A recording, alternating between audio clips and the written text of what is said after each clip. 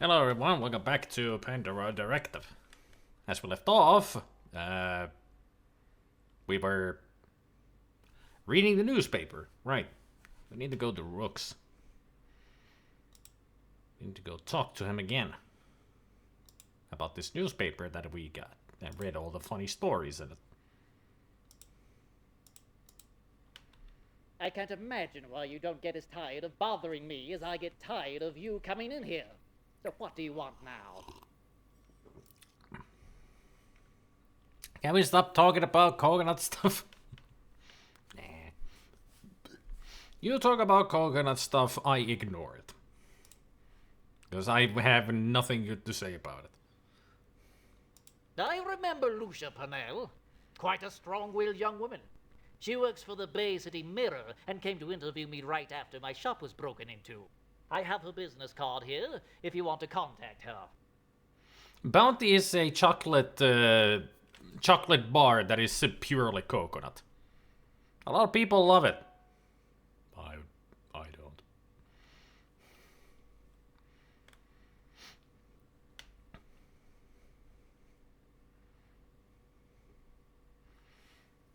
Yeah, Almond Joy I would like to try. Because instead of coconut, it is almond.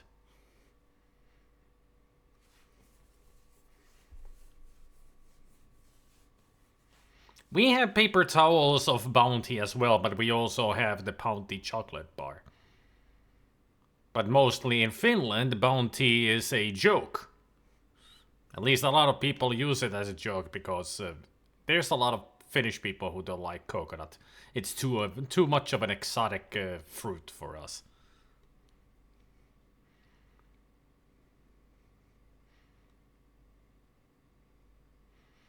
Almond Joy has nuts, Mounds don't.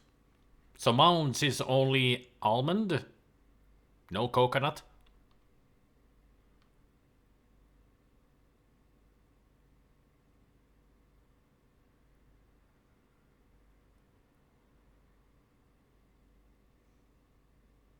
So Almond Joy is all almonds but no coconut, and Mounds is coconut, no almond. So Mounds is more like Bounty. I'm getting everything wrong here, aren't I, Gabriel?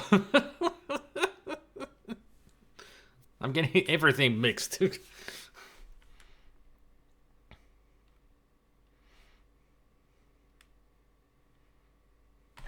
So Almond Joy also has coconut in it, okay? So I would not eat that either. Just keep coconut away from me. That's all I'm saying. The Mirror is a fine publication. I try to save my copies so they can be recycled. Then the bums come while I'm sleeping and steal them. Probably using them for blankets. I mean, of course they do. That's how they keep themselves warm. Newspaper can actually be a very good, if you put enough of it, it can be a very good insulator. I mean, a lot of people have used it as insulation. And it burns really well. And also you can make paper mache stuff out of it, like a head.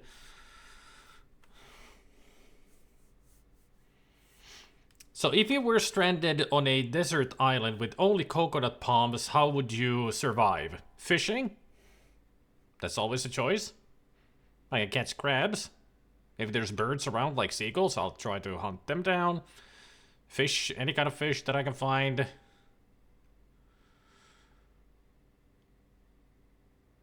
And if I'm really desperate, bark.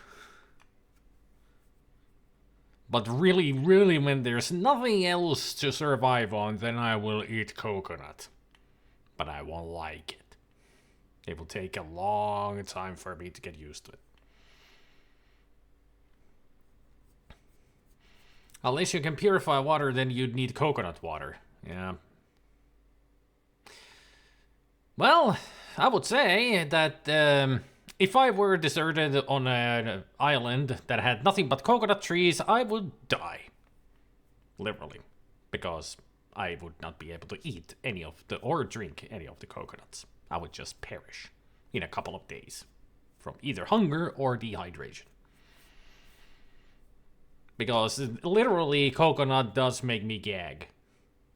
I've told the story many times when I still did the Bean Boozled thing and there was rotten milk or coconut. And coconut was supposed to be the good thing, but for me, I got a bigger reaction from coconut. It almost made me vomit. While the rotten milk I could tolerate.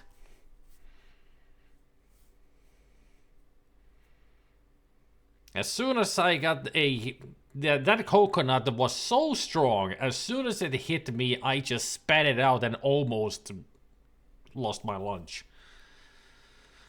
Ugh. That's how much my taste buds hate coconut. I just can't have it.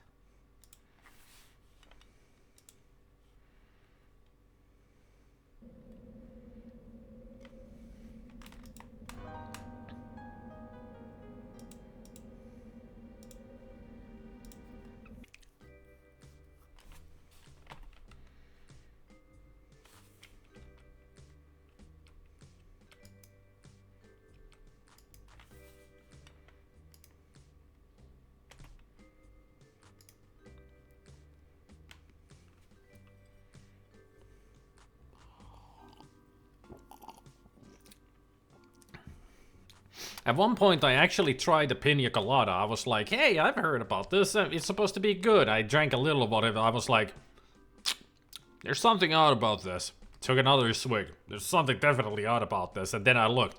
Oh, it's coconut. No wonder. At first, I couldn't recognize that it was coconut. But then when I drank more, I was like, no, this is not good. What am I doing? Never again pina coladas. I'm an 80s kid. Pina colada was a thing everywhere, you know. You heard it always in the movies and TV shows. It was when they're in a exotic bar, have a pina colada, drank straight out of a coconut. Never understood that that's why it's in a coconut. Yeah, pina coladas are alcoholic drinks, but there are non-alcoholic pina coladas, which is just coconut water and whatever else it is there without the alcohol.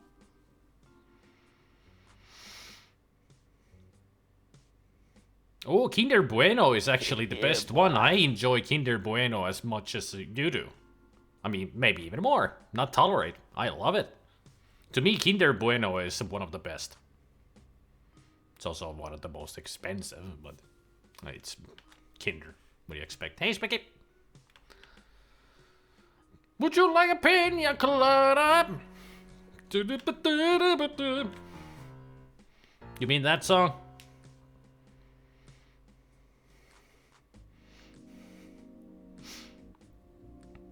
I haven't had a Kinder Bueno in a long time.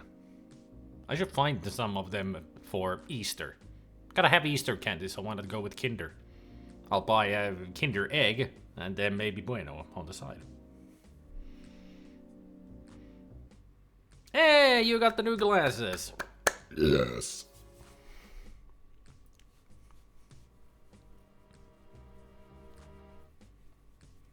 Oh yeah, Kinder Egg prices are huge. Even the small eggs are quite expensive these days. But I might buy myself one of those maxi ones. They're like this big of a chocolate egg with a prize, you know, some toy inside. I want to see what kind of a toy they have. But those are like $50. That's how expensive that freaking egg is. Also, CT scan planned for the 27th. Alright, 7 days. Not too long, at least. Kinder toys in the 80s were amazing. So were the commercials. The commercials were so fun. Always watching the Kinder guy advertising and look at these collections that we have today. Like every season had a new collection. Like there was the one with crocodiles. Then there was with all kinds of vehicles. What was the other one? I just remember those commercials, some of them. They were always on when it was Easter time and Kinder became a big thing. I mean, they sell Kinder eggs here pretty much all year. But they had all these collections at some points, like collect all these, get all the characters of this collection that we got going. It was a lot of fun.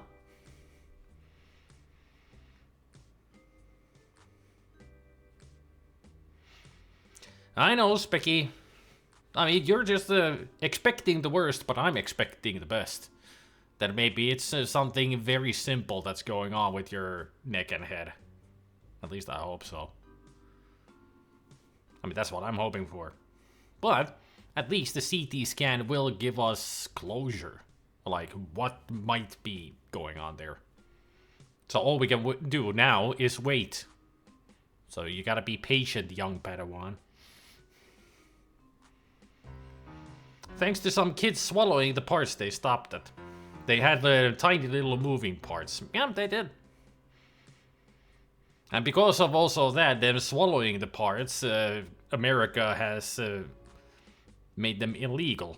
No Kinder eggs there. Because of the small parts.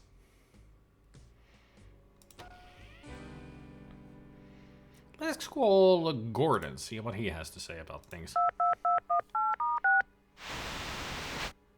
Hello, Mr. Murphy.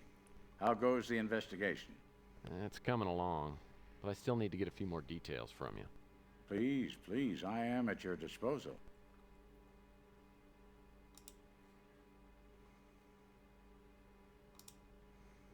I seem to remember reading about a Black Arrow killer, but I don't see how it could relate to Dr. Malloy. This was the newspaper in which I found a photo of Thomas Malloy. Ah.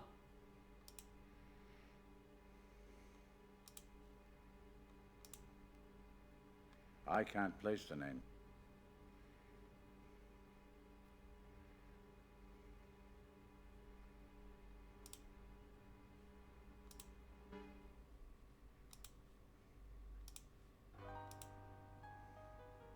Investigative reporter.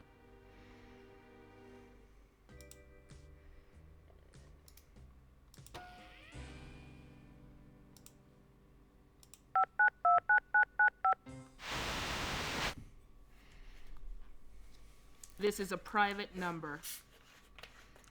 Welcome everybody to the greatest acting in the game.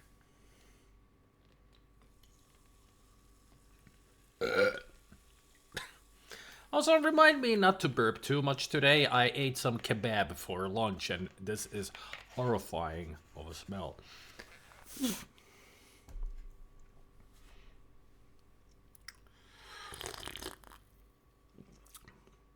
Although I can't help it because I'm drinking Pepsi Max, so.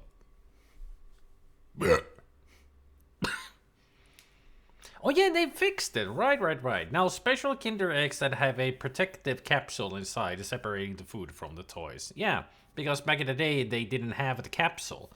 They actually introduced that capsule already in the late 90s, I think.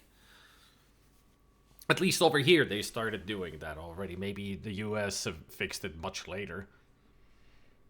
But it was a big problem here as well, but instead of, making it illegal, they decided, okay, we'll make them safe. The famous yellow capsule has been around since the 80s. Oh yeah, it has been around actually for a long time. What do you think, Barragan? How long has the Kinder Eggs yellow capsule been around? Those were fun to toy with as well. The capsule itself was like a toy. You close it, then you squeeze it, and it pops open. And you just go... pretending with your friends like you're shooting at each other. Right? Tex-Mex Moify time. Indeed, Eldritch, it is Moify.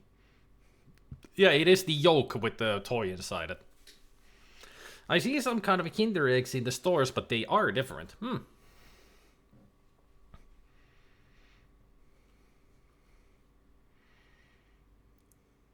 Yeah, I know. This is Lucia Purnell, isn't it? Yeah, I'm Purnell. Who are you?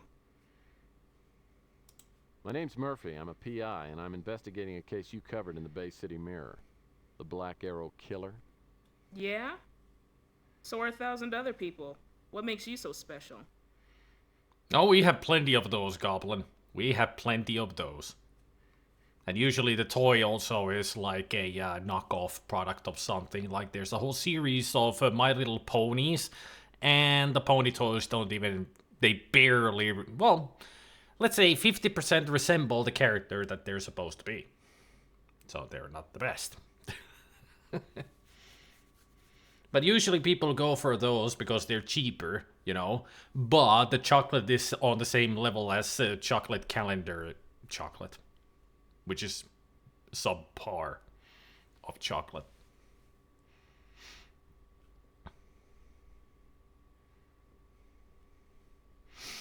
I got some rather neat Moomin Kinder Egg knockoffs. The toys were all the characters from the books. Ooh. I think I'm thinking of Kinder Joy. Ah, yeah, Kinder Joy is a different thing. Yeah.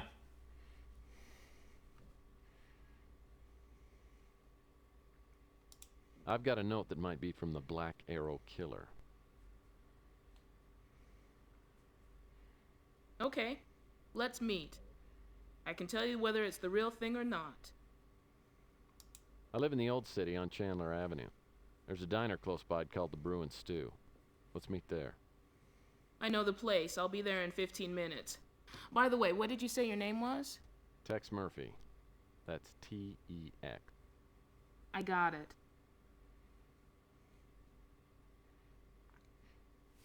Anybody else think that she looks like she's about to fall asleep? I mean, her eyes are like, wait.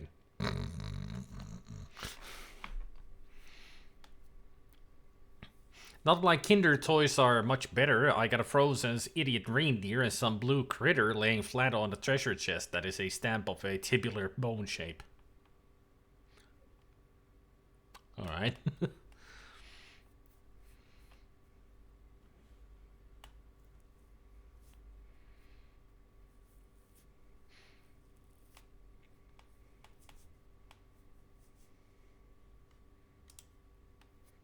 So let's go meet up with her, shall we? Brew and stew. Stylish as ever, Tex.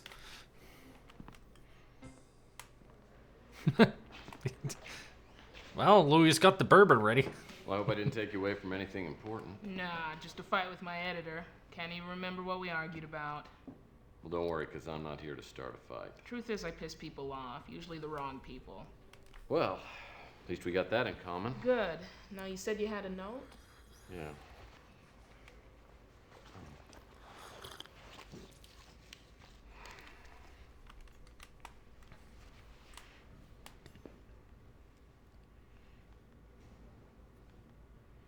Where'd you get this? I got it from a client. Your client's in danger, Murphy. How much do you know about the Black Arrow Killer? Killed a few people in the Southwest a couple of years ago, and then a girl around here got killed recently. You know, Malden might know more than he's letting on. Then again, he might not. Of course, if he did, I doubt he'd tell you. He's not that stupid. I'm not so sure about that. Look, why don't you fill me in on a few details, and then I can be certain. It's a long story. Come on over to the booth and hear me. She was able to emote there for a second. She actually smiled. You're slightly above average, aren't you? Yeah, and many things. Well, we'll just have to cut you down to size, won't we? I mean, he's got a bourbon. I've got a... Not the When bourbon. the first bodies turned up in Arizona in the summer of '41, the local police tried to keep the story off the wires. They didn't want the bad publicity. But until March of '42, when 3 other victims were found, that the story really broke big. Turned out the killer in all 5 cases had the same M.O. He sent notes to his victims before murdering them. I had a chance to see one of those notes. It was exactly like this one. Had the black arrow, all that? Right, and the block lettering, same words, everything. You probably know cases like this can spawn copycat murders. For that reason, the police didn't release copies of the notes to the media. Well, so they could differentiate between the copycat killer and the real killer. Exactly. Hey, did you... Anyway, the Black Arrow Killer racked up 2 more victims in Nevada before the police finally caught up with him. At that point, the FBI moved in and media coverage evaporated. Yes, Goblin, that is my The burp. name of the guy they arrested was Leroy Kettler. The night they booked him, he hung himself in his cell with a shoelace. Funny thing is, he was wearing cowboy boots. Now that's a little hard to explain. After things cooled off, I went down there and interviewed a few people, including an inmate who told me that 2 men in suits went to Kettler's cell the night before he hung himself. I'm pretty sure they were NSA. NSA? What would the National Surveillance Agency be doing messing around with a serial killing case? More than that, why would they kill Kettler? Maybe he was a fall guy. Or maybe Kettler really was the serial killer and the feds just didn't want the case resolved. Regardless, there was a cover-up.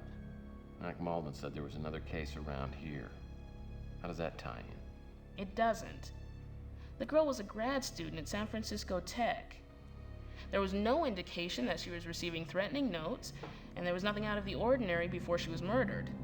Oddly enough, the police found a note in her room. At that point, the feds moved in and took over. That girl, what was her name? Collins. Sandra Collins. You know something I ought to know? I'm not sure. The thought plickens? Now, there's no chance that you can give me the name of your client. You know I can't do that. But I'll tell you what. If I find out who's stalking my client, you're gonna get a scoop out of this. That's a fair deal. By the way, have you heard of a place called Autotech? Don't think so. Might be worth checking into. Oh, and Murphy, one more thing. When I was following this story in Nevada, I met a guy just like you, a PI. He asked a lot of questions, too. A week later, he had a tag on his toe. Suicide, I think.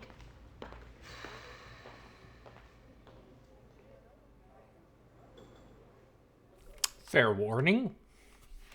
Brunel certainly gave me a lot to think about. What's the common denominator between Fitzpatrick, Malloy, Kettler, and this young woman, Sandra Collins? Too few details, too many implications. Bottom line is, whoever sent the note to Emily's for real, and she's in danger. Brunel mentioned a place called Autotech. Maybe that's a place to start.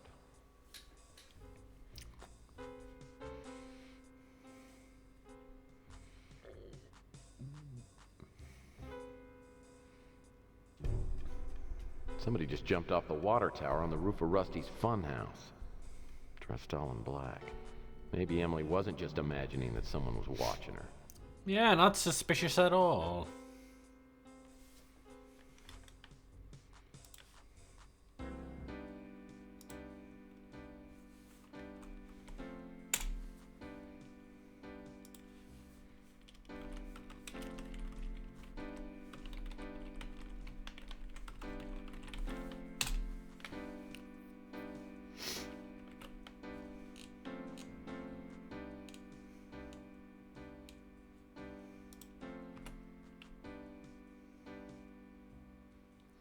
Gotta say, great piano playing. Just 2 chords going back and forth.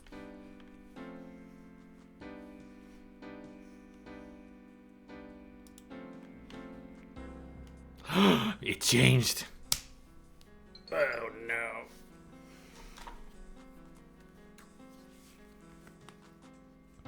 I am. Haha! My candy package has arrived. I'll pick it up tomorrow then. Excellent.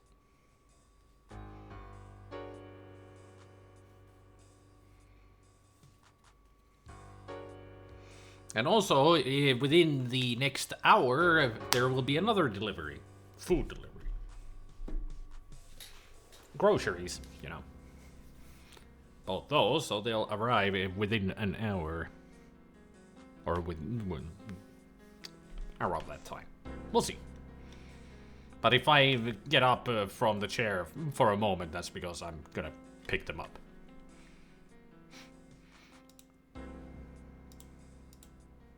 To the roof.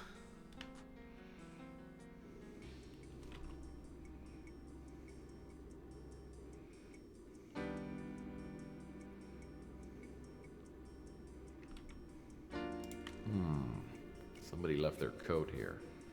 It sure doesn't look like it's been here very long.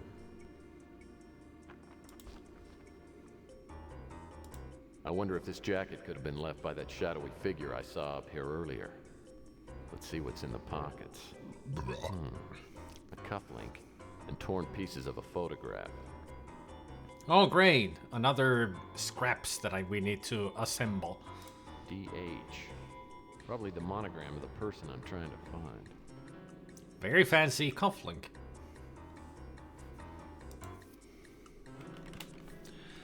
Well, let's see if I can do this.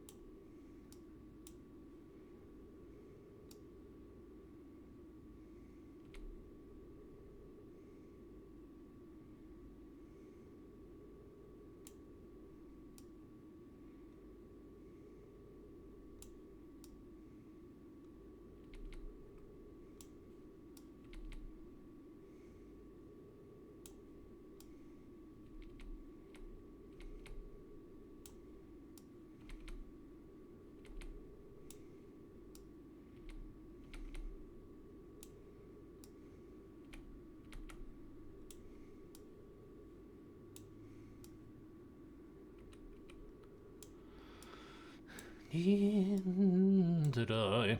There.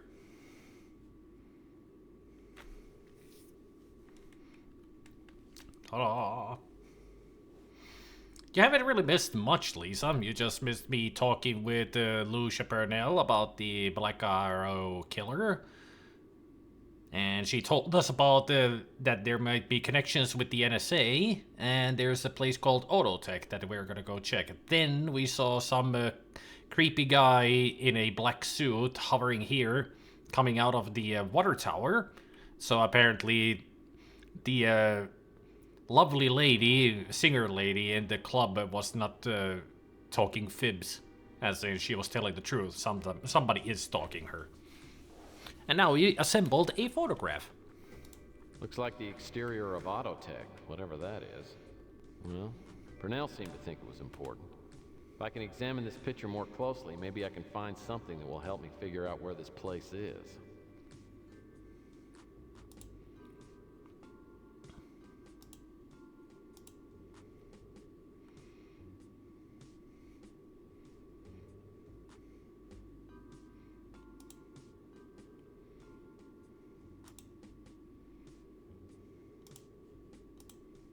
Barcelona.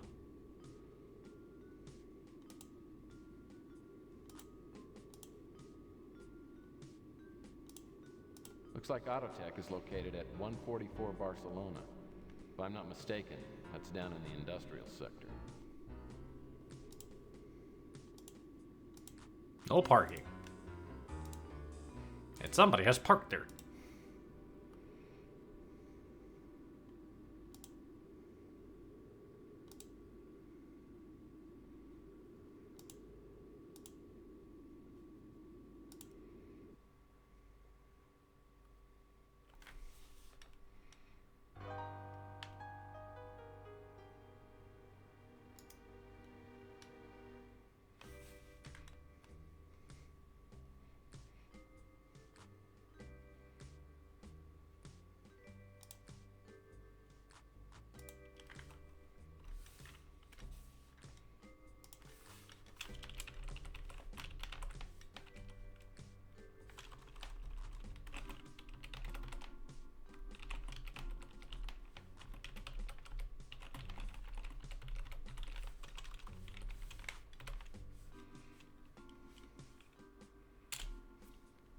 That's how it goes, right? The tongue twister. Creepy creeper creeps crepes at the seashore.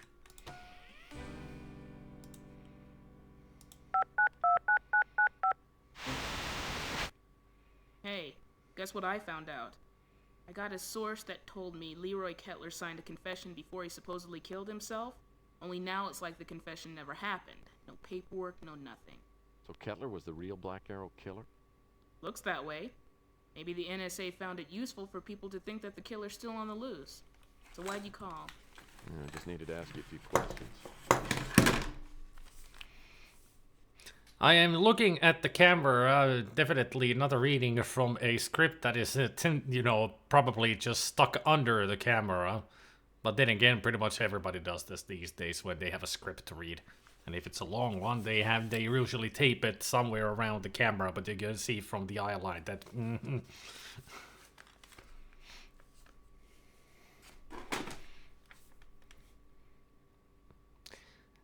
Great still image. Don't you just want to go...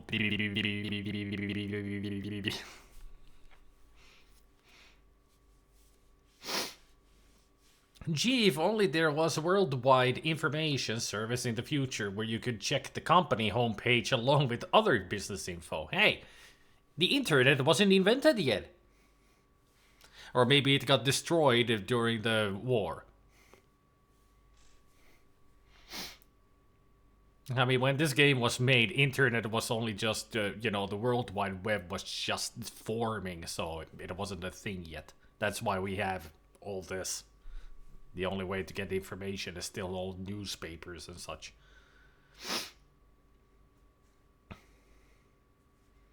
Hey, Pump Up Box. Emote candidate. Her face. That would be actually... I could take that face and turn it into an emote and I would name it Dull Surprise. Straight out of Mystery Science Theater 3000. Because they had that moment of dull surprise. And this is perfect for it. I mean, this really is like dull surprise. Or just dull. Do it. I'll do it.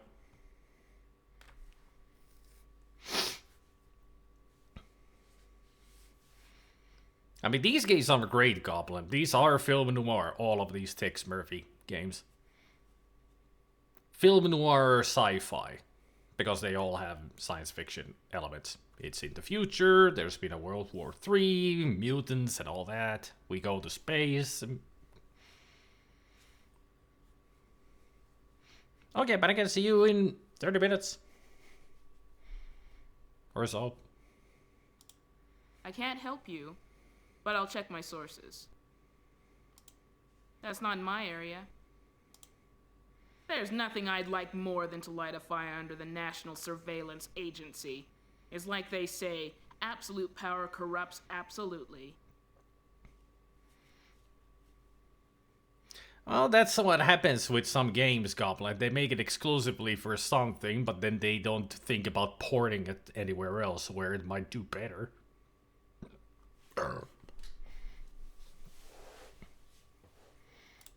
Autotech. Gee, that sounds familiar. Wish I could help you with it. Nice attempt of sarcasm. I talked to her family after the murder, but they didn't have any useful information. If you want to give it a try, I'll give you the address. Speaking of games that aren't available anywhere. Yes? Me? I'm an investigative reporter. I'd send my grandmother up the river for a hot story. All hail a guy that told Sega to fuck off and release the Alpha Protocol. Yeah, I saw the news on... I think it was on RiftTrax server where somebody posted that they have re-released the Alpha Protocol. I've never played it myself. I don't really know what the game is all about, I just know the name. Or they ported and somehow it's 60 gigabytes larger. Yeah, that would happen. I mean, the Alpha Protocol name sounds familiar, but, you know, it's one of those games that just went under the radar for me.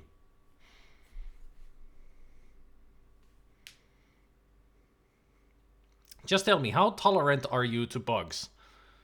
Bugs and glitches? They can be funny, you know. But they tend to get very annoying if it's a really good game, but then bugs get in the way. Not game breaking, just existing funny ones. Yeah, I mean, I can tolerate funny ones. I mean, many times we've seen bugs in games and I laugh at them because they are hilarious glitches and bugs.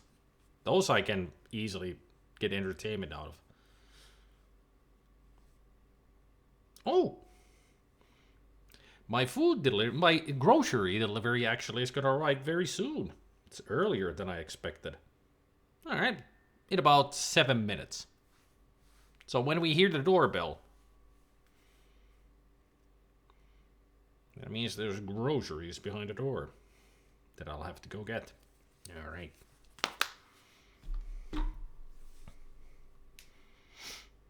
It is just exactly that, Goblin. Just a round package with an emulator. That's how they deal on Steam. They just get the ROM, put an emulator, package it, sell it. It's like, I can get this for free, and they're selling it. Stupid. It is such a ripoff.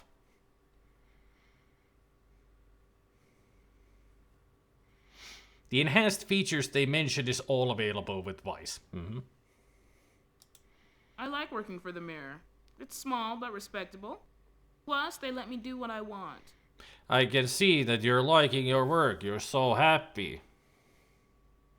See? I'm enjoying playing this game because I smile while I play.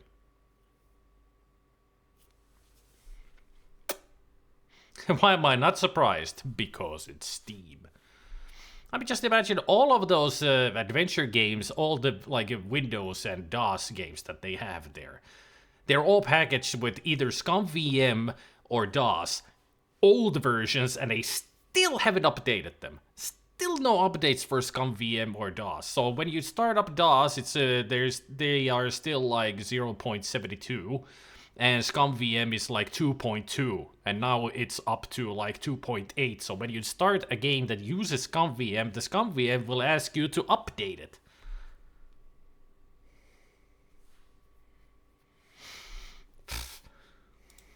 I've told you everything I know. If I find out any other details, I'll pass them along. Oh yes, Vice can make it better. Yeah. Using Vice for free is much better than getting the game on Steam. And I don't even know if they use Vice on it. I mean, who knows what kind of emulator they're using. If it is Vice, probably it's an old version of it. It could be an old Windows game. I mean, they do have those too. I just don't know what kind of virtual machine they use, if any. Usually if it's an old adventure game, but Windows one would work with ScumVM. But if they don't have any virtual machines or emulators, then it's trying to work on a new computer, an old game. So yeah, it wouldn't work. That's why you go to GOG for the old games, because they actually put the work on it to make sure that it works on modern computers.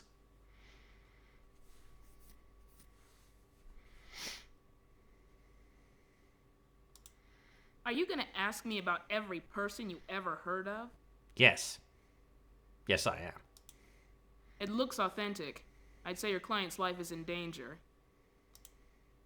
Could be the Black Arrow killer. Or maybe it's just someone pretending to be. I can't help you, but I'll check my sources. He was the guy living in the dumpster by Rook's pawn shop. I tried to interview him for details on the robbery, but he looked like he was going through some sort of drug withdrawal. A chocolate withdrawal. He doesn't use drugs, just chocolate. Doesn't ring a bell.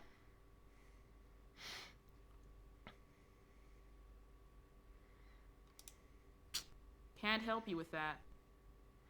I would be surprised if they put freaking Auf Wiedersehen Pet on Steam at some point. Here's a classic C64 game for you to enjoy now. It's like, what?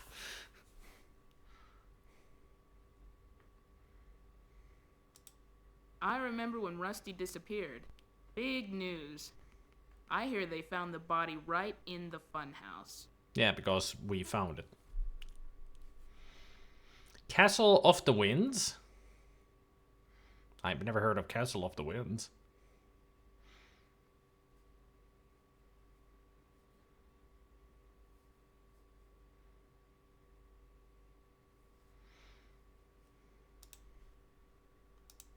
I can't help you, but I'll check my sources. Walden's like a bulldog. Stupid, but persistent. He's a pretty good contact. I'm full of surprises, Lord John. You mentioned some game that you think that everybody's played. I probably will be the only one who hasn't. I've had a very secluded life compared to the old DOS and Windows games. Very secluded. My first PC that I got was in the year 2001. Yeah, I didn't have a PC until then. I lived on Commodore 64, Amiga, PlayStation 1 and 2, and GameCube. No Atari, no Sega, not even an NES or Super Nintendo. Those I just borrowed from friends. So keep that in mind when you think about if somebody mentions a game and I say I haven't heard of that. That's because. I mean, I did play DOS and Windows games in the 90s, but at a friend's place, that was only just some games. They played a lot of other games, but not me. I only played those that I played with them. So we played Warcraft, StarCraft, Diablo. Then we played, let's see, GTA 1 and 2, Fallout 1 and 2, Baldur's Gate, Icewind Dale, Neverwinter Nights. And many of these games I didn't even play myself, I just watched them play. But there were, later on, when I got my own PC, of course I played the games with them, especially Diablo 2. That's where we spent most of our time, for years. Doesn't ring a bell. That's the new club in your neck of the woods. Word is, the NSA's staking the place out. Are you gonna ask me about every person you ever heard of? I can't help you, but I'll check my sources. Doesn't ring a bell. I interviewed Rook after his pawn shop got broken into. Mean little bastard. We got along great. Oscar for her for this performance, right? The brew and stew is one of my favorite greasy spoons. Louis a hell of a guy. And a pretty good source of information. Are you gonna ask me about every person you ever heard of? I don't mean to come across as unfriendly, but I deal with a lot of imbeciles in this business. Don't take it personally. None taken. She has no idea how many people have called Tex imbecile. Answer would be pretty much all of them.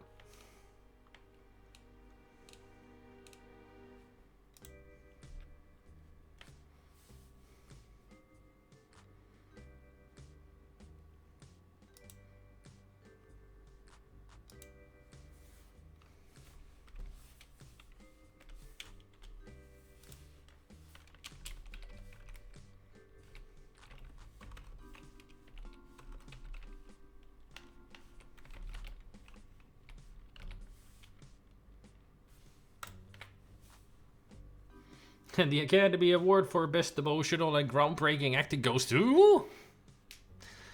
I mean, I know that every time I played this, we make fun of her. But we shouldn't. I mean, a lot of these people weren't actors. So it's no wonder that they need to have a paper in front of them to remember their lines. Because they couldn't remember their lines. They had to read them from a cue card. But they really should have done, even though that this is like first person. But when it's all these camera angles, well, the vidphone makes sense that they're looking at the camera to talk to you, like I'm doing right here. But they could have gone around it, like, make it like those cutscenes that Tex Murphy is talking to the vidphone, that when we choose something, he'll ask about them, and then they go to the camera angle to wherever the person is, and they're looking at the vidphone. So then they're gonna have, like, the script right there, and they can read from it like they're looking at the camera. Instead of looking at the camera, and sometimes you can see their eyes shift like this because they're reading out their lines. Hey, Timur. At least they're not those in American laser games.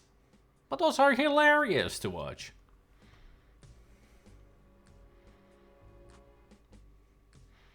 I mean, in those, the acting is so over the top, they're hilarious. Here, she's just barely giving any emotion.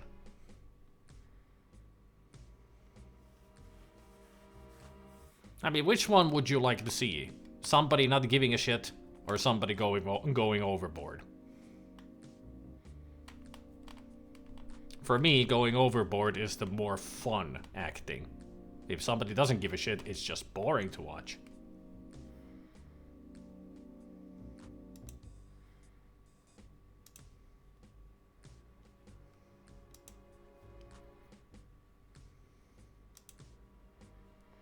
Sandra Collins's houses. When going overboard, at least you feel something. Exactly. They're giving emotion, even though it's way overboard, but still, it's an emotion. But if you're just talking like this and you're supposed to be angry or something, it's just not, you know, it doesn't show it at all.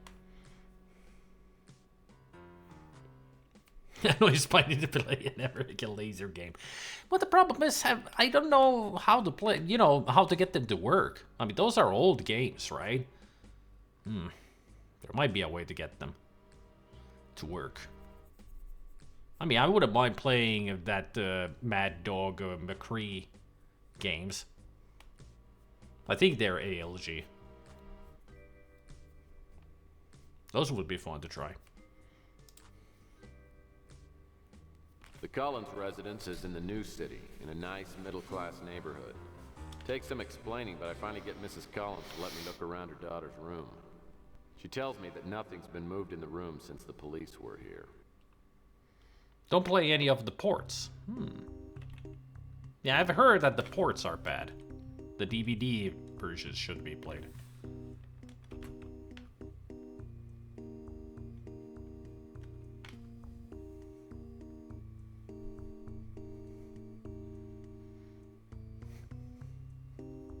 I was not expecting such peaceful music in here.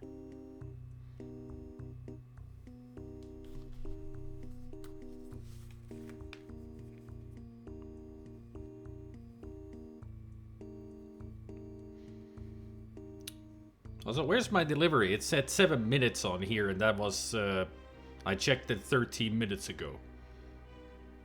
You lied to me.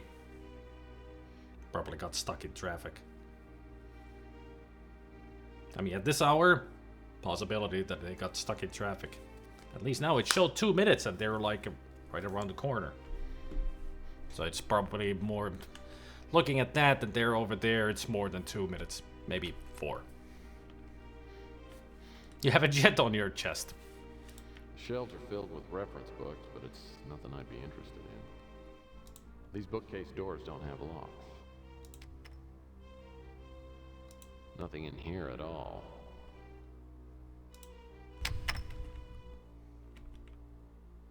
Well, if nothing else, these plates certainly are happy.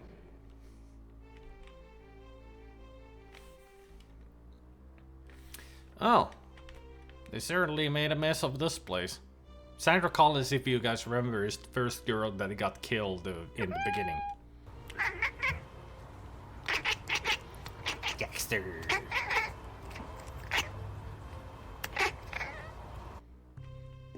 Do Jet or Rosie do any of that chittering that Daxter is doing there. It was 2 minutes, 5 minutes ago.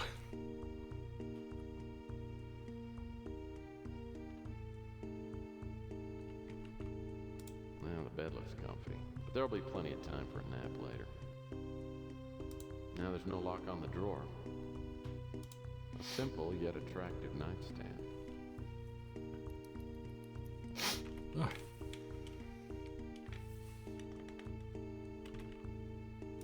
A silk gown.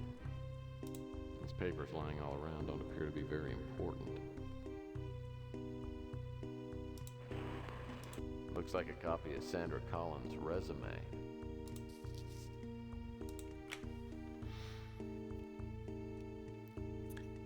Education, Bayview High School, graduated 2839. San Francisco Technical College, BS, Holographic Science major, Linguistics minor. University of California at Berkeley, Master's Program.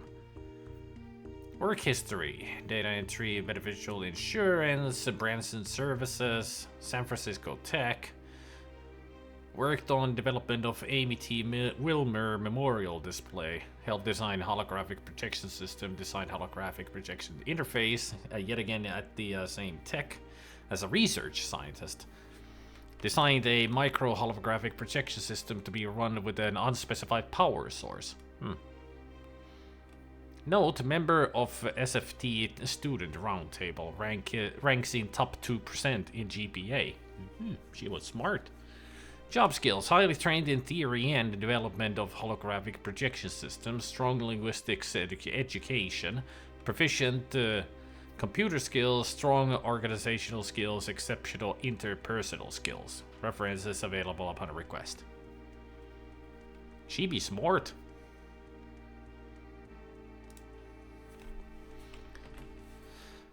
Sadly not smart anymore. She did, yo. These masks look vaguely ominous. Ah, a color print from the Allen collection of Mayan art. Never heard of it. Nothing very interesting about this desk lamp.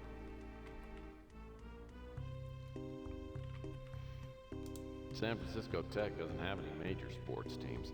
They probably wave these pennants during chess tournaments.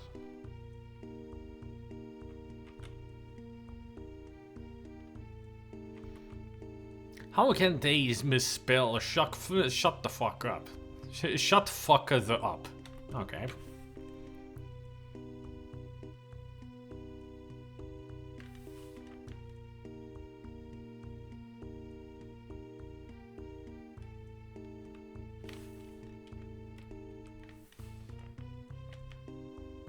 This sewing table appears to have had everything knocked off it. A silk gown. Cosmetics are scattered all over the floor. It's like a canister of hairspray.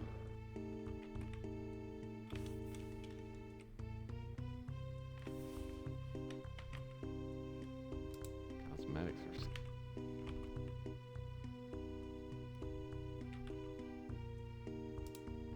Wow, what have we here? Looks like it might be a credit card or an ID. An Autotech security card. I wonder if Sandra Collins worked at Autotech. No. Fitzpatrick said she worked at the college. Maybe this card was dropped by whoever killed her. Cosmetics are...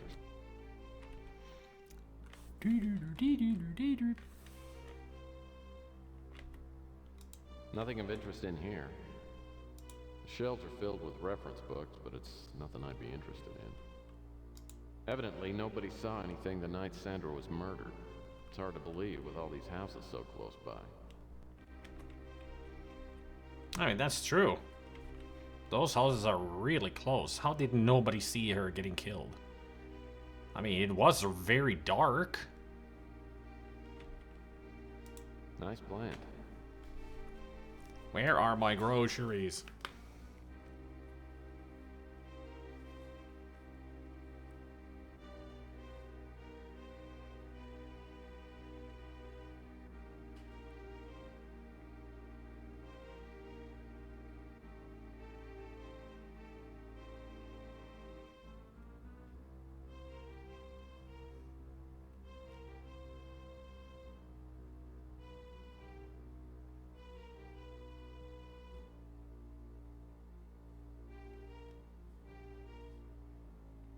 I mean, it said 2 minutes, 6 minutes ago.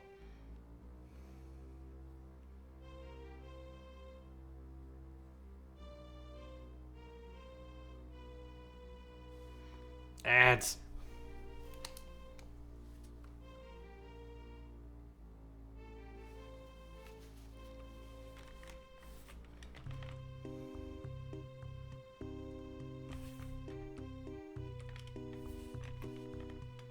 I have a hunch that some of these drawers might just open.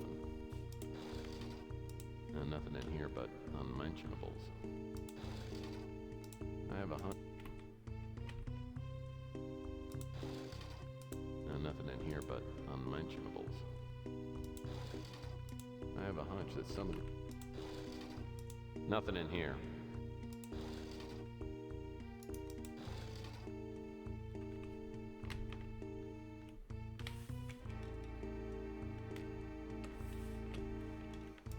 Nothing in here but unmentionables.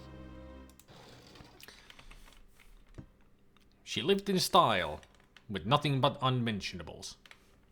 Is that all that she wore? Silk gowns and unmentionables?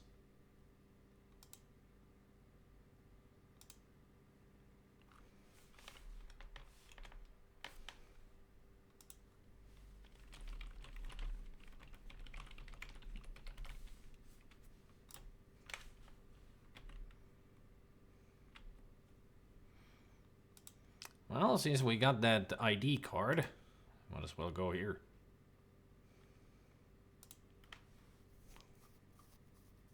Autotech is housed in a nondescript building in the industrial sector.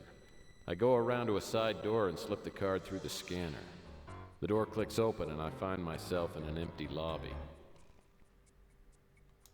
Now your basic office chair. Looks like a security station. Luckily, an unmanned security station. These remind me eerily of electric chairs. Wow. An ashtray inside an office building. Scandalous.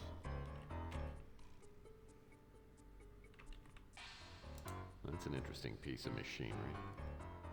These look like security monitors.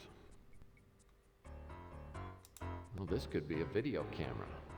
I'll give him a big, nice smile.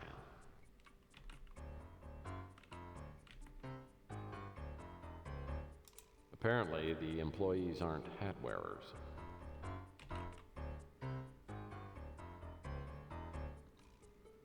A very nice hat stand gone to waste.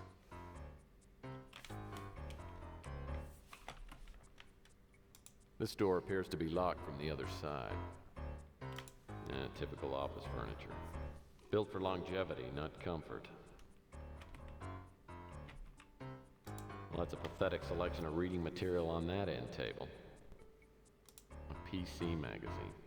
I wonder why they don't provide any decent reading material like True Detective or Highlights. Because this is a technical company. Either somebody accidentally left their hairbrush here, or Autotech provides grooming tools as part of their customer service. If so, yoink.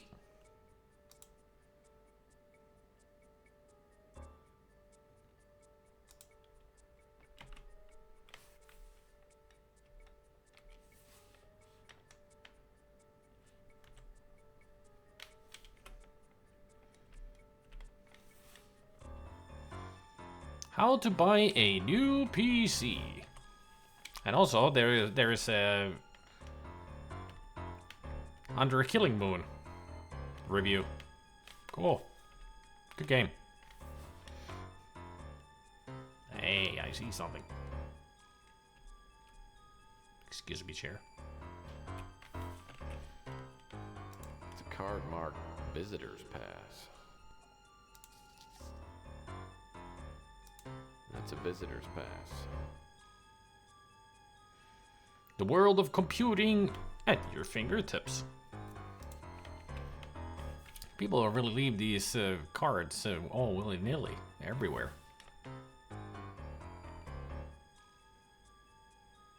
This cord controls the blinds.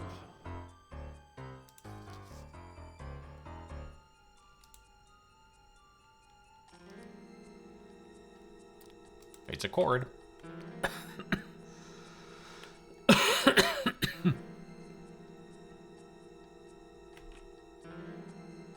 This is one of those fancy new windows that slides open and shut. New windows? Nothing too interesting to see through the glass in the reception area. Wait, that clipboard looks interesting.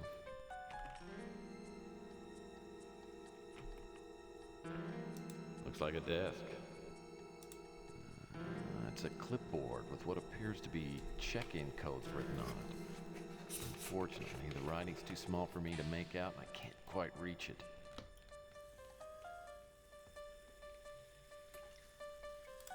It's just out of reach.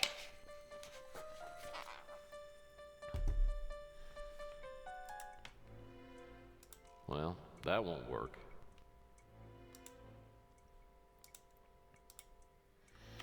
Let's make ourselves a hook.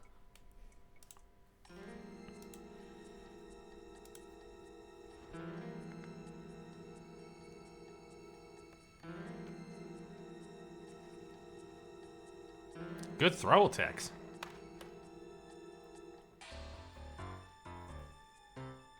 From looking at this clipboard, I'd guess that every visitor at Autotech is given their own access code. Ours is 8338.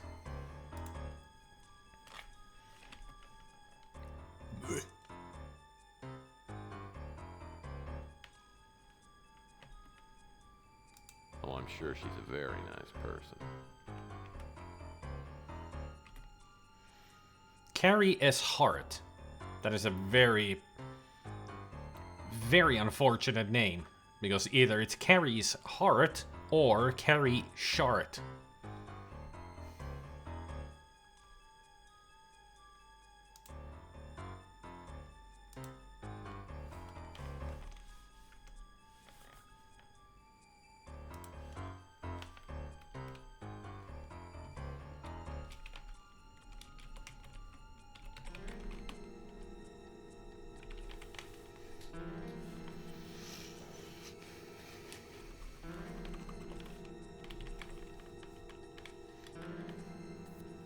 I guess it depends on the flavor. Ew.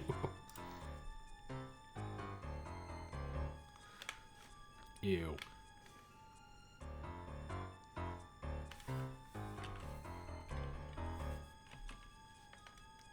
The scanner requires a security card and a code number.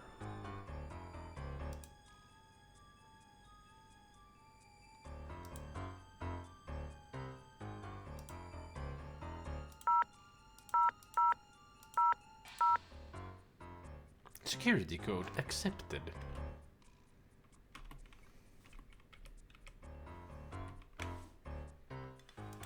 I hear the elevator.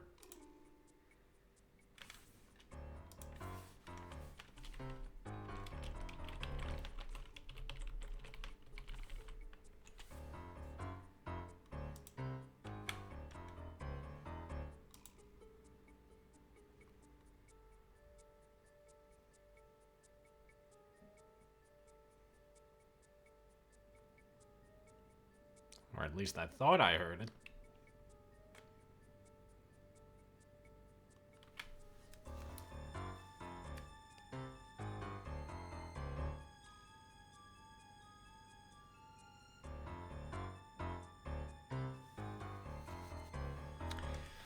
My groceries will appear someday.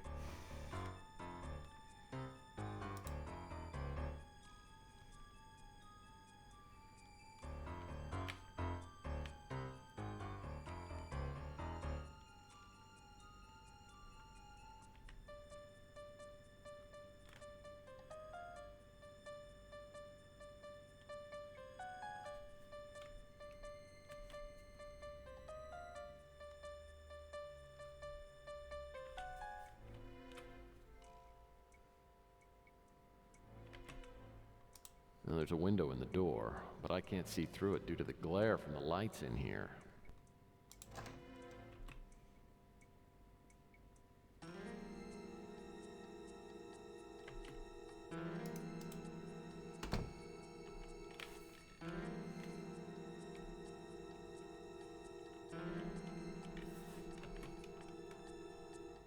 Well, where else would you store your empty storage boxes than in a storage room? That is true. Big Pacific multifold towels. Well, where else? American First Aid.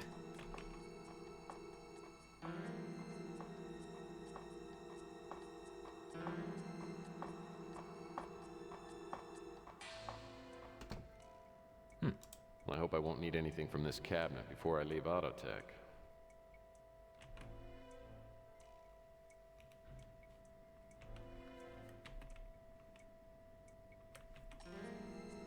And that mop's practically brand new. Yoink. And we will call ourselves Roger Wilco.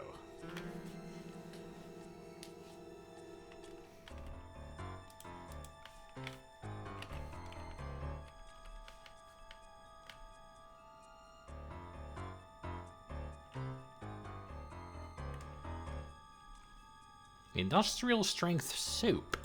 A box of Big Pacific cleaning detergent. Caution. Slippery when wet. Ah.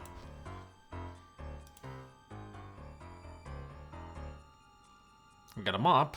We got soap. All we need is water.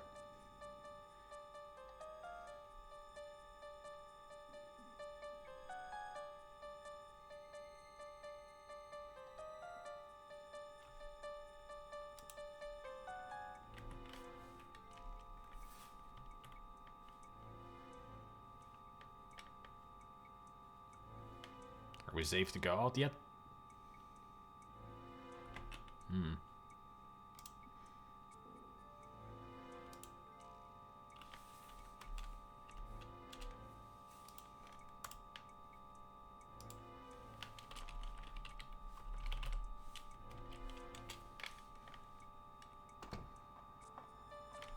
It was not.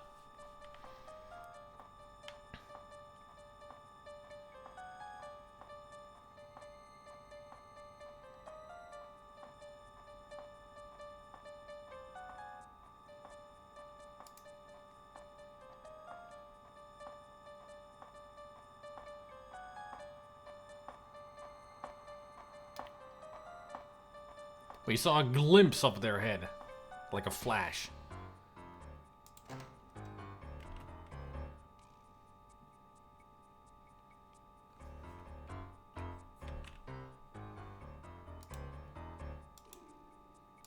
That's a mop bucket, still half filled with water. Now it's got soap in it.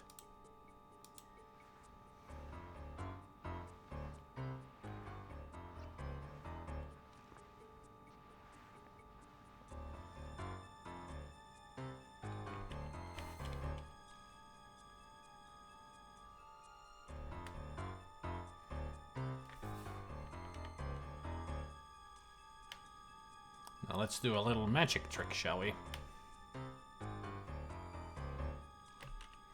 We shall open the door from this distance. This door's an emergency exit, but it'll set off an alarm if it's open.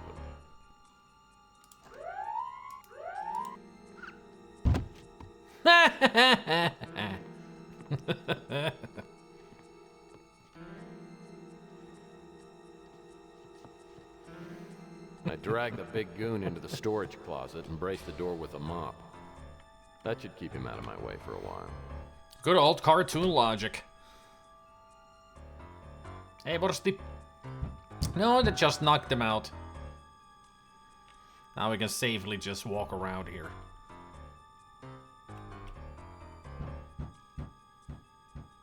Apparently he woke up already.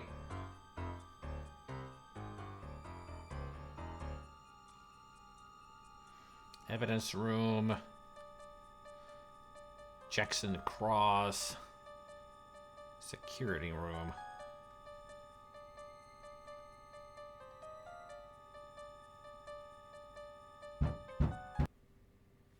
Oh! The game crashed. I thought I can only crash as a Commodore 64 games, not the other games.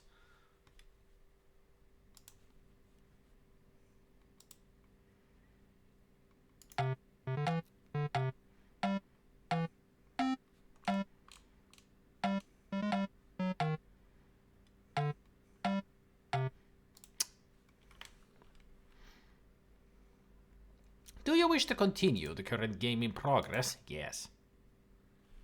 Thank you.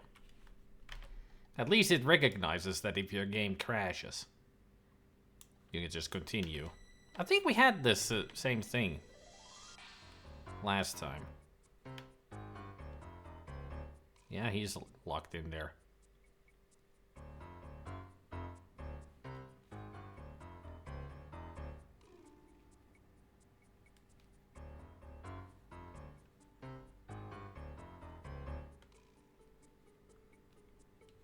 Dag Horton. So which of these doors can I open? This office belongs to someone named Jackson Cross. I don't think anyone else is here, but I don't want to take any chances. Getting caught in here would not be good. Evidence room. I wonder what kind of place Autotech really is. Looks like it's locked. Dag Horton. The cufflink I found had the initials DH. Doesn't sound like anyone's in the office.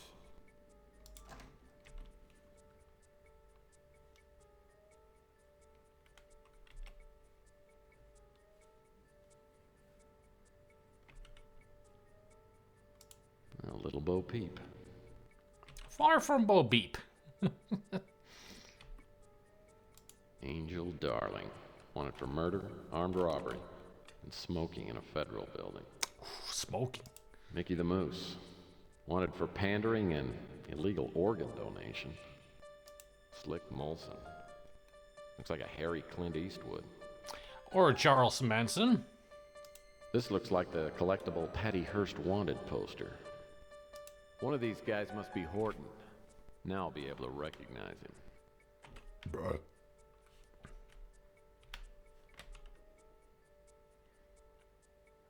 It's Arthur Morgan.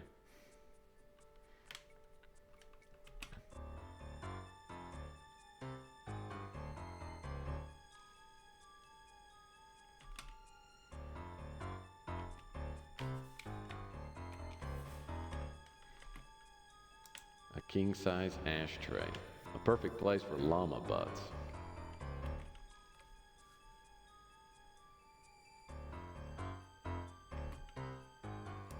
Inside the Microphone Cartel. Oh yeah, I remember reading about this book, but for some reason it never got published. At least I've got the name of the Black Arrow Killer. Now I just need to find him and stop him before he gets to Emily. Looks like a sticky note. I wonder if this Gary Lee and Crazy Gary could be one and the same. Maybe I should check into the alley in back of the Golden Gate Hotel. Now I hear the elevator.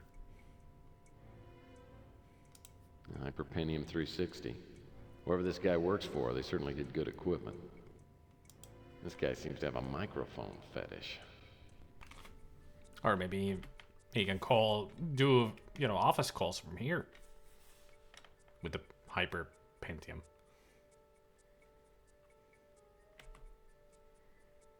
These desk drawers don't appear to be locked.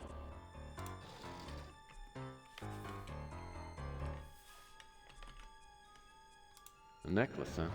Horton must keep it here for special occasions.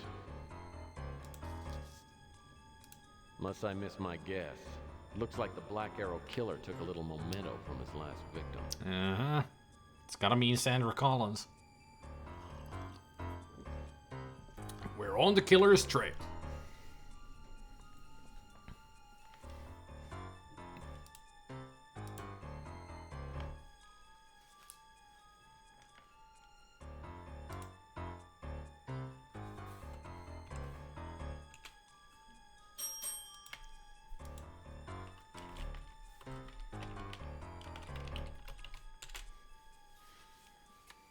I shall go get my groceries.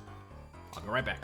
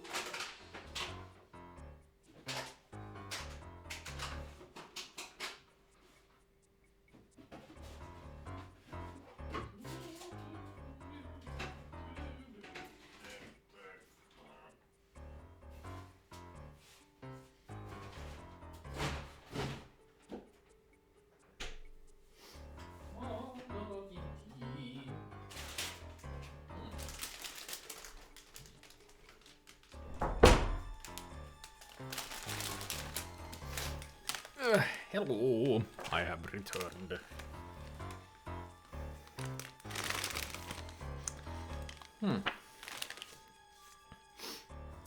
And as a kind of a loyalty bonus, I got a sample of some new types of chips.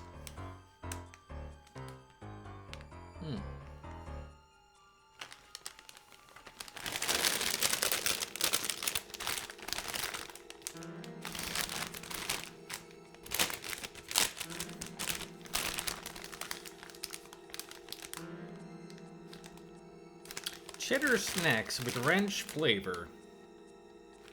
And these are not made of potato or anything, these are made from lentil. I've never actually... I don't remember if I've ever tried lentil snacks before. I'll try them at dinner. At Soy Munch. But they do these, that they give samples, and if you like them, you'll buy them. You know, that's what they're for. Hopefully the new stuff that they have will sell well. But only time will tell.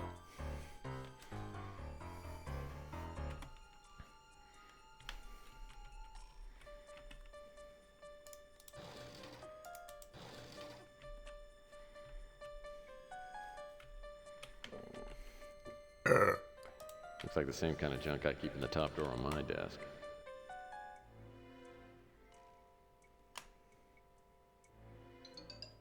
So there's nothing here?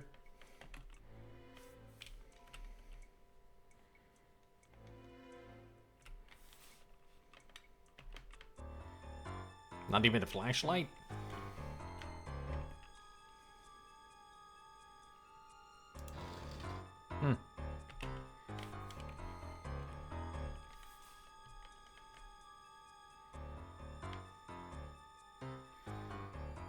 No secret buttons.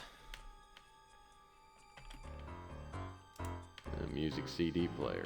I guess even cold-blooded killers enjoy a good tune now and again.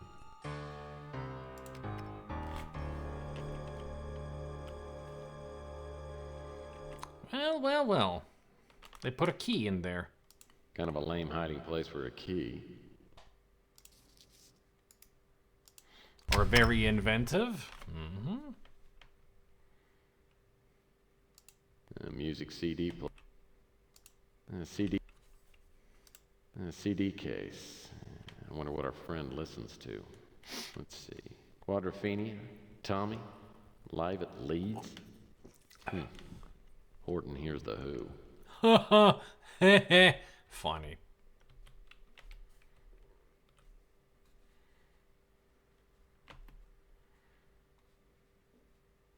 If I can unlock these drawers, I might get a little more information on the Black Arrow killer. If I can unlock these... Well, we got the file cabinet key now. Well, that won't work. This side then?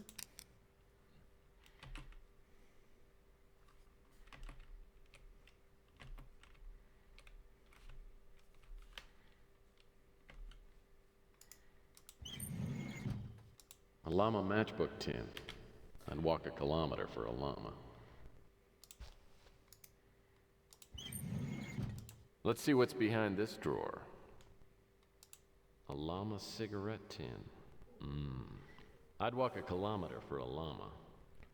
Except you weren't expecting to find photographs in there of girls. Two of these surveillance photos show Emily in the Flamingo. The others must be of Sandra Collins. Creep.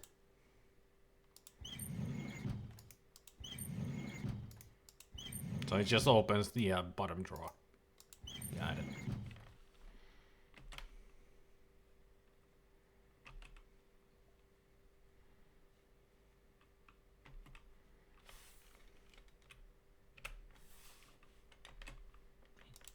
The bookcase is full of reference books.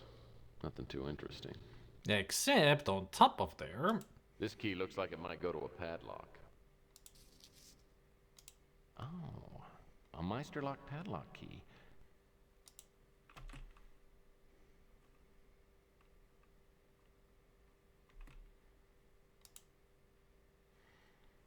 Now let's get the hell out of here before something bad happens.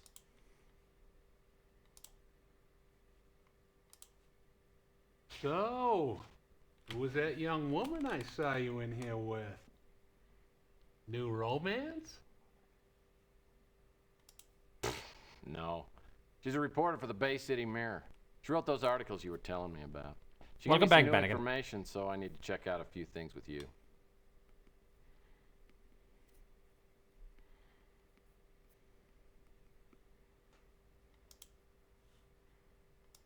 I'm pretty sure that's Crazy Gary's real name. Ah, so our hunch was correct.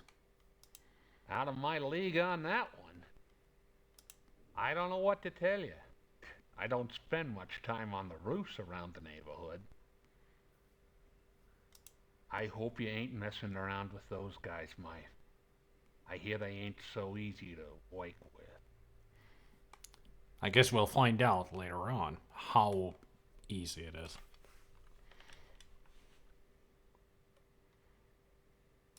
So Gary Lee and Crazy Gary are one and the same. I've always steered clear of him, but I happen to know that he usually hangs out in an alley behind the Golden Gate Hotel. We know. We got a sermon from him already.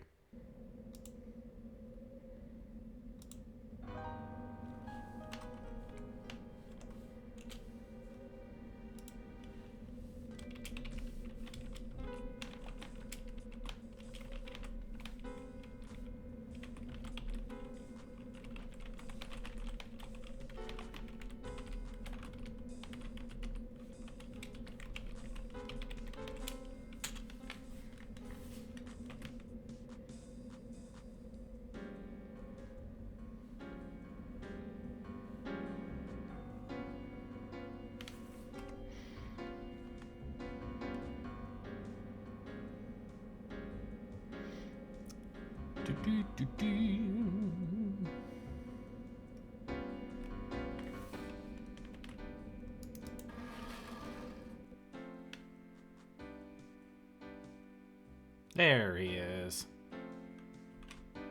And he proclaimed in a mighty voice, "Woe be unto ye, eaters of flesh! Cursed are those who partake of the sausage patties and links and sizzling bacon. Cry for forgiveness, ye ingesters of honey-baked ham and all other manner of breakfast meats." Never! I could never give up my bacon.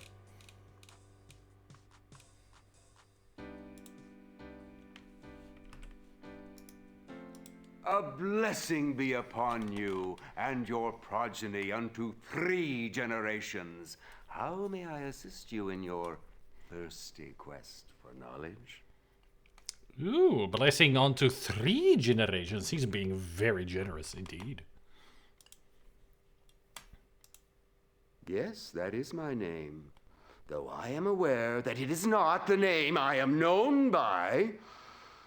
Well, maybe now everybody will start calling you Gary Lee instead of that Gary. I mean, look at that face. Another emote?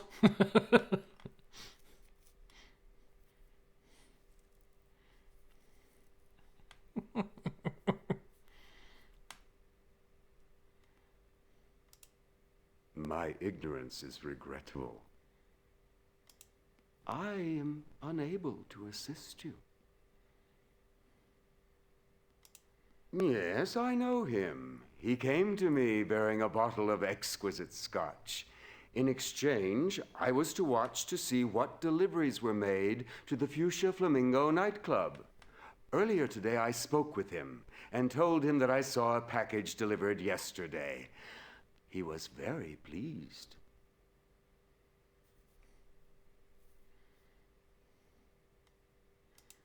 For your information, only minutes ago, I saw a light in the water tower above Rusty's funhouse. All right. I better go back and check up on Rusty's roof. Yeah, we better. He could still be there.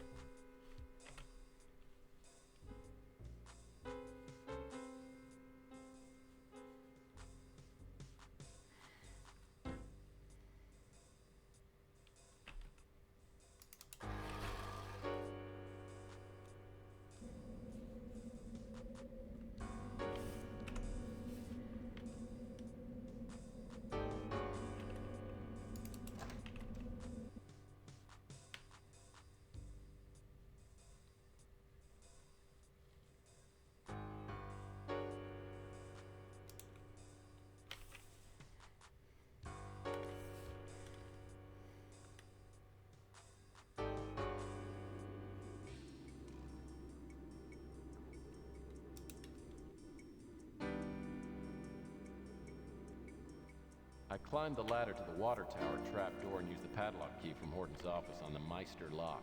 The key fits like a glove. Looks like whoever was here had a set of permanent markers and too much free time. Yeah, this clamp's been sprung. Useless. It's a tube of an old telescope. Looks like whoever was here had a set of permanent markers and too much free time. An empty film roll case. Wonder where that came from. This looks like some kind of viewing device. Unless I missed my guess, it's pointed right at Emily's apartment window. I would imagine so. That it would be... Power on. Uh-oh. He's already there.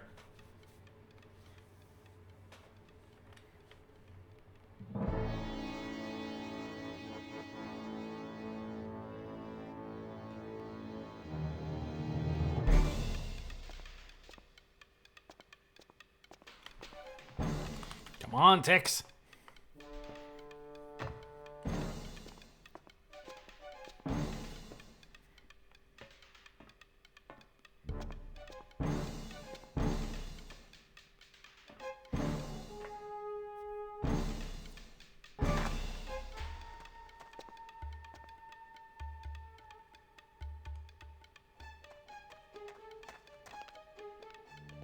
She's got legs. She knows how to use them.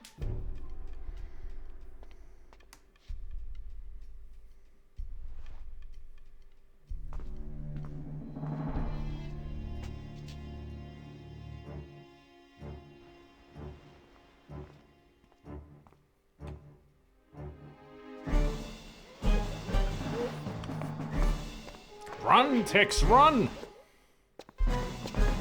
What are you doing? Late! There is somebody up in Emily's room. Look, I've had it with you. Look, I hear you out of stretcher. I swear to God, if you don't let me go, he's gonna kill her. You better be on the level.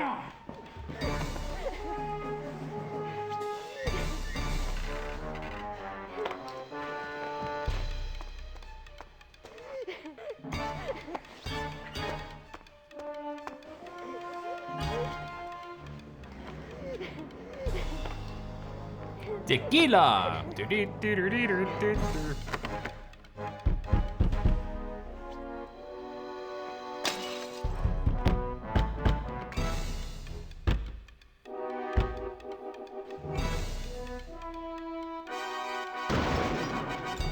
Noise.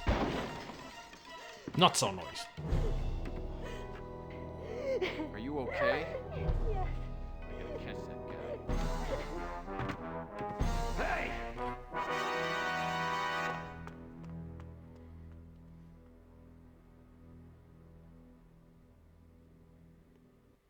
I take the back stairs of the Flamingo down to the street. Maybe I can still catch the Black Arrow killer before he gets out of the neighborhood. I wonder if they in the neighborhood. I wonder if they in the neighborhood. You didn't shoot him because we don't have a gun. We lost it in under a killing moon. Rook, I'm looking for a man. He's dressed all in black and he just attacked a girl over at the Flamingo. Have you seen him? Yes, I heard a noise outside my shop. When I went out to look, I caught a glimpse of a black figure.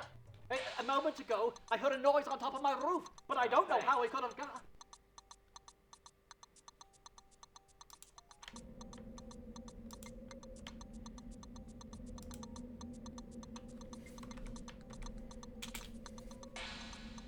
No, not 18. 22. Say. To catch a killer.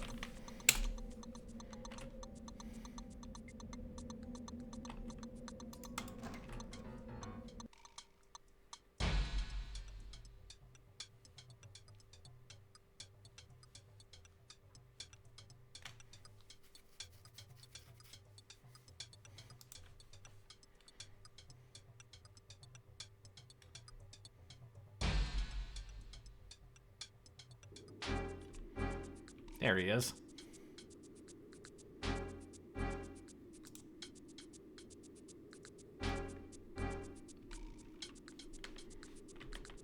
This is not gonna be easy. I remember this, Kim, this is where I died so many times.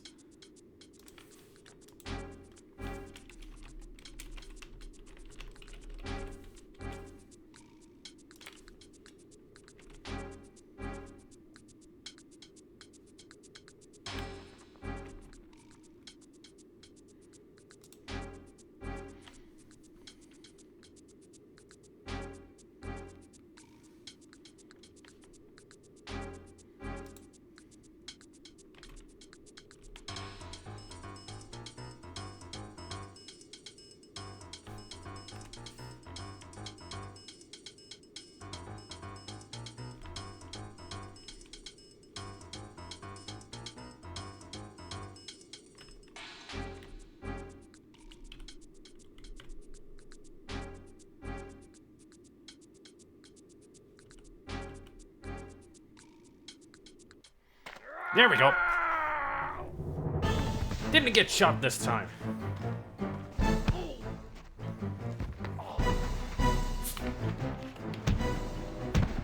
Oof. Whoa! Nice. Nice Samoan drop. Actually, not a Samoan drop. That was Samoan dress over the. That was just a.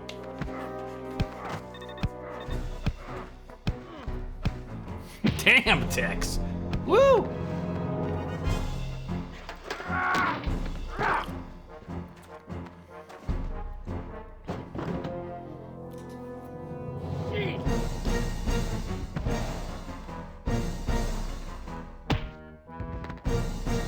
Well, it seems like the Black Arrow Killer is a trained killer, alright. With all those kung fu moves.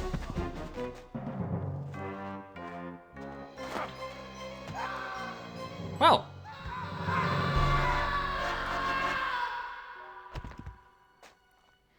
Well, Texan defeated him by luck. Hey! Get back up here. I'm not through with you yet. You picked the wrong PI to screw with today, pal. Another XCOM soldier bites the dust, according to the screen. I wonder who was in that car.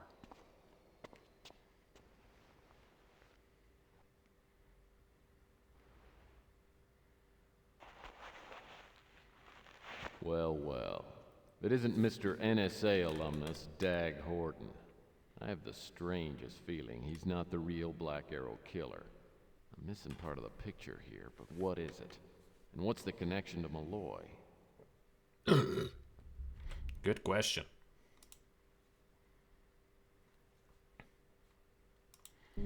Day 4.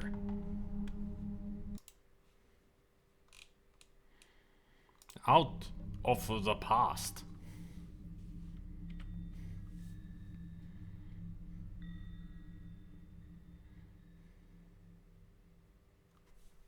The cops show up right after I get a peek under Dag Horton's mask. They take my statement, then ask if I'd like to come and try the new coffee blend down at the station. I happen to know their coffee tastes like llama spit, but they're just being civil. When we get to the police station, I'm escorted into Mac Malden's office. Coffee that tastes like llama spit. How does he know what llama spit tastes like? Who told you that? Your mama.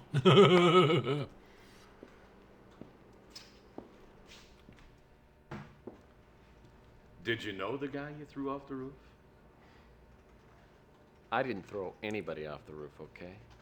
Like I told your lackeys out there, we were rollerblading. Things got out of hand, he jammed his wheel, and the next thing I know...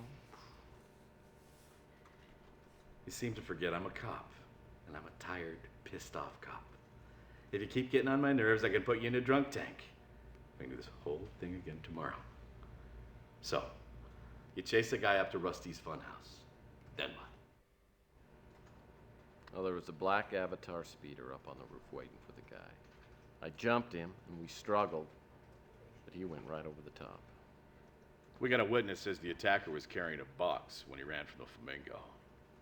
We didn't find it. You know anything about that? No. I've told you everything I know.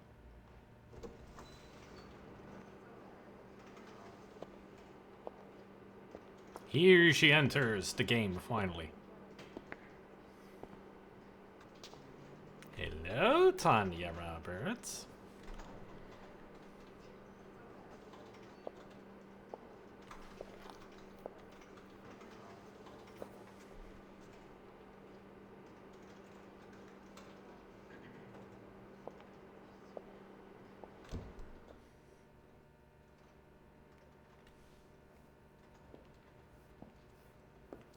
All right, Murphy. You can go. Your story matches up. Right? There's one more thing. The NSA is getting involved in this. They're interested in that missing box. They're gonna want to talk to you. Don't get too smart on this one, Murphy. You're in way over your head. Thanks for the tip. Oh, you're welcome. One more thing. Oh, man, this is not what you're gonna tell me. Stick around in town. We might have to ask you some more questions. How many times have you told me that over the last 10 years? This case is getting way too complicated. There's a connection between Horton, the NSA, and the box Horton stole from Emily's apartment. But what is it? The NSA getting involved worries me. And then there's that gorgeous woman who got me off the hook. Who's she? I guess I need a plan of action. But first I need to talk to Emily and find out what she knows about Malloy. And then about the box Horton stole from her apartment. Sheesh, gonna be a busy day. I mean, all the days have been very busy. Just the man I wanted to talk to. I understand the Black Arrow killer struck for the last time. Care to make any comment? Yeah, I've got a name for you.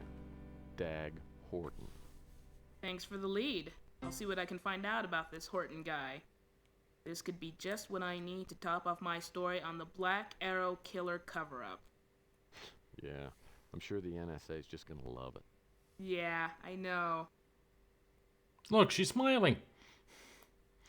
I'm wondering if Tex Murphy had any influence on the John Miller character from The Expanse. He was wearing a fedora and brought a noir atmosphere to the show.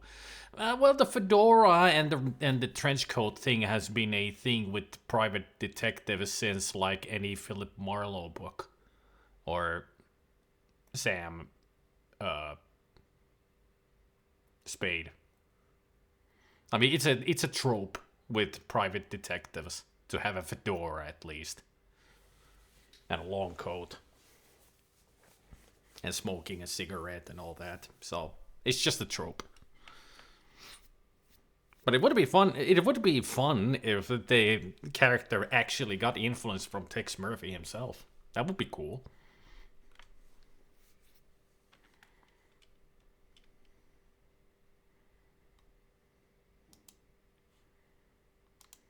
I can't help you, but I'll check my sources. Yeah, most of the time they're not placed in futuristic settings. Yeah, The Expanse is in the future, just like this. I mean, like I said, it would be cool if the character was influenced by Tex Murphy.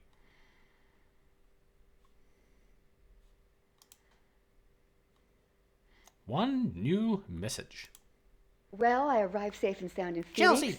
It's almost as hot here as it was in your apartment the other day. Well, I just called to say hi, so hi. Hi. Oh. Well, good to know that she's doing okay. Delete all viewed messages? Nah. We'll keep it. Auxiliary battle. Save number 23. Day 4.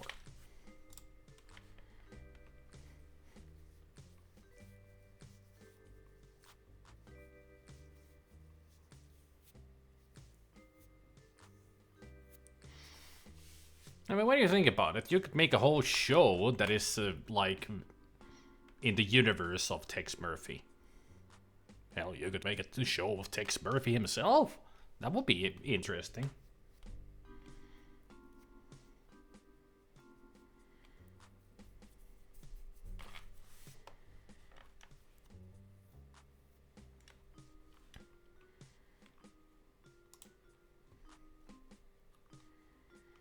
Fuchsia Flamingo. Hey there, big guy. Come on in. Glad you came by. Been having problems with the cops? No, nothing serious. Could you talk into the microphone? Sure. Bourbon. Straight up, right? Right. How'd you guess? Physiognomy. It's a hobby of mine. You can tell almost anything about a person by their facial features. So I guess I have a bourbon face. Something like that. Listen, Murphy, I've got to apologize for the other night. See, that note that Emily got shook me up pretty bad. Though, I didn't want her to know I was worried. Well, don't sweat it. I guess I kind of have a distrustful face. Of course, that'd be your department. Well, I do want to thank you. You saved Emily's life.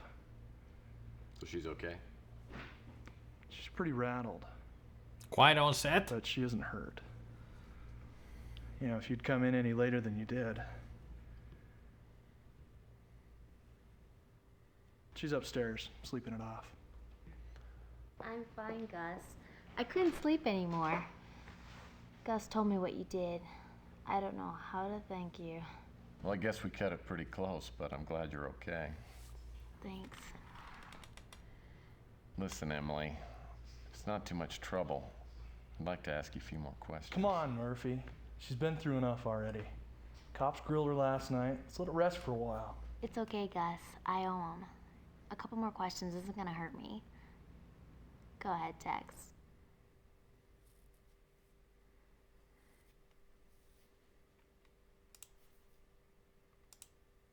Thomas is my husband. Wait, what? Pardon me for being stupid, but let me get this straight.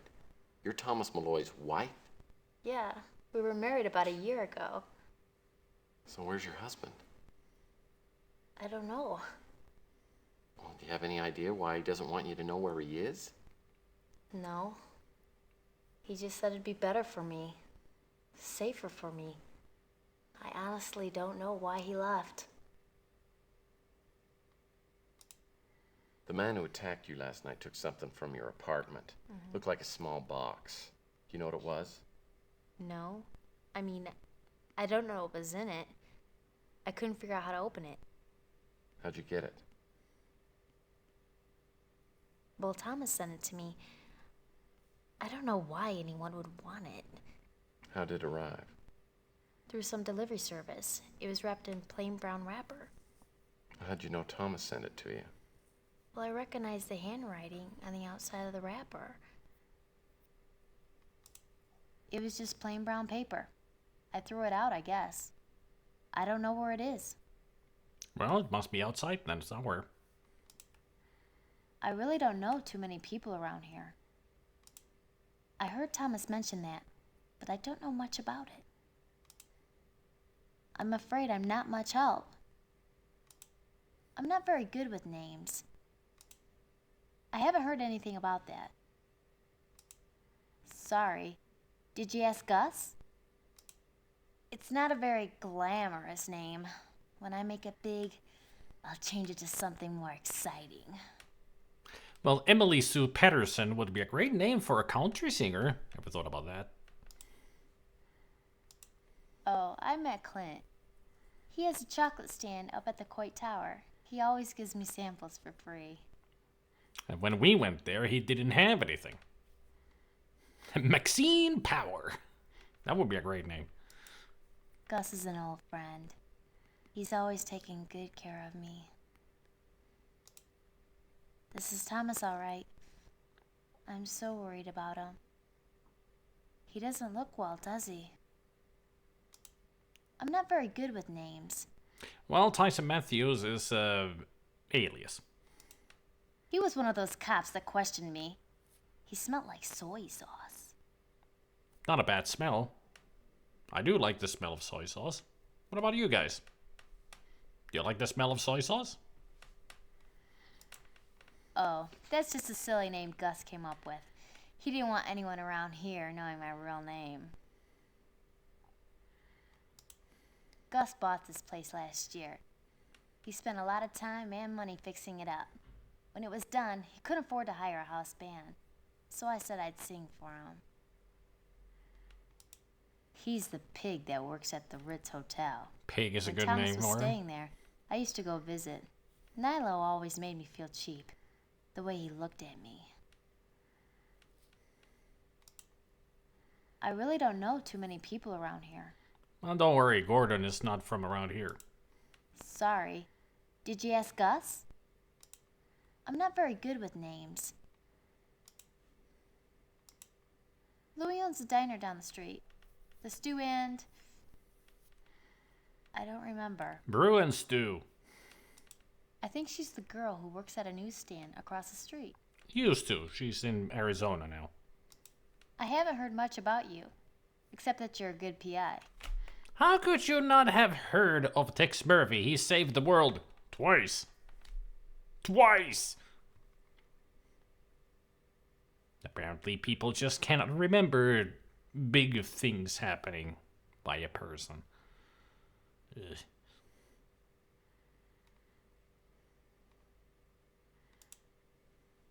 Actually, I'm feeling really beat. I'm gonna go back to bed. I'll see you guys later. Nice ponytail. She's a real trooper, isn't she? Yeah. Murphy, I really owe you. You ever need a favor? Just name it. Thanks. Keep that in mind. Right now, I need as much information as I can get about Malloy. I'll tell you what I know.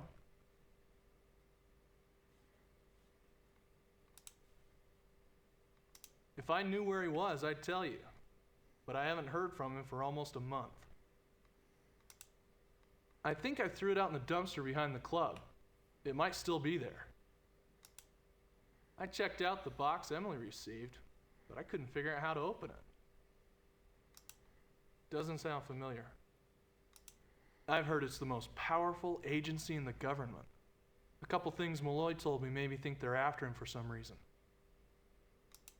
Don't know. Sorry. Doesn't sound familiar. I read the paper. It's about the only mutant-run publication in the city. I don't know him. I think she's gonna be okay. She's pretty resilient. Emily has a weak spot for chocolate, so we've gotten to know Clint pretty well. He's a strange one. That he is. Let's talk about something more interesting. Oh, come on. You're an interesting guy. Yeah, that's Malloy. Looks like it was taken recently. Doesn't sound familiar. He was one of the cops that questioned me and Emily. Can't say much else about him. I've always wanted to own a nightclub. I've put my heart and soul into this place. Any business you can send my way, I'd really appreciate. I'll tell all of my friends. Let's see. Okay, I'm here. I don't know him. Doesn't sound familiar. I don't know him. I bought a few things from the pawn shop when I was decorating the club.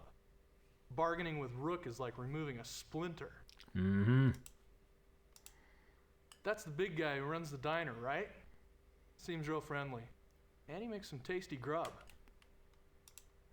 I gave Chelsea a complimentary membership. She's the kind of person I like to have in the club. You seem like a decent guy. I think we'll get along fine. As long as you keep your hands off Emily. Don't worry. Our hands are already reserved for somebody else.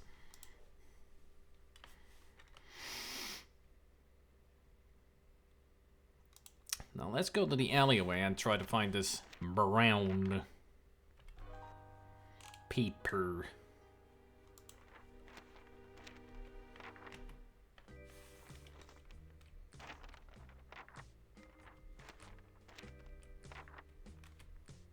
Oh. That looks like it could be the brown paper wrapper from the package Malloy sent to Emily. It's snagged up on the light post, though. Where's that antenna? Oh, extended antenna.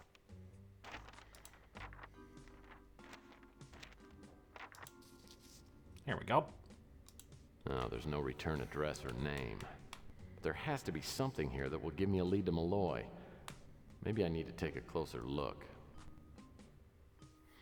Time to use the apparatus. Apparatus.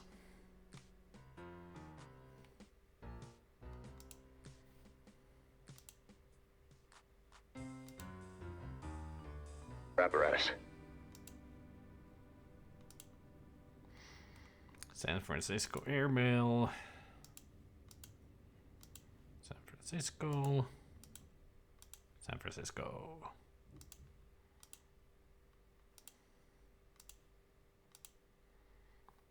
San Francisco.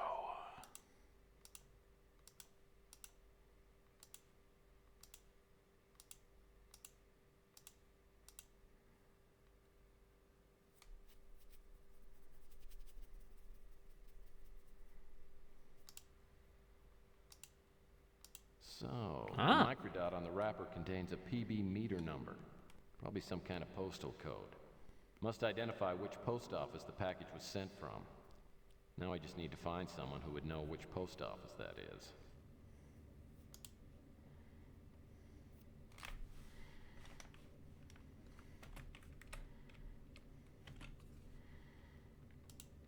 Now let's go see if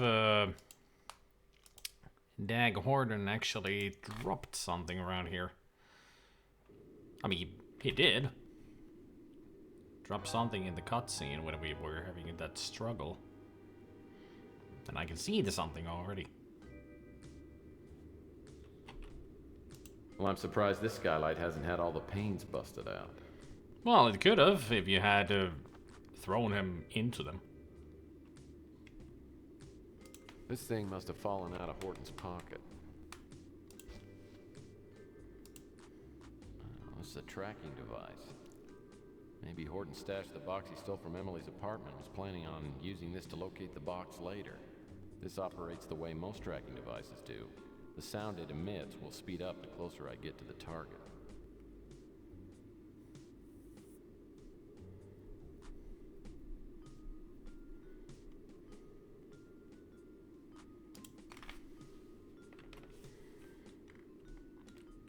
I have a feeling we won't find it here.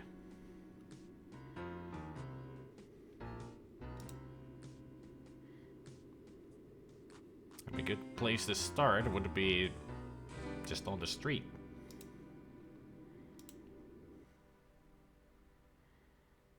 The tracking device should work fine down here. Even he agrees.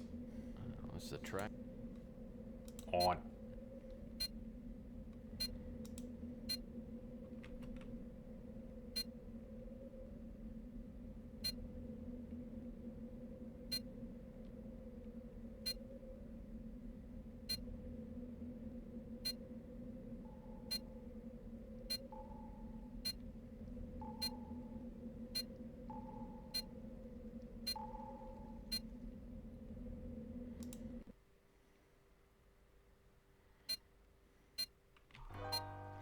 Definitely beeping faster.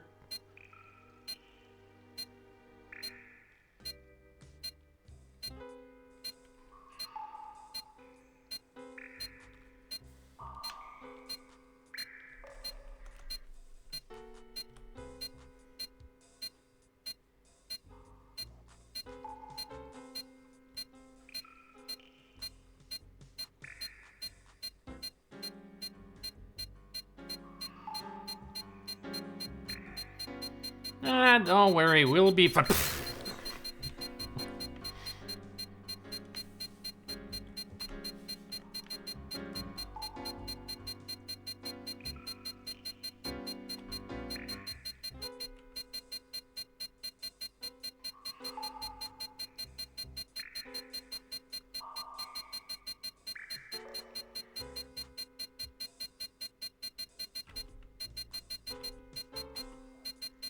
Wonder what's hidden inside this wall.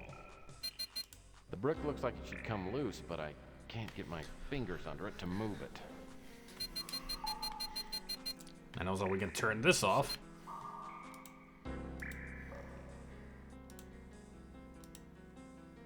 That doesn't seem to do anything. Apparently, I don't know where this piece of wall is unless I have the tracking device on. What's the track? Come on, it should be obvious where we need to, you know, go, because... Yeah, never mind. Stupid design.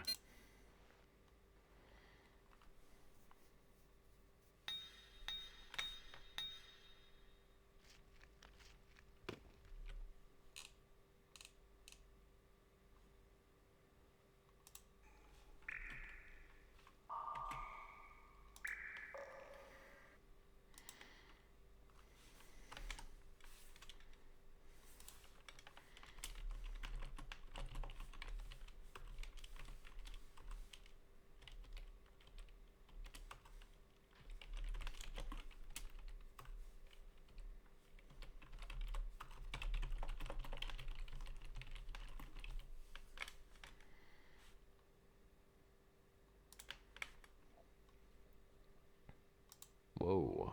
A small device is attached to the box. I'd better take a closer look before I do anything rash. Ooh, Claiborne. 2200 APM. Alright. So it's a bomb.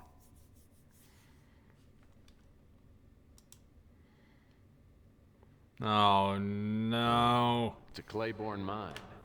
I've read about these. To deactivate it, the red photons must be transferred to the left, and vice versa for the green. They're transferred by using the small shuttle that has 3 black stripes on it and is now on the red side.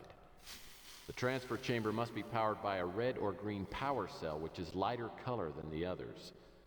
Red or green photons can be in the same chamber and in the shuttle, but if there's more of one color than the other, it creates an imbalance and the shuttle won't transfer. Yep, it's this puzzle.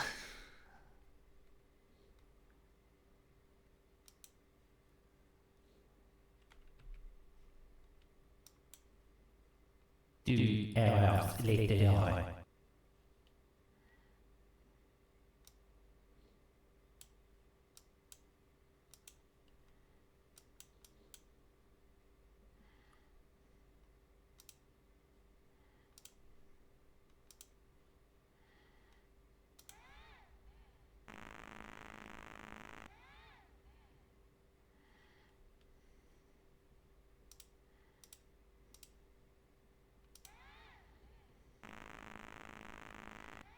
I'm just using the walkthrough because fuck this one.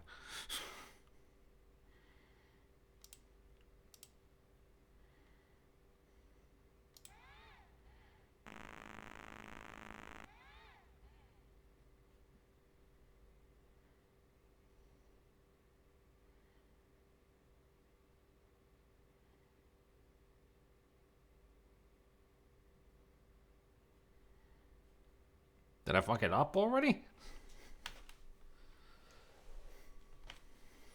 I may have read it this wrong.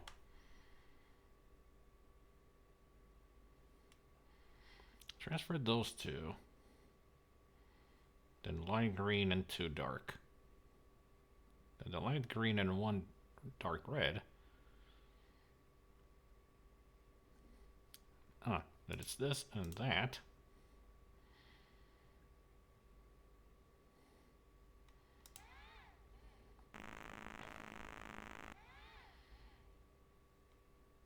Then that, and that. And then those 3.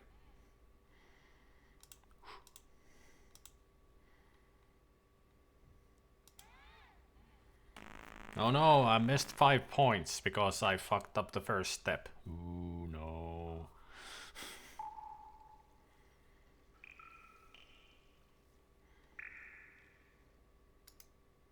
This reminds me of a Chinese puzzle box I had when I was a kid, except this one's made of unusual metal. This box has holes drilled all over the top. I'll need to find whatever goes in those holes in order to get this box open.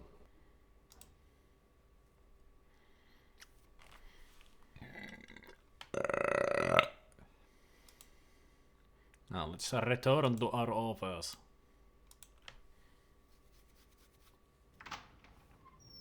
Hello? What? Uncle Sam wants to see you. Oh boy. Oh, man, this isn't about those parking tickets. Shut up. All right. This isn't My about new those acquaintance is a parking good deal less cordial than the police were earlier. I'm thrown into the back of a black Avatar speeder. A few minutes later, we fly into the industrial sector and land by a familiar building. Autotech. Black Avatar I'm speeder. led inside, straight to Jackson Cross's office. Here comes another familiar face. Welcome, Mr. Murphy. Please make yourself comfortable. Do you know where you are?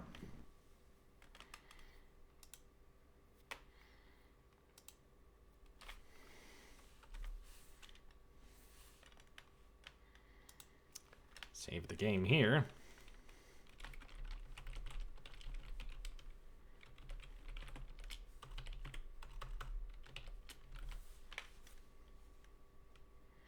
I know where I am. Fubar Land. Before we go into the questioning and being very careful not to die, I better get some food. So let's have a break. Let's have a Kit Kat. That indeed.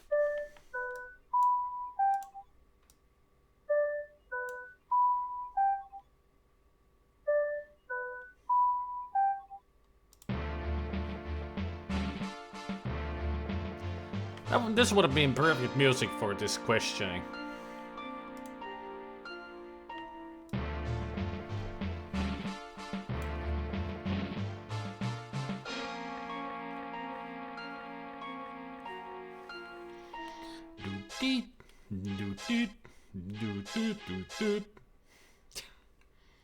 Speaking of soy munch,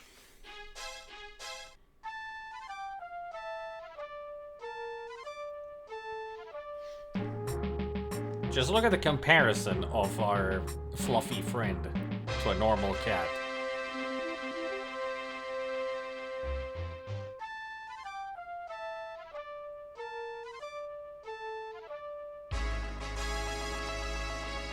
Someone's full. Yeah, that's Tubbs. He always comes around to eat the food.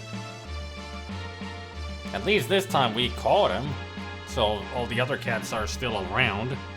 I mean, now that that is empty, there won't be any other visitor cats on this side.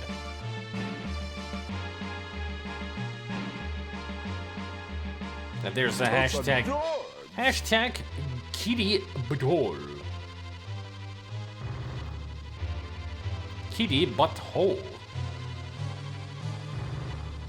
Instead of fractured butthole. It's a kitty butthole. And there's another.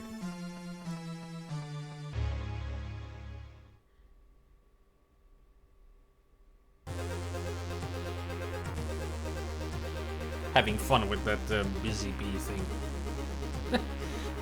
There's a cat stuffed in a pot. And there's one stuffed in the freaking. Look at those silly kitties. All we see is a head.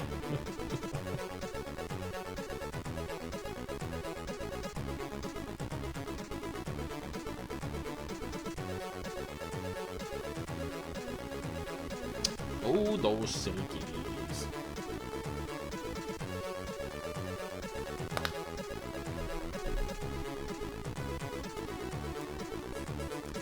Now I shall return soon with food.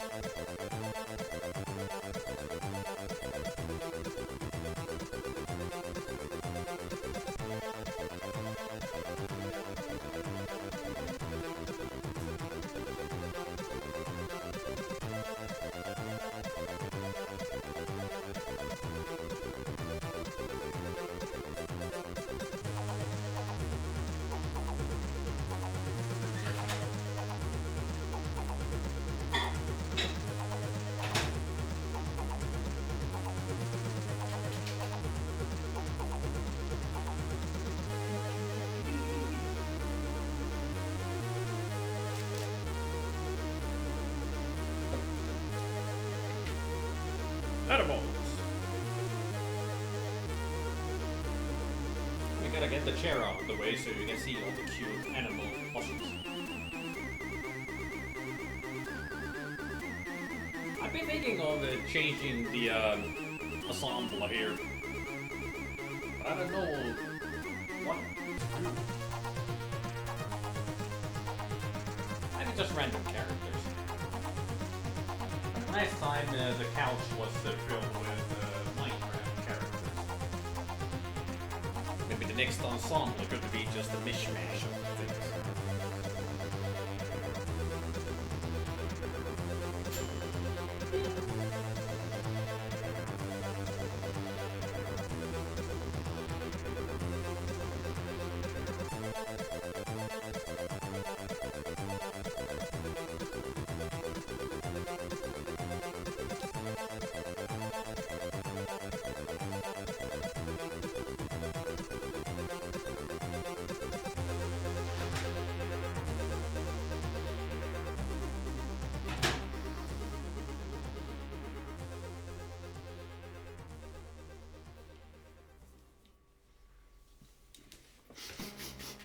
That's a good smell.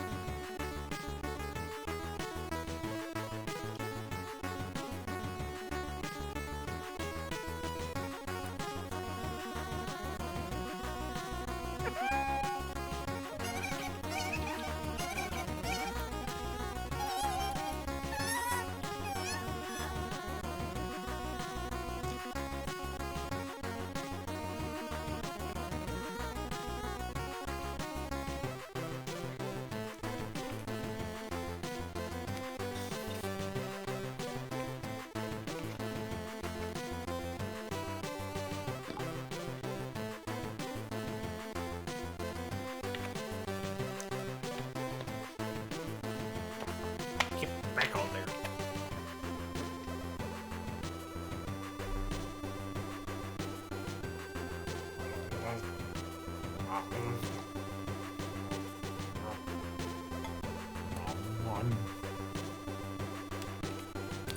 You can never go wrong with pizza.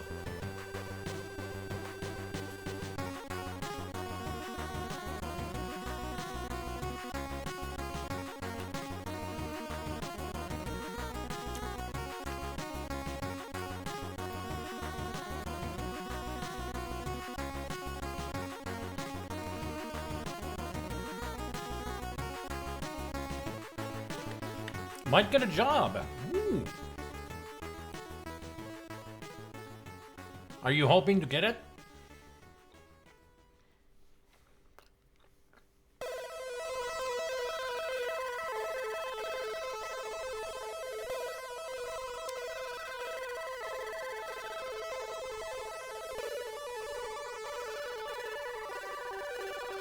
Well, good luck to you, Lord John. Hopefully you get the job.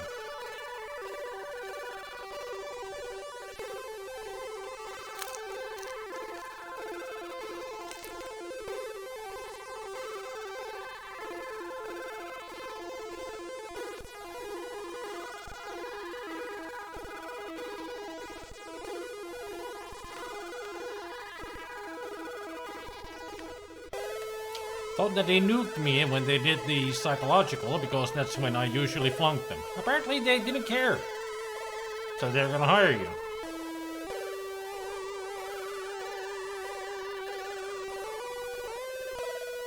Sounds more like that they are willing to try to help you instead of flunking you. Give you the job opportunity to be in an environment that might be useful, in a way, you know. Contribute to your mental health.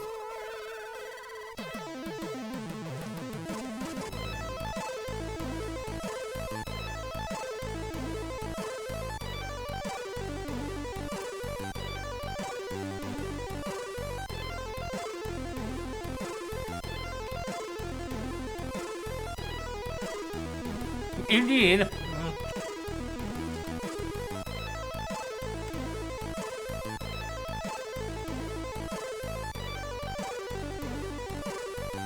Only time will tell if you get the job, right? I mean, hopefully you do. Then you'll find out.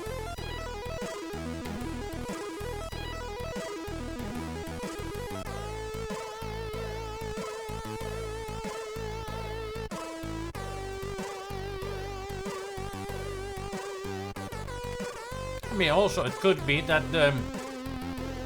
they're hiring you just because of your skills.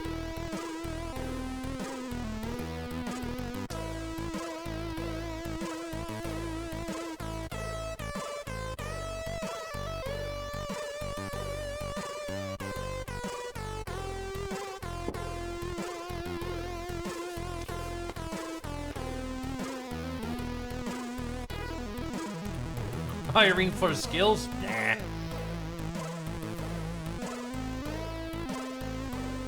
Hiring for his personality then?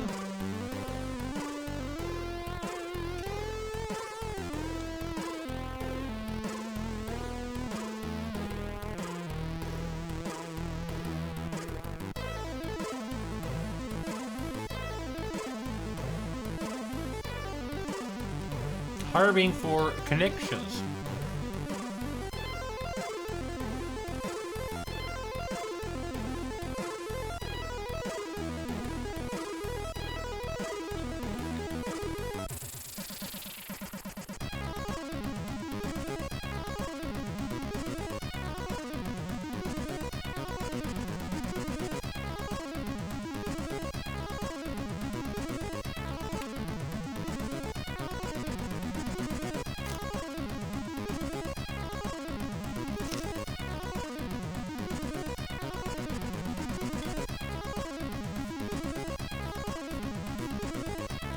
Hei Eselta. Miten sinulla menee? Kuinka sinä voit?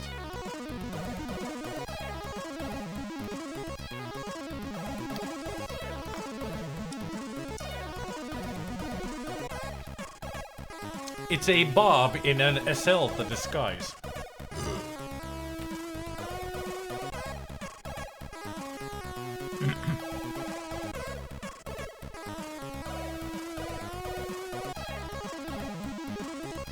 Whatever yo all the rest of you.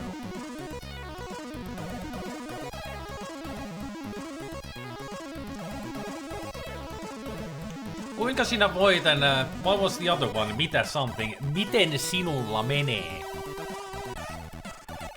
It's the same question. It's in a different form.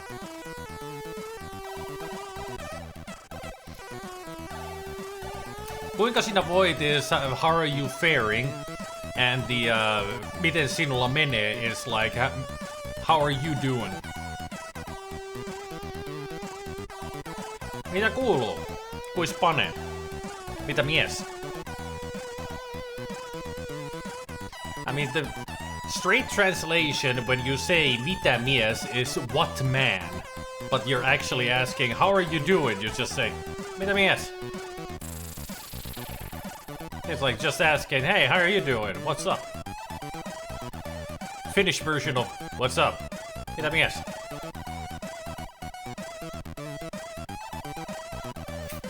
Mitä äijä, ukko, isäntä, jätkä, jäbä? Or just mies?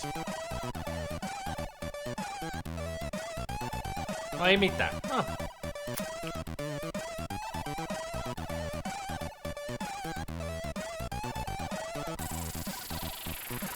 Got a string of chicken stuck in my teeth.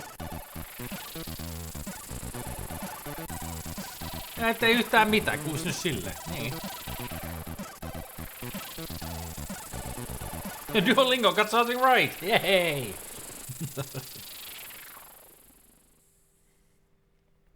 Ja ette yhtään mitään, kuulis nyt silleen. Kai nyt jotain menee.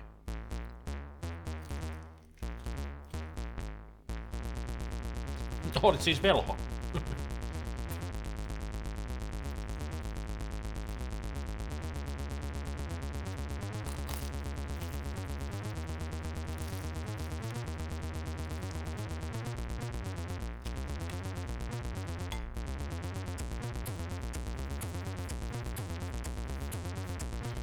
No en kyllä usko, että se nyt ihan velho vielä on, mutta ainakin hyvin tietäväinen jo.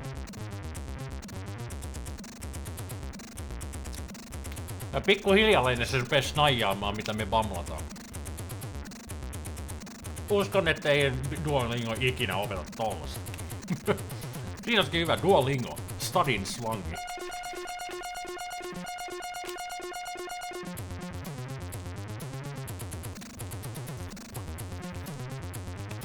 Kohta se laulaa meidät suohon.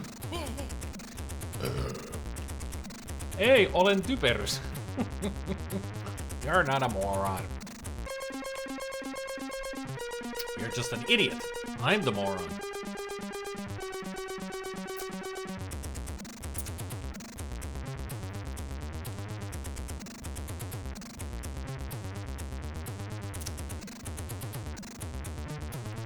Maybe that's the... If we ever start playing games together, Zelda, like on a regular basis on streams,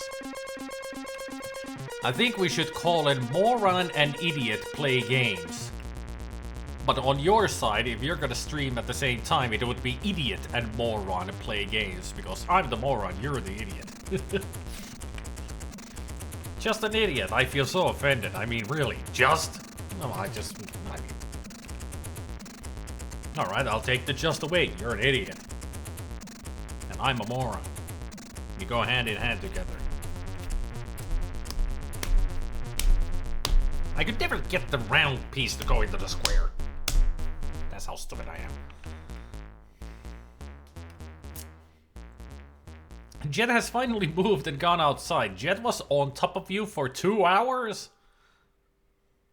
Makes sense.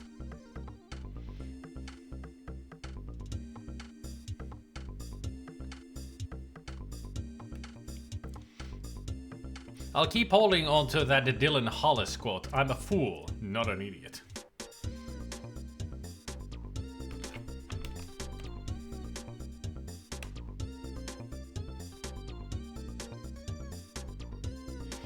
They revealed seasons 12, 13, 14 in Sea of Thieves.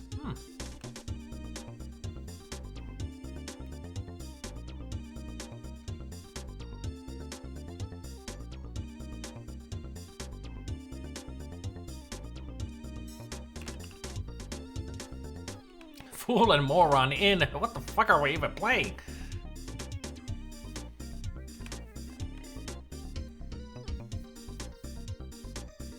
Fool and moron try to play games. Fool and moron in game hysteria. It'll be hysterical for people because they're laughing so out loud, then it will be, you know, just hysteria for us because we don't know what the fuck we're doing. Tune in for Fool and Moron in Gaming Plans.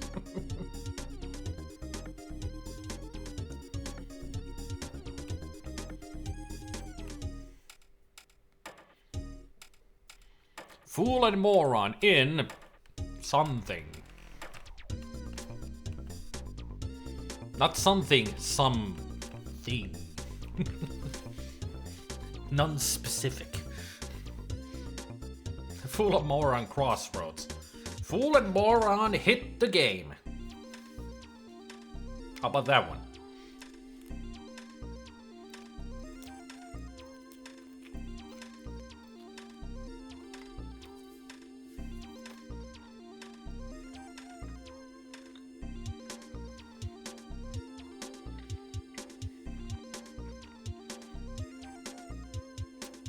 It's the moist trend reviving under another name.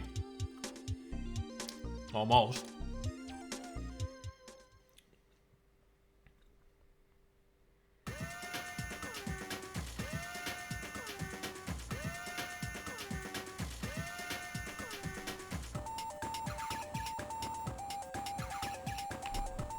Fool and moron out. Wait, that was wrong. Instead of fool and moron in.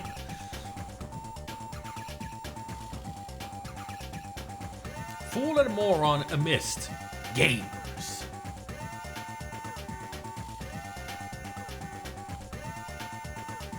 Or fool and moron in non-specific title.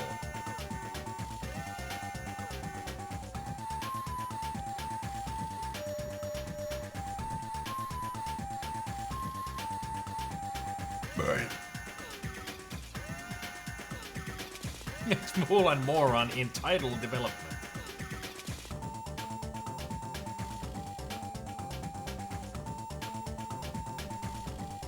Fool and Moron, L2P, as he learned to play.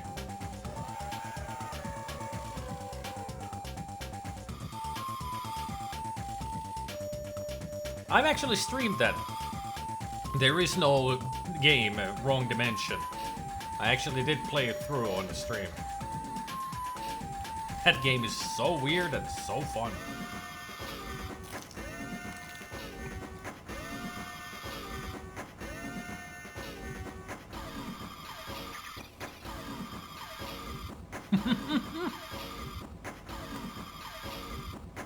That would be the title, Fool and Moron. There is no game. While we are playing games.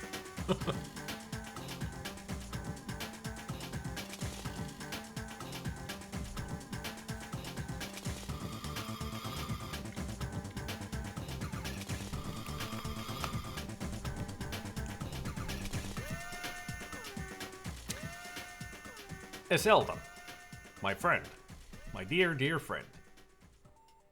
I just got the silliest idea.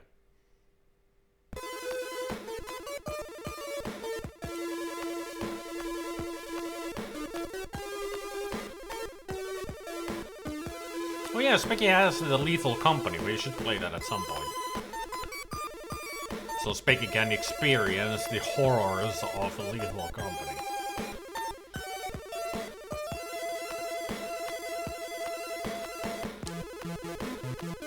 But I seldom. I got a very silly idea.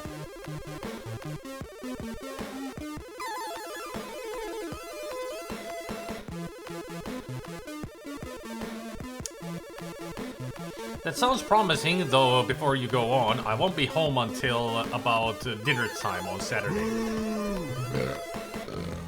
Well, Saturday is preserved for community night only, so if we play games together, it would be on a weekday.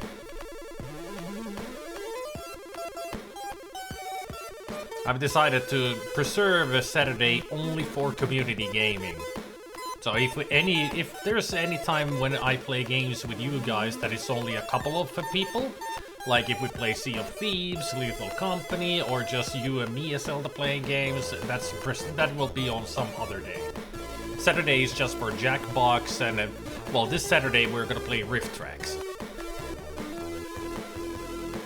I mean, that's why it's called Community Night. Everybody gets to play. But the silly idea for our Fool and Moron idea that we currently have, I was thinking that we could do kind of a Game Grumps thing. Visual novels. Both of us doing very silly voices.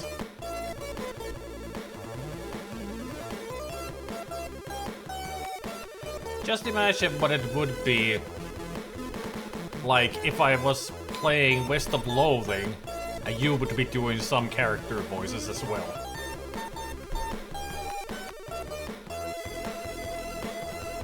You two could do a run over the latest Stardew Valley patch, just saying. I mean, that is an idea. Stardew Valley is an idea that if we could make our own world with several people. I mean, I start a world, and I invite everybody in, and we'll just play Stardew Valley together. It's a very relaxing game. We can have just fun.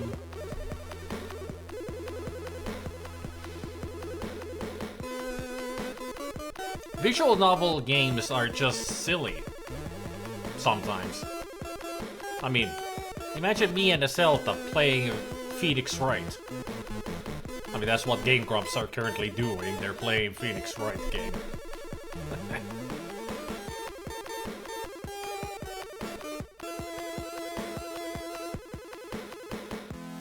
I mean, when I start playing Shadows over Loathing, I could invite Zelda to the voice chat and he can do some voices.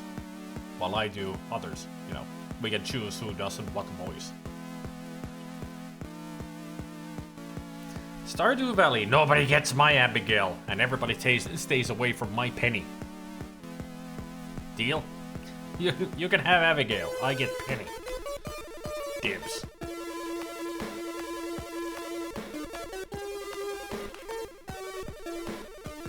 Patrol.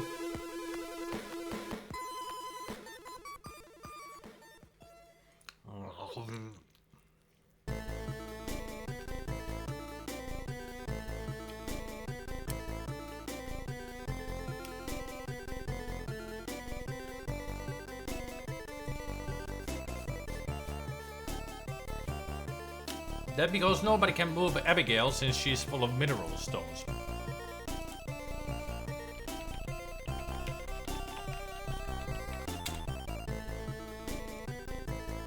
Abigail is the girl with the purple hair, right?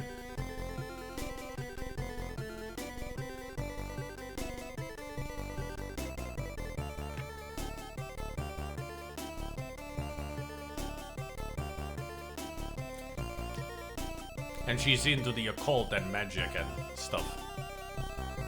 I remember she goes to a place where she plays the flute, right?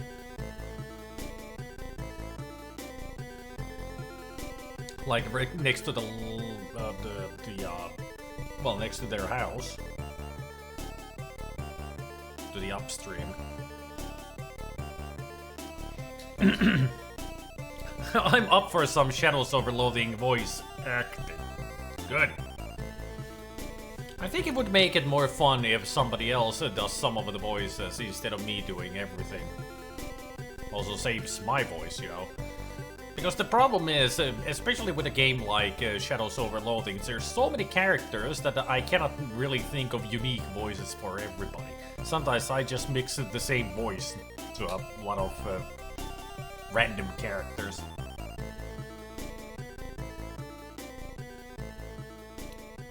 Might have to stream on Discord as well. Yeah, I would.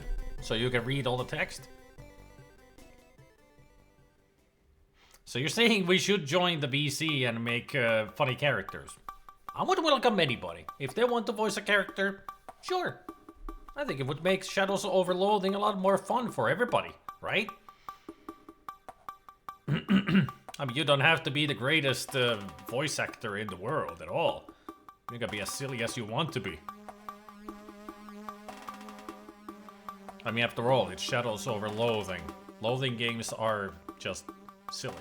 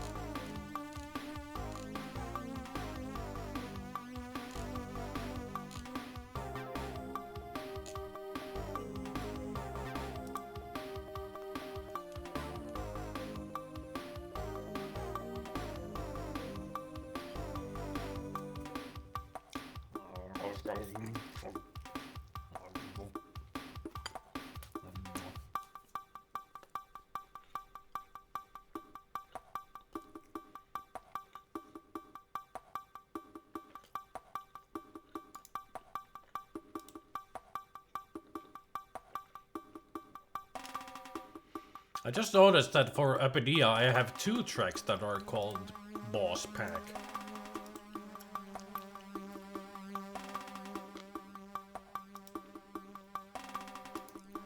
Why are there 2?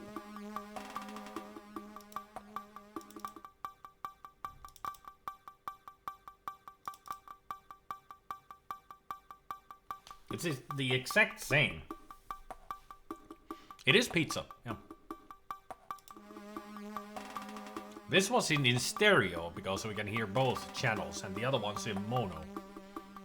But apparently the other one is also the same track twice. This is the shorter version. I'll get rid of the other. No need to be doubles.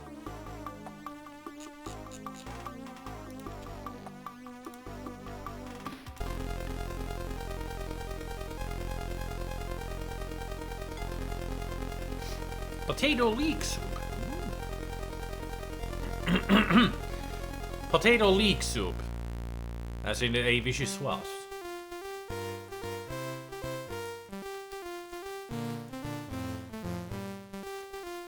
Well, if it was creamy, it would be a vichyssoise and served cold.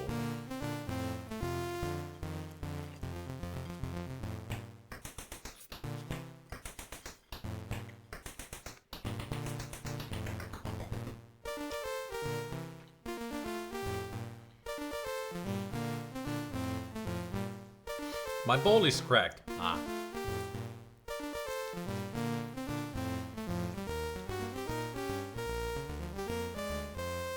My spoon is too big.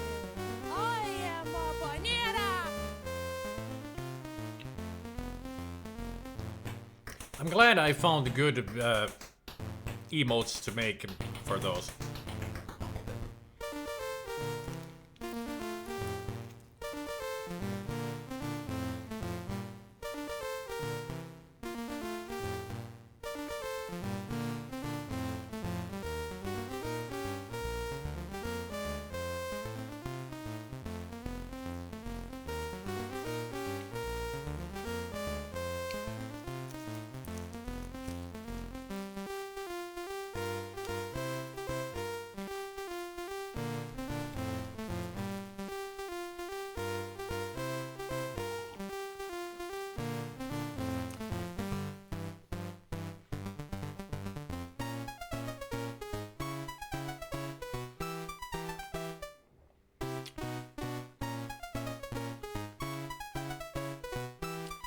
Homemade croutons are so easy to make. You just take 2 slices of bread and leave them on the table for 3 days and then cut them into pieces.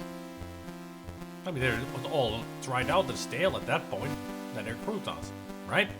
That's how you make them? Might be doing it wrong.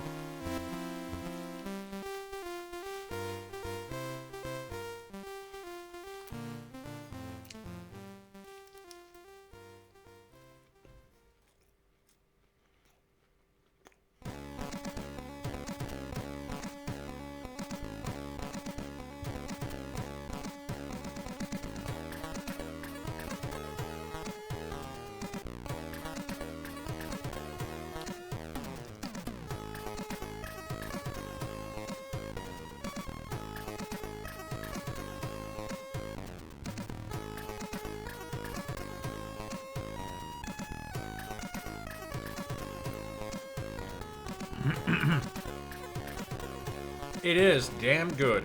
It's my usual that I get from the restaurant.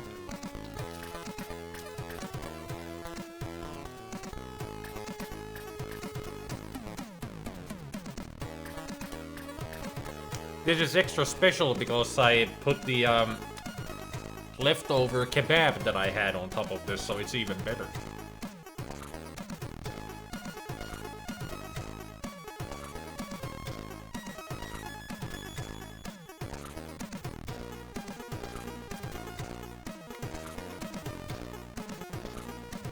Oh, you gotta have olive oil and spices in there. Otherwise it would be a proper crouton.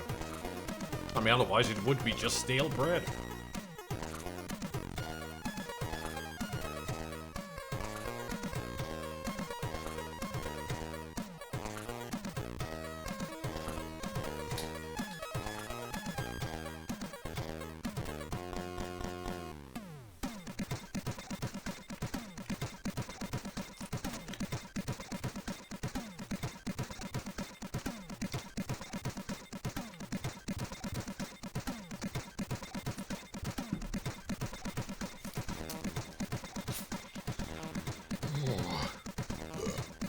I only had the 3 slices and I'm stuffed.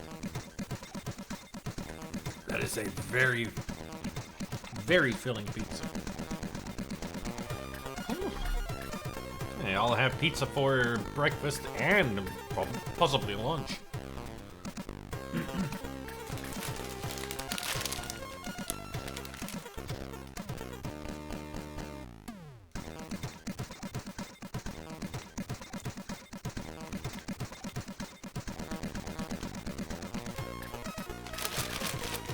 I am curious about this.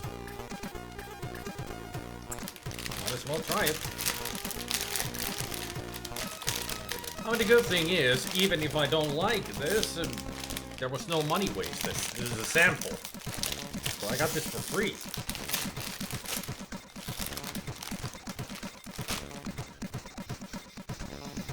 Well, smells just like cheddar cheese snacks.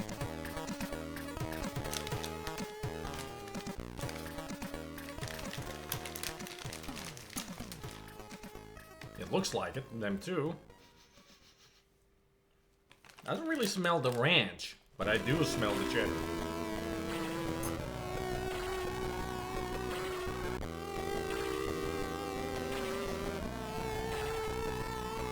Here goes nothing.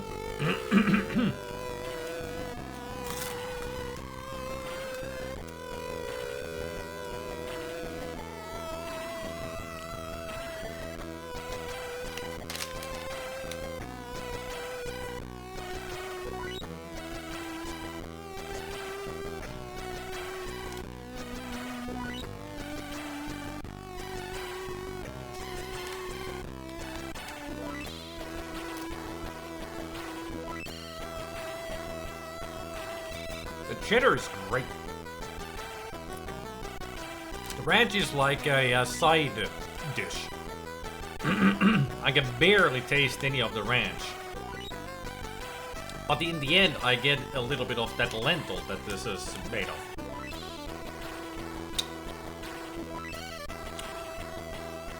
All in all, good.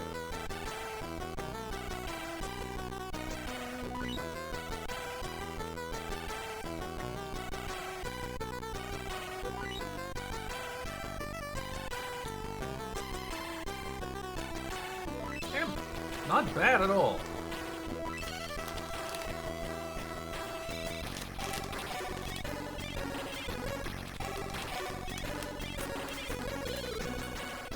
%15 protein. That's what it says. Am I gonna get all those muscles now?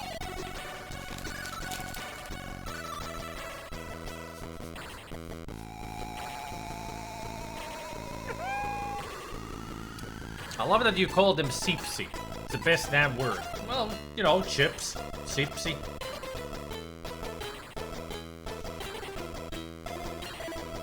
We simplify things.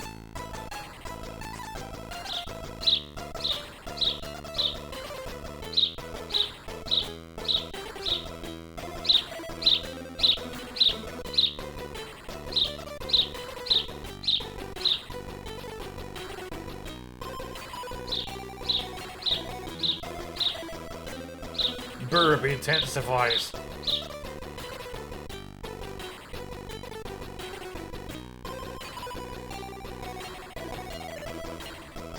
Burp.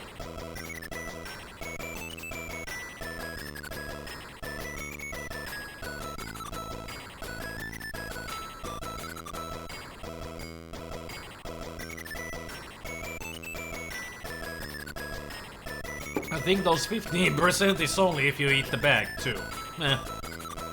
Most likely. I don't know. Maybe the tin foil has the ranch flavor on it. Let's see.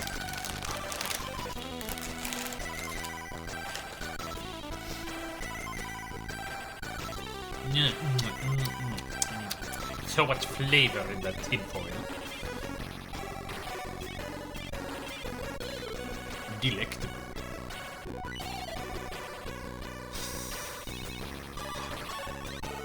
Can I fall into a food coma now? Oh. mean, that kebab already for lunch was so fulfilling. Now I'm like super stuffed. I'll just close my eyes for a second.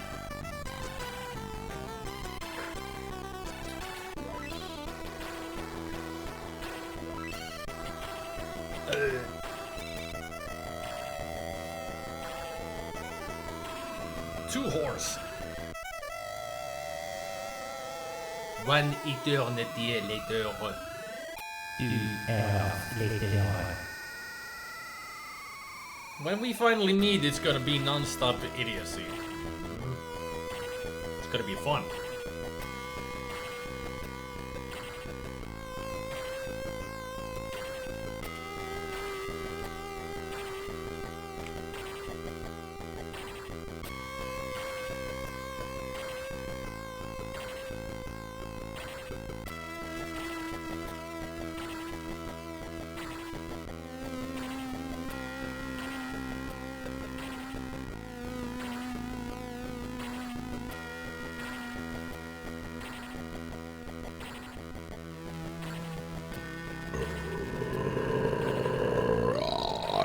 Ugh. That was a lot of bubbles in there. No wonder I felt so bloated. Whew.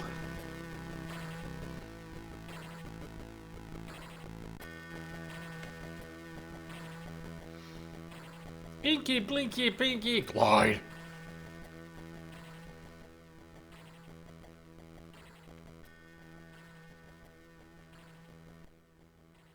Anybody remember that?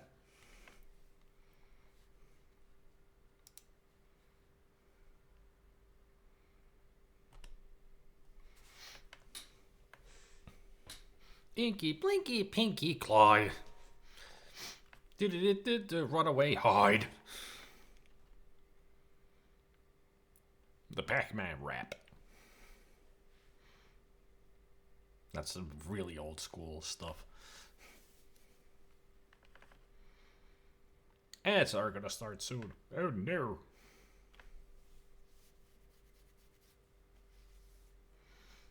Well, let's see if I can survive this questioning. Which I can, because I got the cheat sheet over here of a walkthrough. In your office? That's correct. Hey there, Barry Corbin. You know who I work for?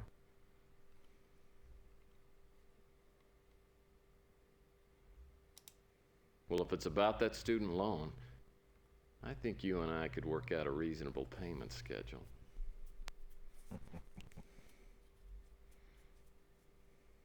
This guy's a real joker, isn't he?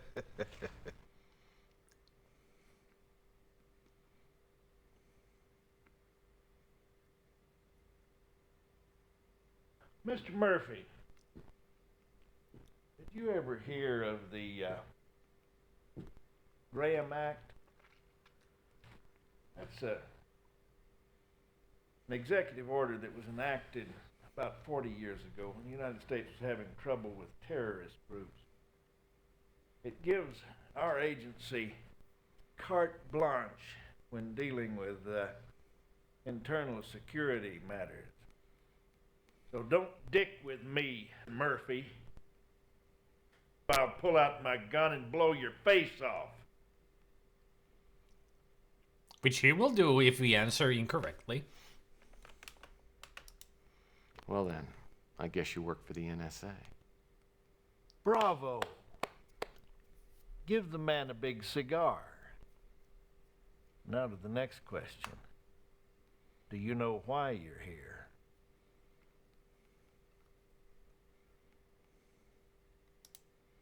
Are you trying to recruit me? Well, let me refresh your memory. You remember the other night up on the roof? The man you threw off was an NSA agent. I didn't throw him off the roof. I can't help it if you hire clumsy people. Your actions contributed to the death of an NSA agent. Not to mention the small matter of interfering with an NSA investigation. Now you've got 1 minute to tell me all you know. or you'll find yourself the latest victim of the Graham Act. You know, if you kill him, you won't get the information that you're looking for. So should you just be torturing him? If you're gonna go with that line? And sometimes the villains are idiots. Like, I need all the information out of you. You won't get any. Then die. I mean, sure, afterwards they would be like, oh shit, I needed the information out of them. Fuck. A girl hired me to find out who was stalking her. I kept an eye on her place. I saw your guy in her apartment. He's in War Games, Goblin. Pulled out a gun, he tried to shoot me. We struggled and he fell. We've known for some time that high-level drug deals were going on at the Fuchsia Flamingo. He's the colonel, or general. Or, that night, yeah. A shipment of Euphoria the leader of was NORAD. to be delivered. We had our agent at the girl's apartment to make the bust. Her life was never in any danger. You screwed up.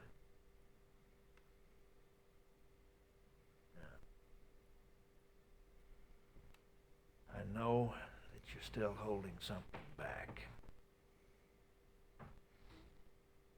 What is it? Sure, high-level drug deals. And shipment of euphoria. Yes, gotta make a bust. That's why he was strangling her, right? He was trying to get information out of her by ripping out her larynx. Just ripping it out and then, you talk now.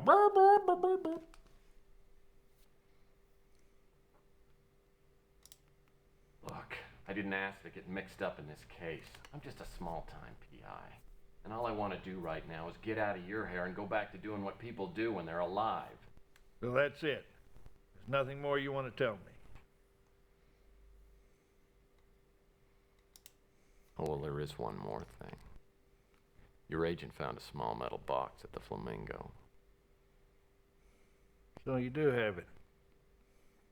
You should have said so in the first place. Now, do you want to tell us where it is? Will you cut me a deal? Oh, I'm not much of one for compromises, Mr. Murphy. Get me the box. I'll see what kind of mood I'm in. I've got it right here. Take it. So you bid us to the box. You impress me, Murphy. I'm gonna do you the favor of a lifetime. I'm gonna let you walk. But if I catch you meddling in NSA affairs one more time, I'm gonna put a bullet right in your eyeball. Is that clear? Get this pukehead out of my office. Pukehead. I'll be watching you, Murphy. I'm sorry, it's pronounced moif. Yeah, this is good. You can drop me anywhere along here. We will. Whoa! Yeah, you should be careful of the wording there, Tex. The NSA thugs are courteous enough to drop me off back at the Ritz. When I get to my apartment, I notice the door is slightly ajar. The government boys probably spent some time in my office looking for the box. War Games is a great movie.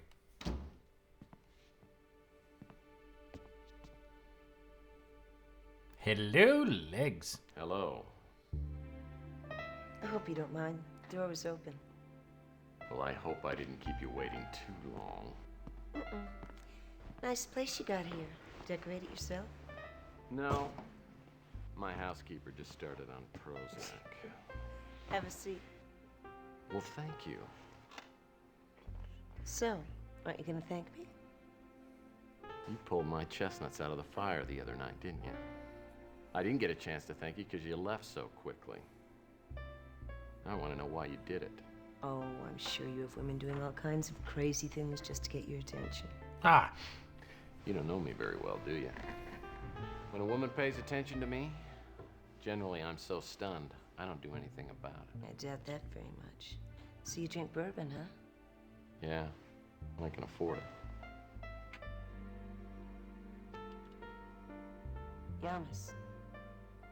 Yamas. Sounds Greek to me. That's Greek to everybody. I knew that. Mm-hmm. So, Ms. Madsen. Regan Madsen. But I'd prefer you call me Regan. Okay, Regan. You can call me Tex. That's not your real name. What is it? You wouldn't believe me if I told you. Try me. Sorry. I gotta know somebody pretty thoroughly before I come clean on that one. Well, then, maybe you should get to know me pretty thoroughly. So where's the box? Box. Yeah, I got lots of boxes. What size do you need? You know what I'm talking about. I do not. You like to play games, Tex. So do I. What's your angle? I don't have an angle, Miss Madsen. My business is my own. I don't have a partner, and I don't like small talk. You're a very beautiful woman. Extremely beautiful woman. But that doesn't make any difference as far as I'm concerned. Tough, too. I have a proposition for you. First of all, you should know, I didn't just stumble into this part of town by accident. I've been looking for somebody. And who might that be? Thomas Malloy. I gotta find out about this guy. He knows all the beautiful women in town. He's my father. Oh. I heard you were asking around about him, and I thought I'd see what you found out. You said something about boxes. Still playing the game? My father sent out several boxes lately. The NSA was closing in on him and he started to panic. I'm not exactly sure what was in the boxes or however many he sent out, but whoever finds all those boxes is going to come into an ungodly amount of money. So what's your proposition? I've already got one of the boxes. You give me the one you have, and I'll cut you in on the deal. Help me locate the others, and we'll have more money than you ever imagined. That's my proposition, plain and simple. You'll probably want some time to think this over. Why don't you call me at this number when you're ready to talk?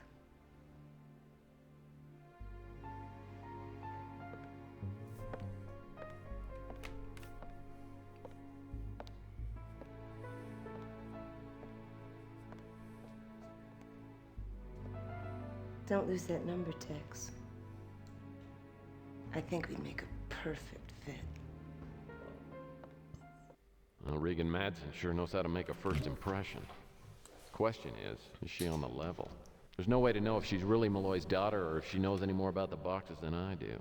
I wonder if Fitzpatrick has any knowledge of the boxes, or Regan for that matter. There's a lot more involved here than just tracking down an old friend. And I'm right in the middle of it. Zoom in some more.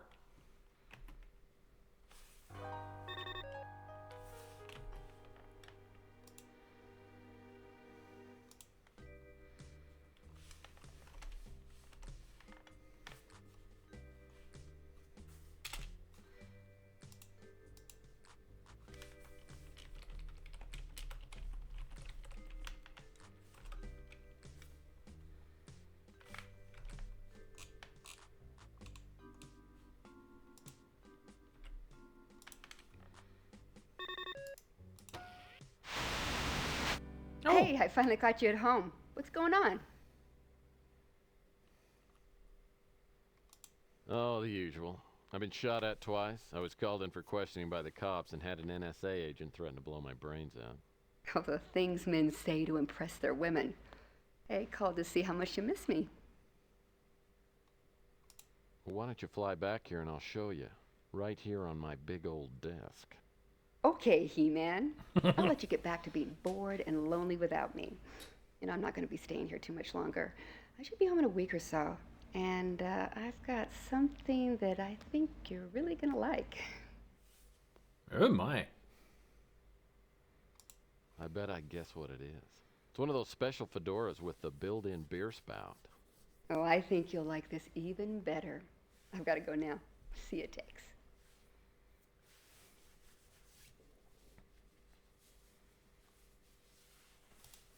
Well, I arrived safe and sound in... Then I'll delete that message. Otherwise it's gonna be bothering me. Seeing you play West of Loathing gave me the urge to play it too. My random name it gave me was Richard Duty. I'm taking it. You could have changed it to Dick Duty.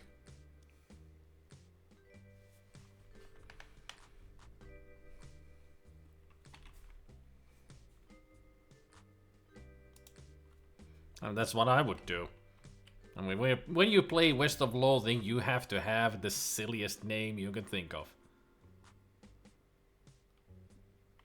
I think Richard, the formal of Dick, was funnier.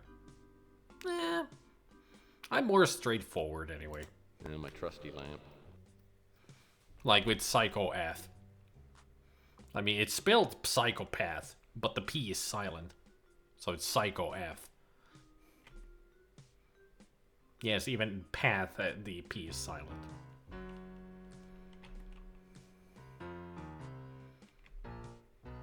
I mean, last time, the character name I played a female, and her name was Lunatic. Luna, and then Tick as in T-I-C-K, as the bug. And I've made it those kind of names every time. It's something that is a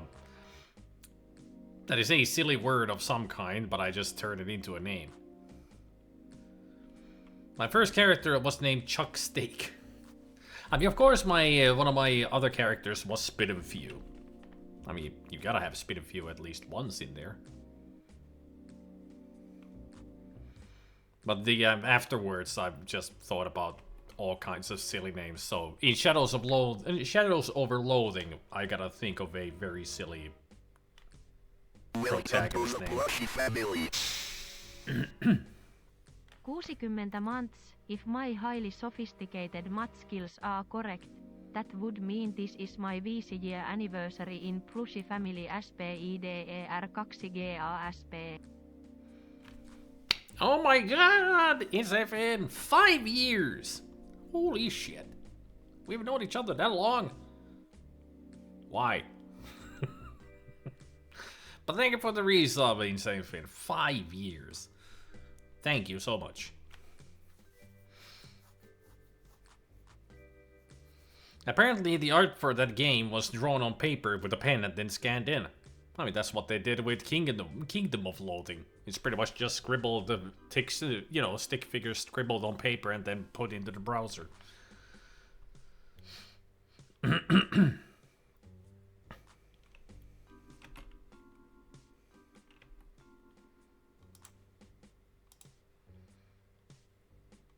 right.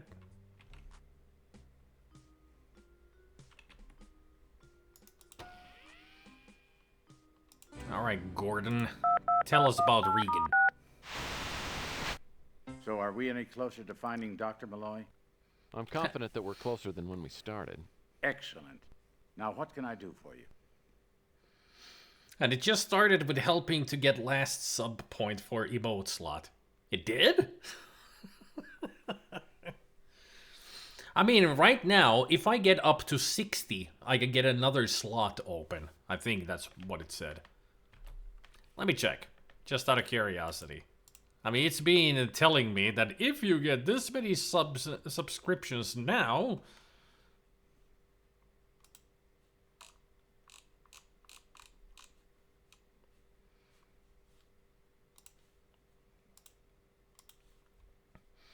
It says it somewhere on the dashboard.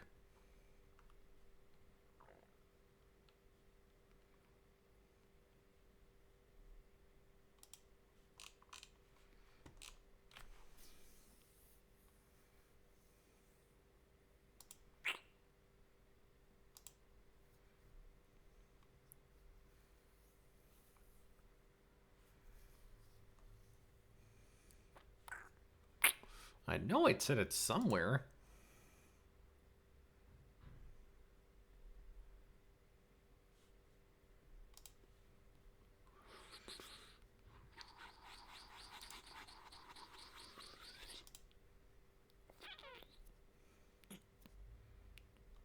Oh yeah, it's in emotes. Now, if I get to 65, I will get a regular emote spot and then 1 animated. So I would have 3 animated bonus emotes and then 11 basics. Ooh. But at least those 2 would be specific to the channel, not from BTTV or anything.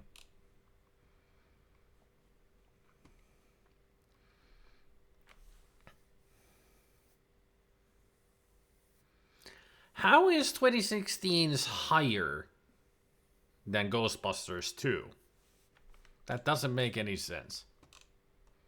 Because 2016 is just absolute garbage. There is no justice in the world anymore.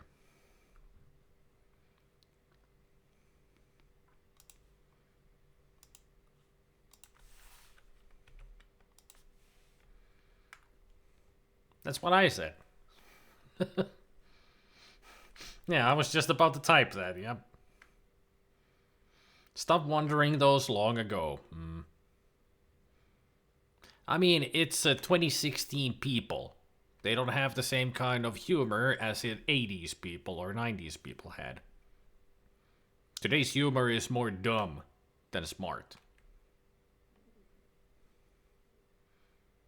It's all gotta be dick jokes, sex jokes, and barfs and shit and stuff. It seems like that's today's humor. Just gotta be nasty. Farts are still funny though. That will never go away. Yep. It was all SNL actresses.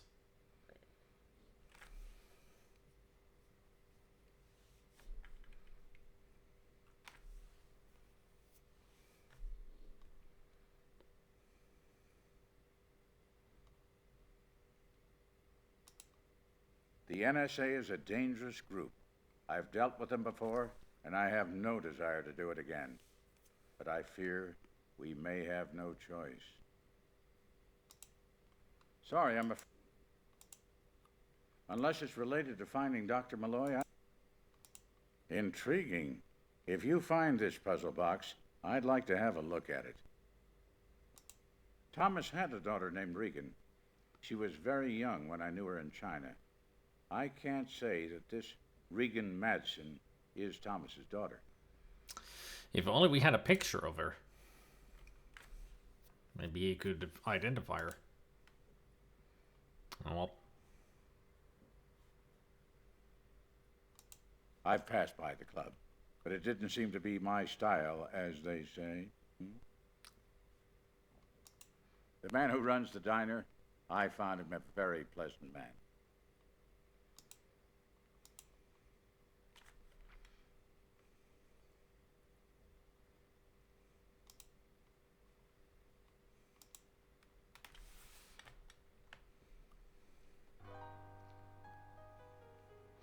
I feel they treat adults like children in most places.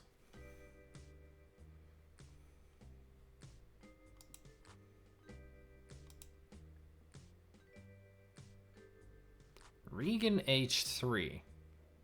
Oh, it's hard to tell from a 3-year-old to how old she is now. If that's the same person.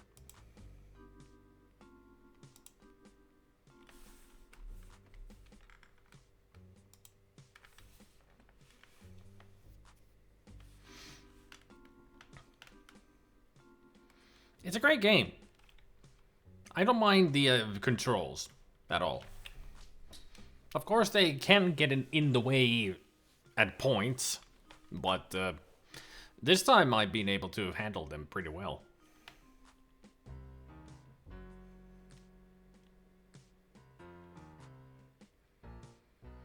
How the hell that film got higher than a 5 is beyond me, and a 5 is being super generous. That is true, Goblin. I agree. I mean, if I was gonna give the Ghostbusters 2016 a rating, it would be around 2. And that's generous. But hello there, Nico and the bad seeds. I mean, that's a cool nickname. And nobody start calling him cousin to go bowling with. It's not that kind of Nico. I'd say 3 out of 10 just because it had some good cameos. I wouldn't say that. The cameos were kind of pointless if you ask me. Aw. Okay, you can say it once, but that's it. I keep thinking about Nick Cave. Well, with the Nico spelled with a C, I start thinking of Nico Robin from One Piece. Throws away the GTA 4 jokes. They were pointless, but it was nice to see those actors. Yeah, I mean, it was nice to see them, but they could have done better with them.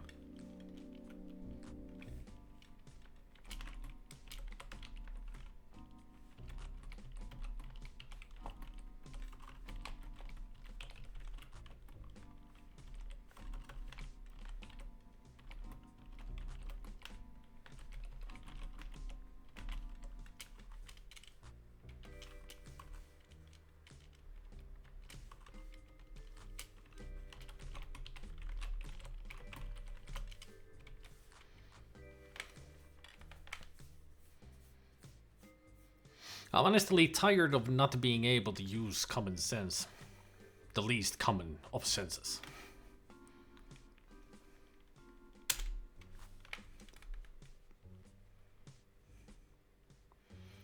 So where are we going next?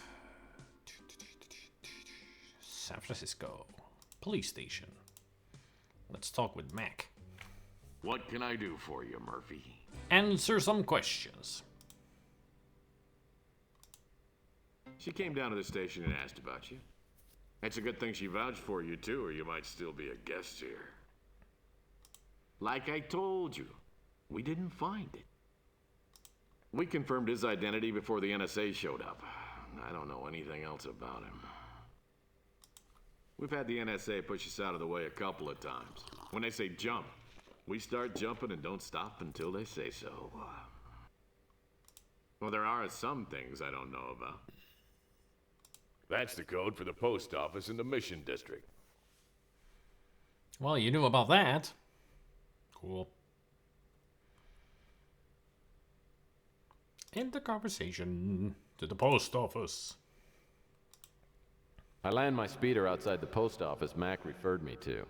The counter help fails to live up to its name, but a professional loiterer working outside seems to recognize Malloy in the photo. For half a pack of smokes, he suggests I check out several boarding houses in the area. After pounding the pavement for over an hour, I arrive at a quaint brownstone called the Garden House. Can I become a professional loiterer, and how much to pay? That's the more important question.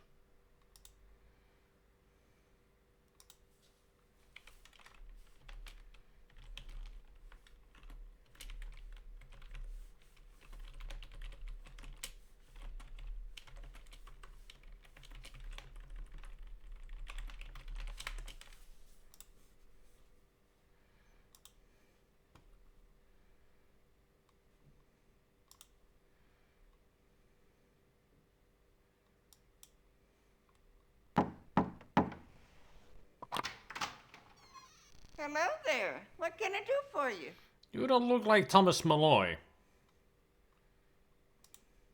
I'm looking for a man named Thomas Malloy. Is he staying here? Let me think. No, none of my guests is named Malloy.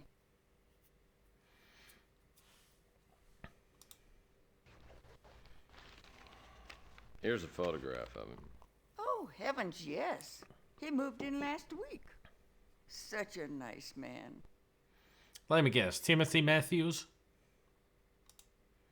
Well, I know he seems very nice, but he's really a sick man. You know, nuts. He's got a terrible case of Murphy Bar syndrome. Murphy, huh? My goodness. He seems so lucid. Yes, it's a strange illness. The only symptoms are an irresistible attraction to boarding houses, and of course, compulsive lying. When he has a relapse, it's like pulling teeth to get a straight answer out of it. I'm so sorry. Well, I know that respecting and caring for your elders is considered old-fashioned, but it's a responsibility that I take very seriously. Wish you my nephew. Your uncle's not in right now, but I'll let you into his room. You can wait for him up there. Okie dokie? Tex really knows how to bullshit his way into things, right? Also remember when I first played this, I had no idea Chris Jones, who plays Tex, was also the game's lead designer. He's also a CEO. Pretty versatile guy. And don't forget, he also wrote this. Co-wrote this. Like he co-wrote the Under a Killing Moon.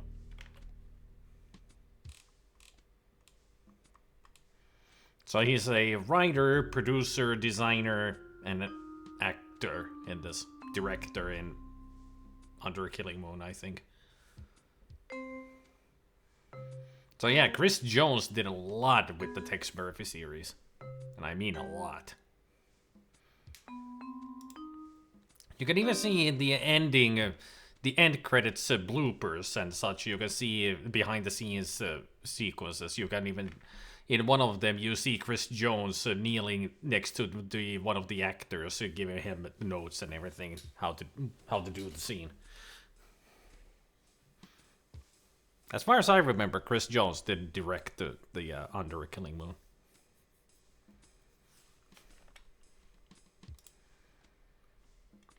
Well, let's see what we can find around here.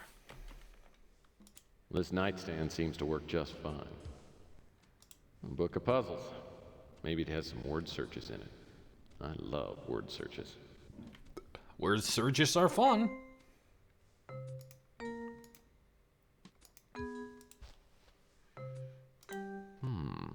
A collection of the Bay City Mirror's daily anagram puzzles. If I ever really get stuck on an anagram, at least I've got a connection at the newspaper. Anagrams are fun too.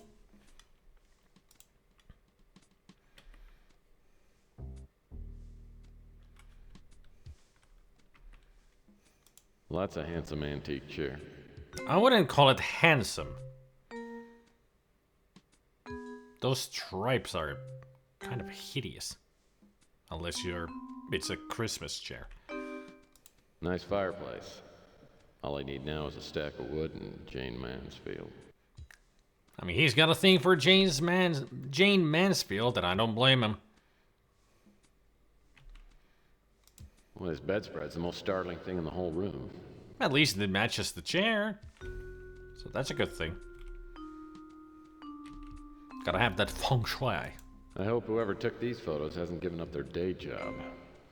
Hey, they're not that bad. Boring, but not bad. Nice painting. If you go for dull landscapes. I don't think it's dull. It's got a nice sepia color to it.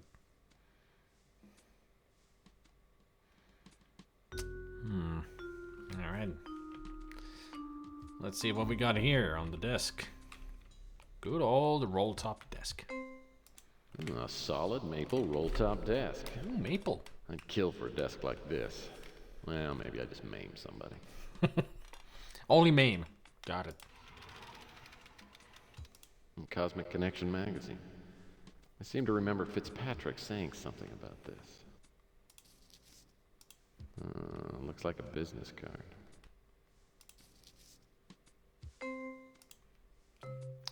Everlock titanium safes. I remember Fitzpatrick telling me about the Cosmic Connection magazine. Looks like a sci-fi rag to me.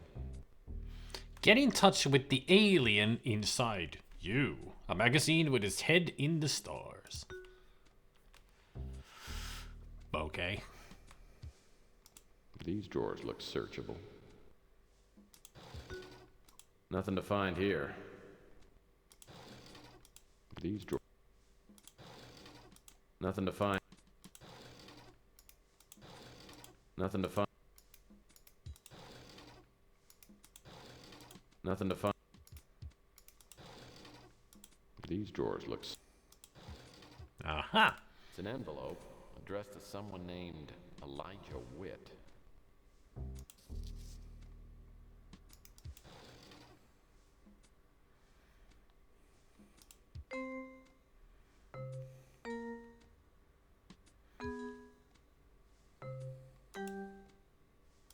A disc. I'll bet whatever's on here will get me a lead. I can run it on the computer back at the office.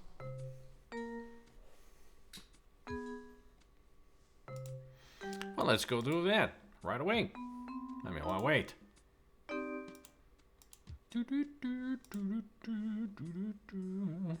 Computer.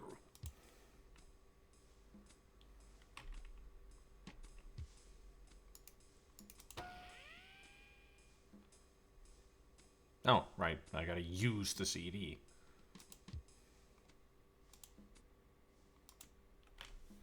Welcome back, Gabriel. Enter security code now.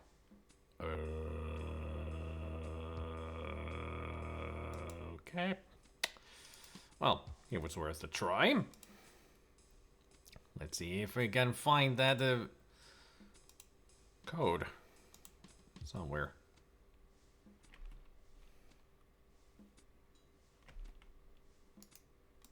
It's all locked up.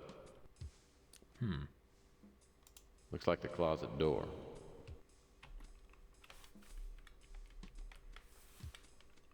Oh. Where'd you come from? This pair of jeans wasn't here before. I guess Malloy must have come back and then left again. And also, those are the short. These are short jeans. Oh, they're folded up. Makes more sense.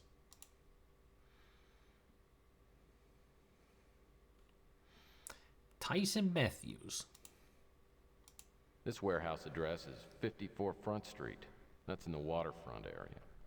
Your stuff is safe with us. Rental fee.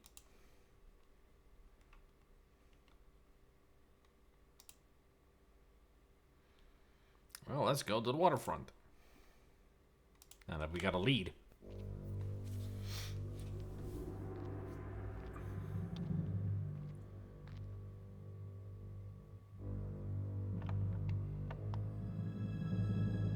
That jackknife is useful in so many ways. You do know that that text is on the wrong side of the door that way. Dr. Thomas Malloy, I presume. You're NSA, aren't you? No, sir, I'm not NSA. My name's Tex Murphy, and I'm a private investigator. I was hired by a friend of yours. I don't have any friends, Mr. Murphy. Well, what about Gordon Fitzpatrick? Fitz. Good old Fitz. I wonder why he sent you after me. Are you all right? Give me some water, will you? Very convincing coughing.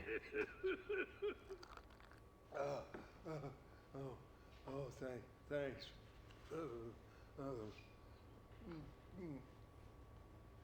I can do it better. How convincing. I've led an excessive life, and I'm afraid the bill is coming due. Now listen, Murphy.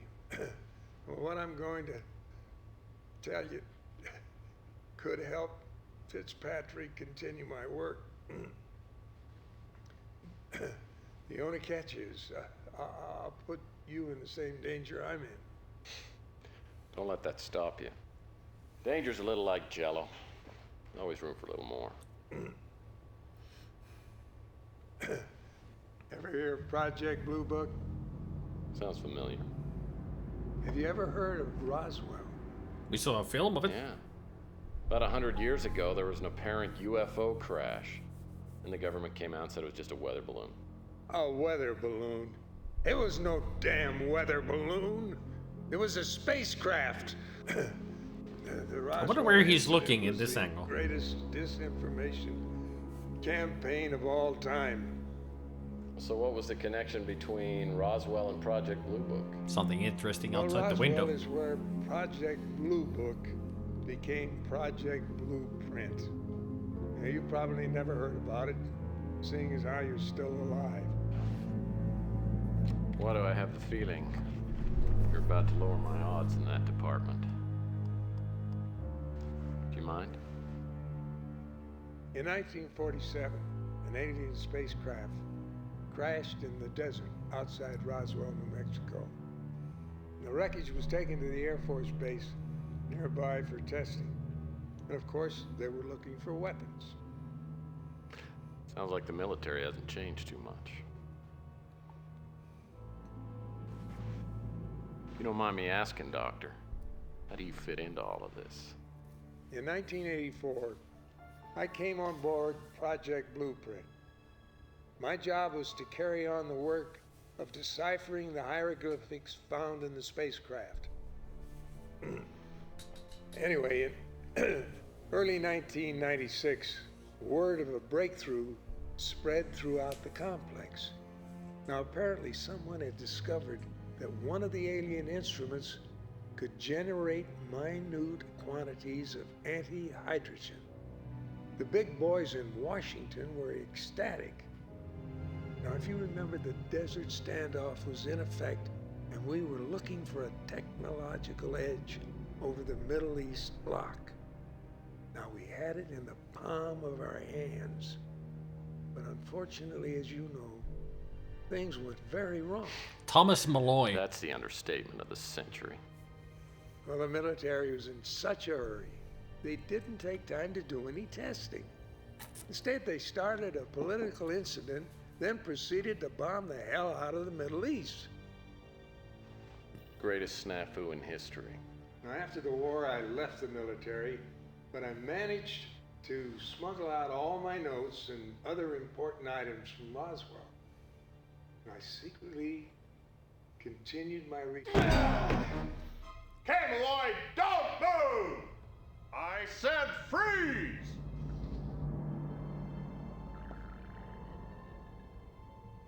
Don't be stupid. Put it down! Look, I'm supposed to bring you back alive, not in a body bag. Think so.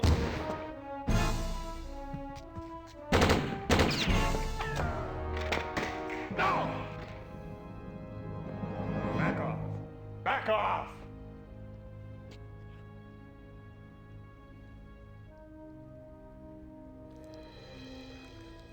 Ew. Green oil. My orders were to bring in Malloy alive. But I guess that doesn't apply to you, does it? Oh, in that case. You mind? Is it cold in here? Or is it just me? Great flames. Beautiful.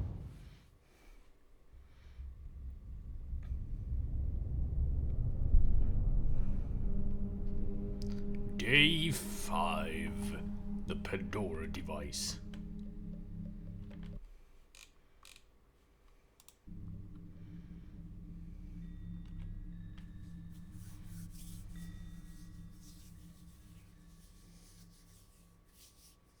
I'd found Malloy just in time to watch him take a bullet. I wasn't sure whether that qualified as solving the case or not. Either way, I had to tell Fitzpatrick the bad news. He comes by my office, and I fill him in on what's happened. Second agent opened fire. No! Killed him. I barely got out of it alive. So for the next few minutes, I relate the events that led up to finding Malloy. But it's clear that his death is only part of the reason for Fitzpatrick's reaction. He's been withholding information from me since the beginning. Now it's time to find out what he knows about Malloy's work. An unfortunate turn of events. Extremely unfortunate. Well, I guess this brings our partnership to an end. What do I owe you? think you owe me some details. To what do you refer? Look, Malloy was onto something big. He was just about to tell me until someone turned him into a corkboard. I want to know what happened. But most of all, I want to know what's going on here. No, don't get into it. Forget this business. Take the money and walk away. It's too late. I'm already involved. Now 1, possibly 3 NSA agents are dead. And for some strange reason, they're going to think that I'm involved with all this.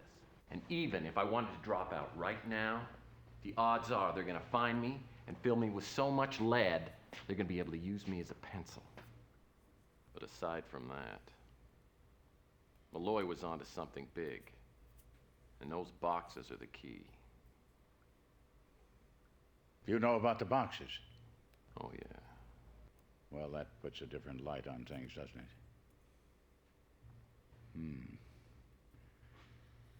Well, if you insist on staying with this, becoming involved, as you say, I've got to be able to be sure that I can rely on you, trust you. You know, this isn't the kind of thing that you can sort of dabble in and then back away. Well, I maybe want do the have a truth. problem. You can't handle the But on truth. this, I'm in 100%.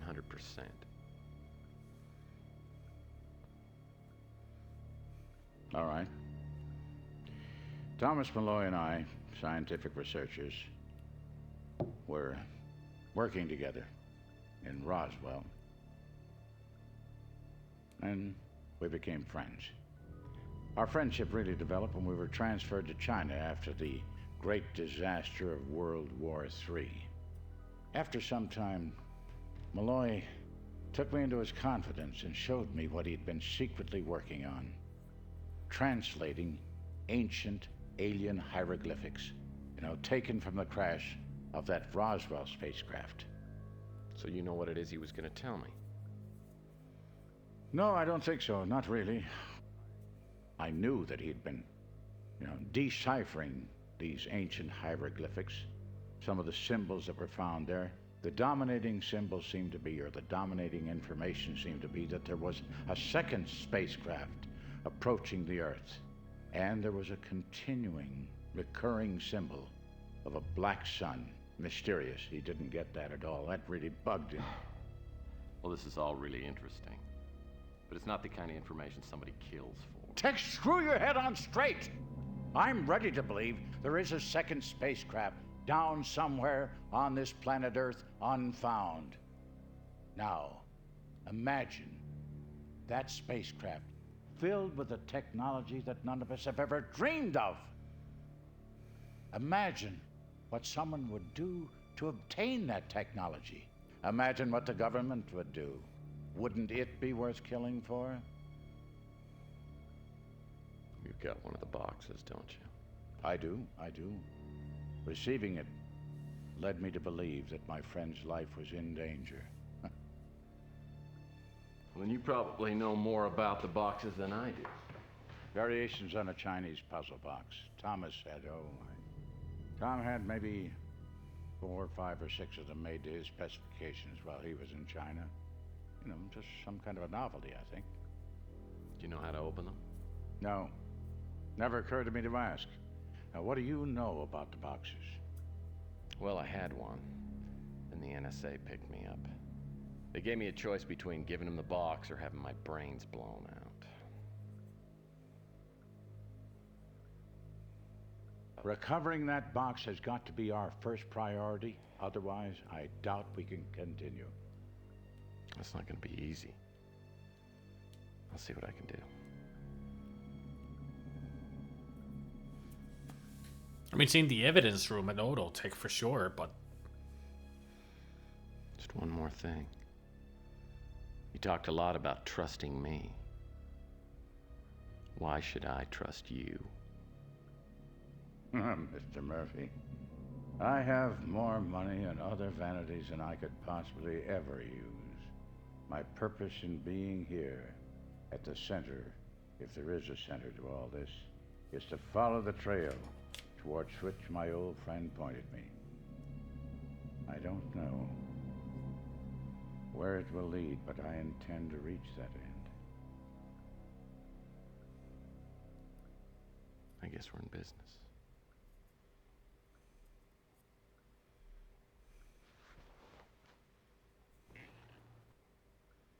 There's something about Fitzpatrick that makes me trust him totally, though I have been wrong in that area before. He knows about the boxes, same as Regan does, but their motivations seem to be worlds apart. I figure my best strategy is to stay right here on the middle ground. The fact of the matter is, I want to know what Malloy was going to tell me. That's my motivation. And the first step from here is to recover the box I handed over to the NSA. You have a fax. We have a fax? You have a fax. I wasn't even sure that this thing still works. Well, I'll be darned. The fax machine still works. Maybe he's flabbergasted.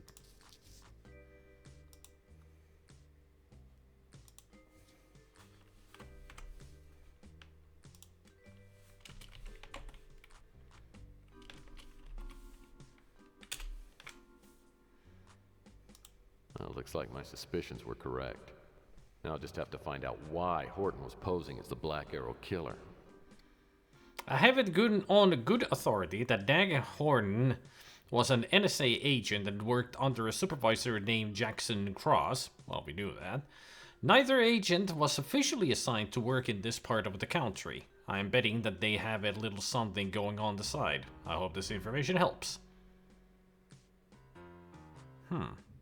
Why posing as the Black Arrow killer? It don't make any sense. I mean, of course.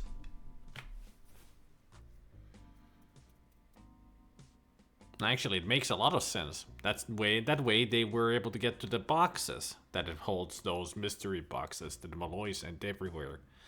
Which means that Malloy also sent a mystery box to Sandra, the first girl that got killed. They just wanted to hide it all behind the killer.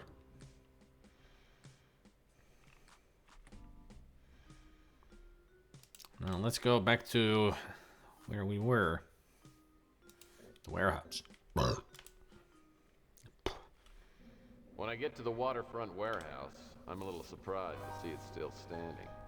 From the smell of wet ashes, I'd guess the fire department got here in a hurry. They probably took away the charred bodies of Malloy and those government agents. At least Malloy went quickly. With any luck, I'll find something useful in here. If anything survived the explosion, that is. Well, it's time to find out if anything survived. I mean, I can already see something surviving. A piece of paper. Some names of Asian cities are printed on this piece of paper. My question is, how did a piece of paper survive a freaking fire explosion? It's not even under anything, it's right there.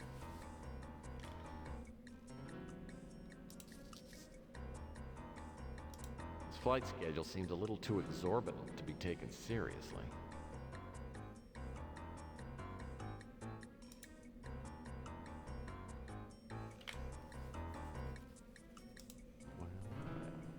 The NSA didn't get all of Malloy's notes.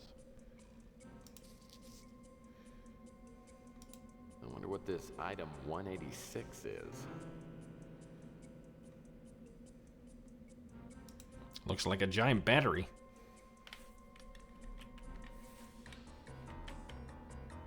The chemicals in these barrels pack quite a wallop. It's amazing that those didn't blow up. That box looks like it's empty.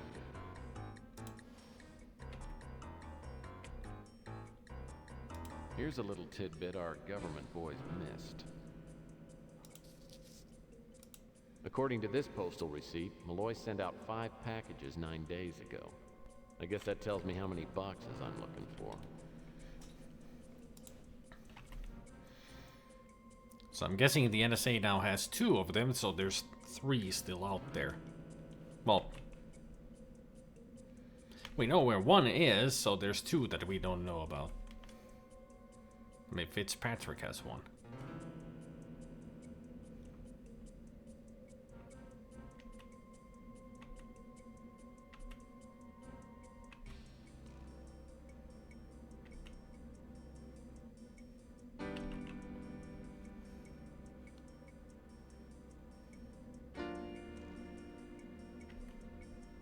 These pallets seem to be a little unsettled. Hello? An Everlock safe. I seem to recall there's a mathematical relationship to the serial number and the combination to open it.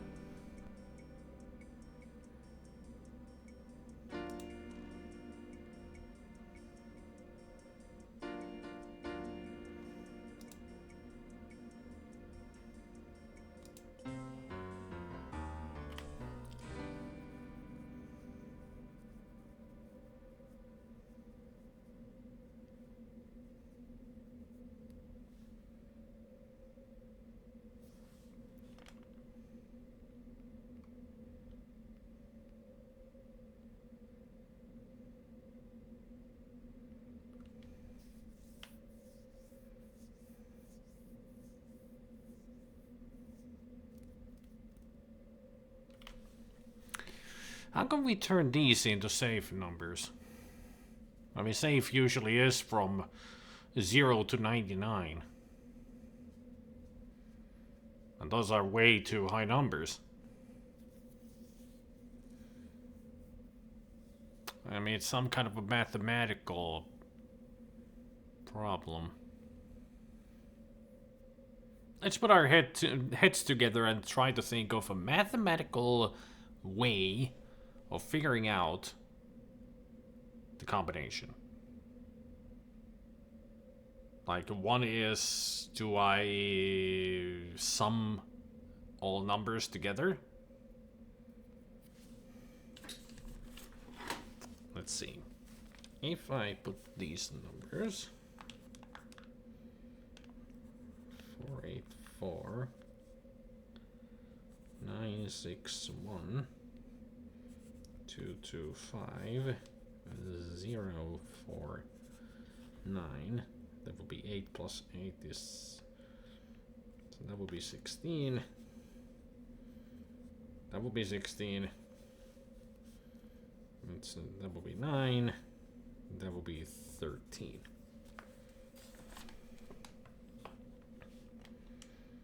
Hey, it's Radies. An Everlock's.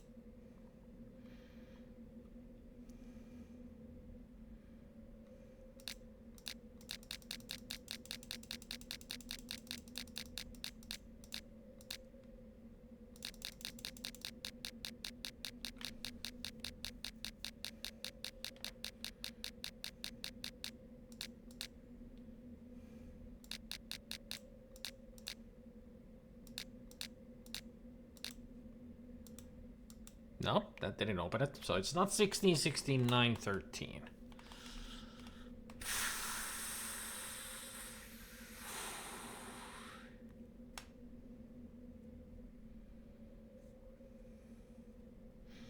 I mean, that's a good guess at Trades, but we're not... I mean, I could sum all of these up together. Maybe we get a, you know...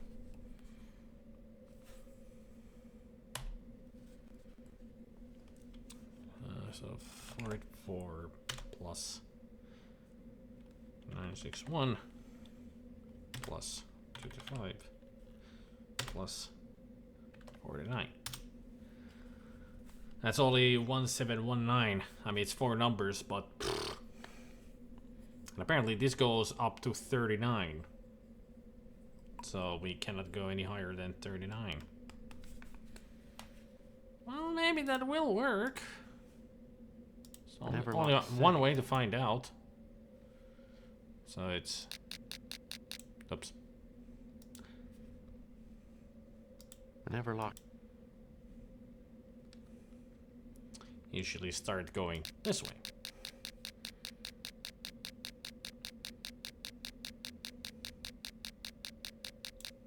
One, 7, 1, 9. No? Okay. An Everlock. So if it's not a summation of all these... What does text say? An Everlock safe. I seem to recall there's a mathematical relationship to the serial number and the combination to open it. Serial number?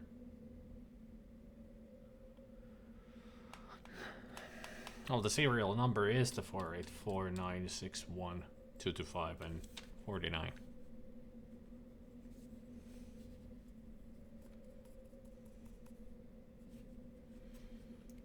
What would be 484 divided by 39? No, it's garbage number. Not an exact number.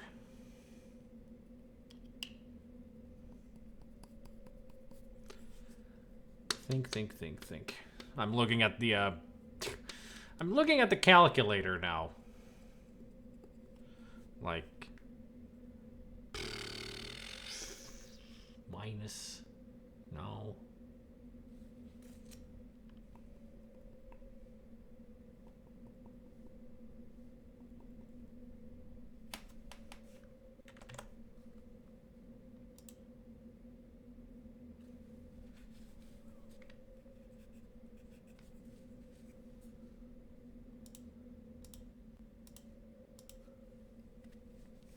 Maybe. I mean, this has got to be it.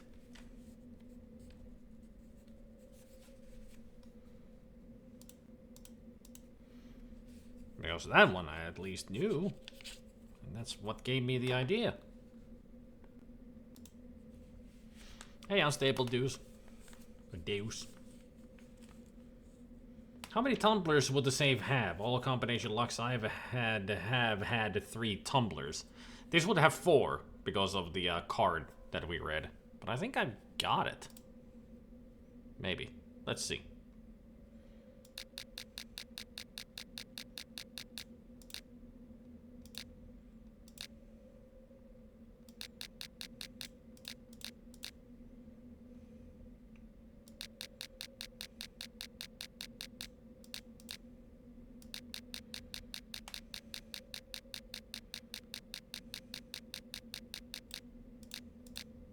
Aha!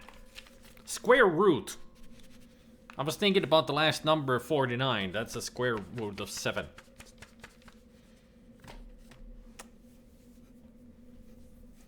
Yes. I mean, I was looking at the calculator and then just realized, oh yeah, there's square root. 49 is square root 7. And then I tried it out and it worked.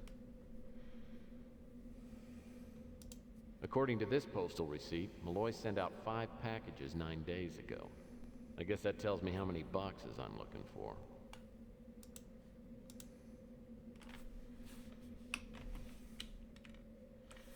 That's what we're... It's a scrap of paper with some hand-drawn diagrams on it. This scrap refers to some sort of containment chamber with instructions on how to open it.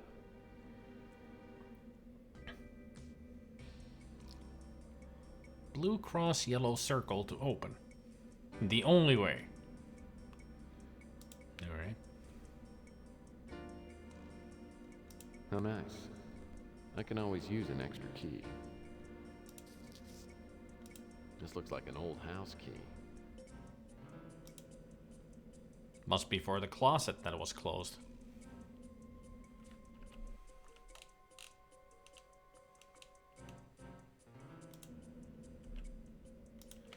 So let's go try it.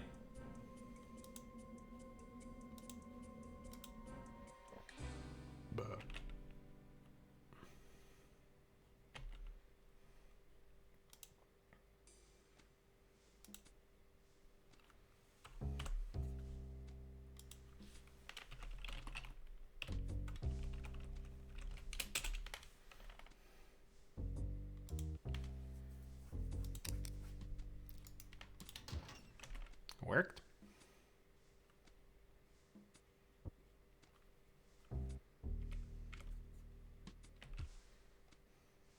This paperback book's well worn. From the imprints on this page, I'd say Malloy was writing on the title page and then tore it out. Looks like Malloy might have been trying to make an anagram out of the title, There Are Messages from Outer Space.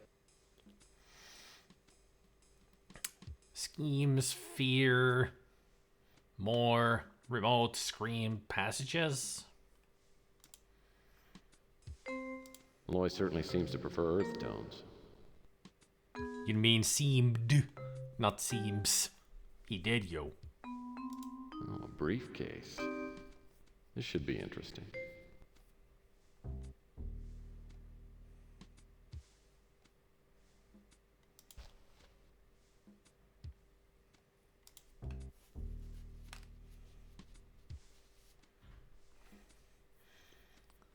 Gate of the Sun photo and Malloy's notebook.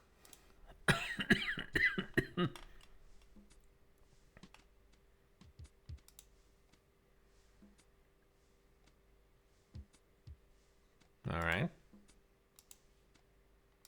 This notebook must contain information on Malloy's work. I can't make out the writing. Looks like some sort of personal shorthand. I wonder. Maybe Regan could figure out some of her father's chicken scratch.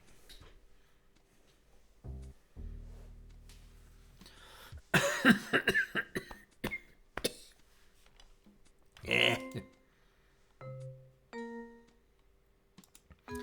Well, since we think that Regan then can do that, let's go to the office. Troubled.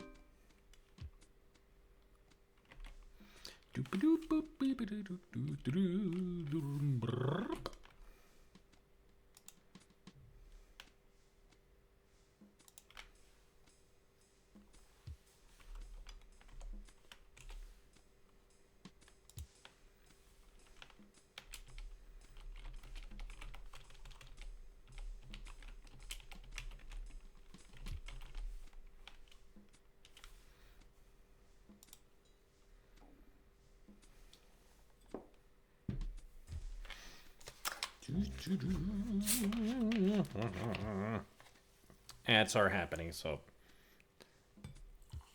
good time for me to pour myself the drink.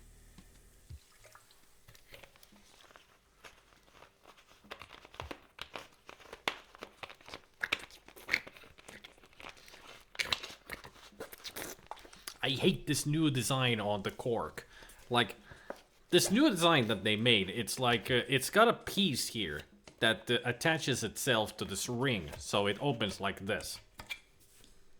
I mean, yeah, it's not in the way when you pour, but getting it back here is so freaking annoying. This is like the dumbest design I've ever seen. Why would they do this? Did people lose so many corks when they opened this up that they called, hey, make the cork like this?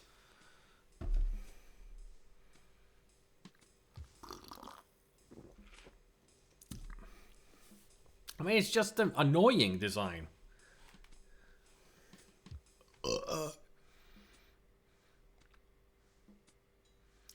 All you smart people, let me have this as annoyance.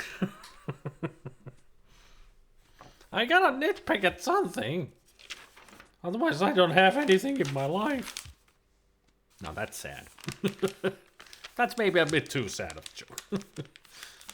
I mean, it just feels wrong. You know. That's all about it. It just feels wrong. And sometimes, it's happened to me that sometimes the ring gets so loose that when I pour, the cork just flips down and then it just splashes all over the place. So it can get in the way. That's why it's a poor design. So sometimes I just rip it. Yeah, I heard it on the news.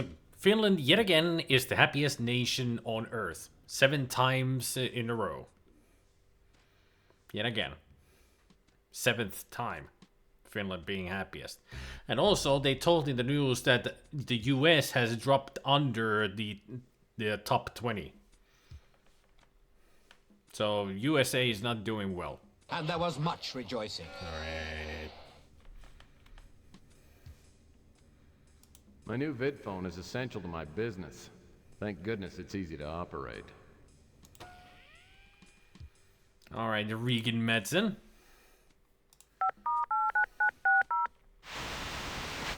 Hello, Tex Murphy. Decide to take me up on my proposition? We need to talk. Sounds serious. When do you want to get together? How about as soon as possible? All right. There's a lounge here at the Imperial. Meet me in a half an hour. I'll be there in 2 seconds. I meant to say, sorry lady, we're taken.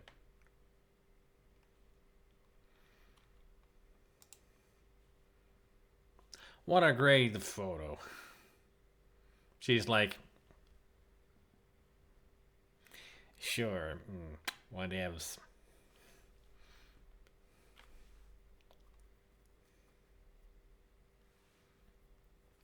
I think they said also in the news that a surprise was number 6 of the happiest nations was Afghanistan. I mean, why shouldn't they be? Nothing wrong with Afghanistan, if you ask me.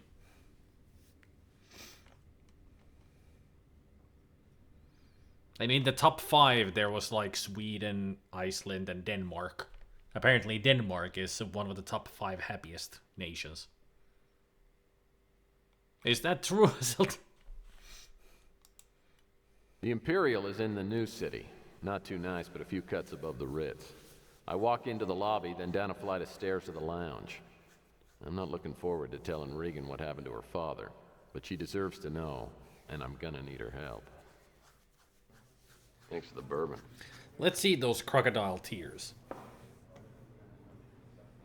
Is everything okay? Tell me about your father. My father worked for the military. I was born in China. I was raised there. We were really pretty close when I was younger, especially after my mother died. And then, we moved back here when he retired. Then he married that teenage gold digger. You know what I'm talking about. And, we had a little bit of a falling out. I just want to see him again. I talked to your father last night. You did? Where is he? I want to see him. It's too late, Regan.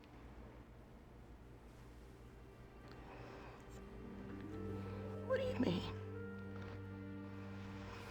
NSA killed him. He almost got both of us last night. I'm sorry.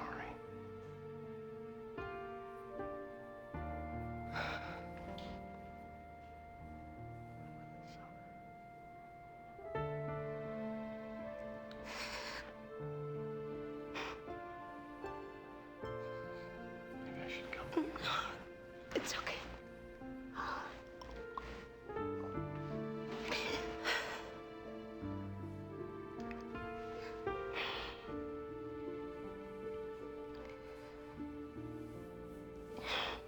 You always knew they were gonna get him. That's why he didn't want me to know about his work. That's why he sent all those boxes out. I recovered something. See if it looks familiar to you. Yes, it's my father's. I recognize his writing. But he wrote it all in his own personal shorthand. It's almost impossible for me to figure out. Why don't you give it a try anyway? It's one of the leads I'm working on to see what your father was doing. That's quite the notebook. It's lucky the NSA didn't get this. You think it's that important? Yeah, I do.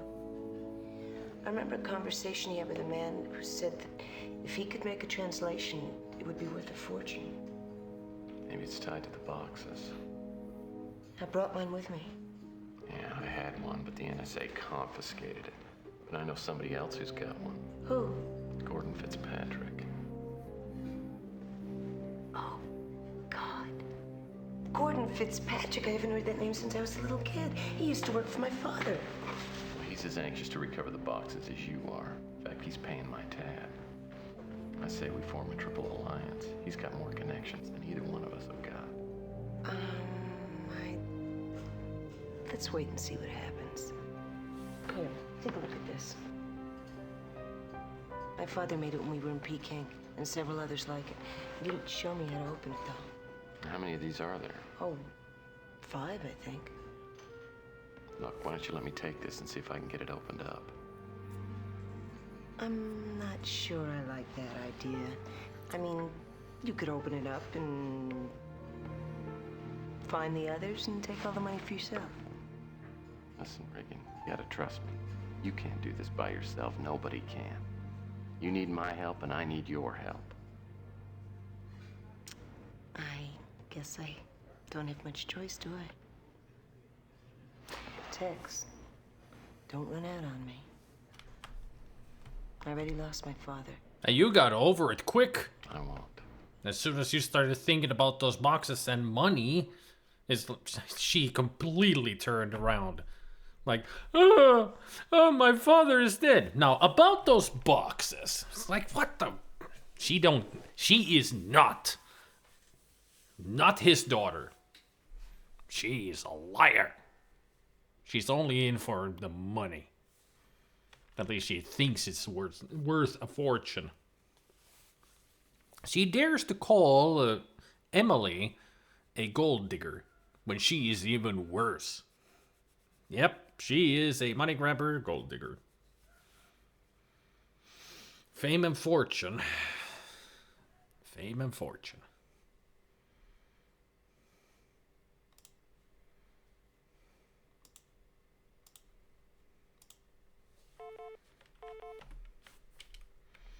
Hello?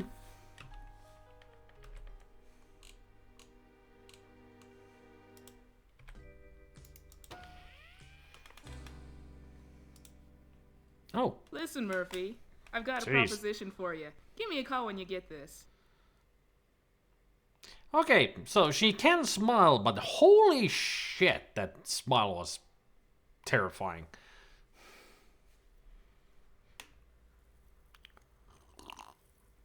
So she's one of those that me and my friend call we call them overactors, as in normal speaking, they're very underacting, just monotone, no emotion.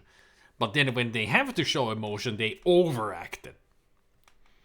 There's especially one movie where we came up with this, that they are normally like this all the time. But when they need to show emotion, they go overboard! And that's exactly right there. Call me! Just freaking face is nothing but a freaking smile. Ugh. Oof.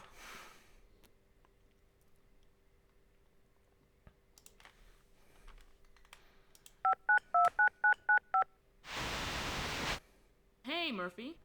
Okay, what's the deal? You followed up on the auto tech tip I gave you, right? Yeah, turned out to be an NSA front. But you got inside. Not as far as you know. Look at all the emotion now. Anyway, I need you to get something for me. See what it's I mean? It's a file with documentation on an NSA project called Operation Euphoria. It's kept in the NSA evidence room in the Autotech building. How do you know all this? Let's just say I've gotten to know some useful people. So what do you say? If you can get me the file, I'll trade you information or maybe something else. I've got access to anything you want. Just name it. See what I mean on under overacting?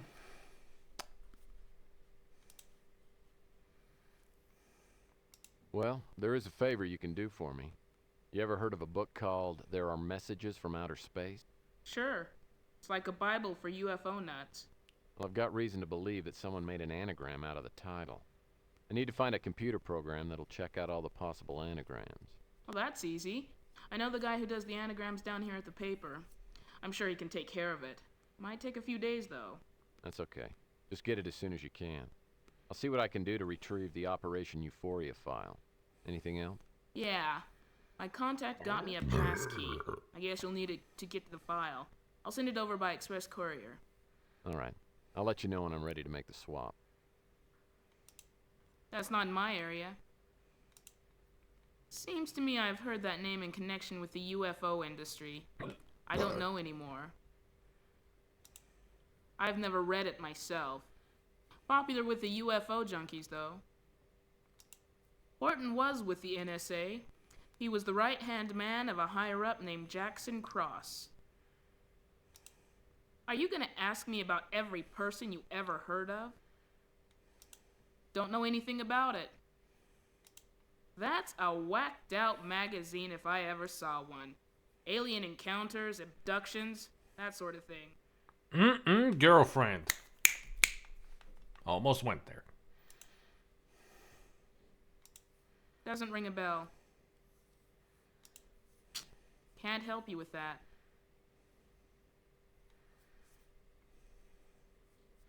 UFO, unidentified flipping over.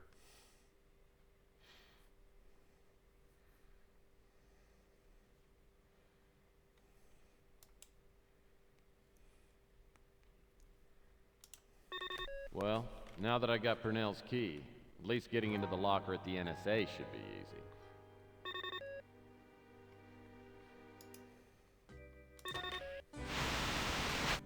Hello there. I'm glad I caught you at home. Well, it's a good thing you didn't drop by in person, because my housekeeper's on the rampage again. If I dropped by, I'd just mess up your apartment anyway. So what'd you find out? Well, not much. About the only thing I could figure out was toward the end of the notebook. There were quite a few references to OE, EW, and AE, but I'm not sure what they stand for. Well, the E and the W could be directions or compass points, and the OE stands for Old English, but that doesn't seem very relevant. Whatever they mean, I get the feeling they're leading to something really big. Everyone and their dogs want to get their hands on your father's work. As soon as we find out what these initials stand for, we'll be halfway to a fortune. I don't know. Maybe your father was keeping this under wraps for good reason. When we find out what this is all about, we may decide that whatever he learned shouldn't be let out into circulation. What are you talking about? That's why we're in this. For the money. Look, your father wanted to keep this work away from the NSA, and I think that's an omen. We won't sell it to them. We'll only sell the information to the right people. What if it's not that simple? What if it's something that would be better locked up forever? That's not an option. It was my father's work, so by rights it's mine now. You can have a piece of the action, or I can do it alone. Now I think you should give me back that box I gave you. I don't think that's a good idea. You don't have the right to keep it from me. It's mine. That's not the point. You're right, Tex. I'm being foolish and irresponsible. Yeah, There's sure. nothing terrible about what we find. We'll make a lot of money and live happily ever after. Let's keep our fingers crossed, but for now I just want you to sit tight. I have a feeling things are going to get a little sticky from now on.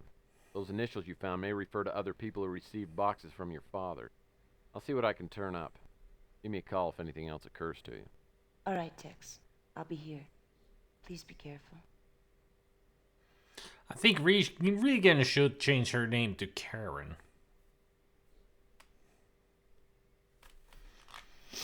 If you identify a UFO as an alien spacecraft, then is it no longer a UFO? No, it would be an IFO, as in identified flying object.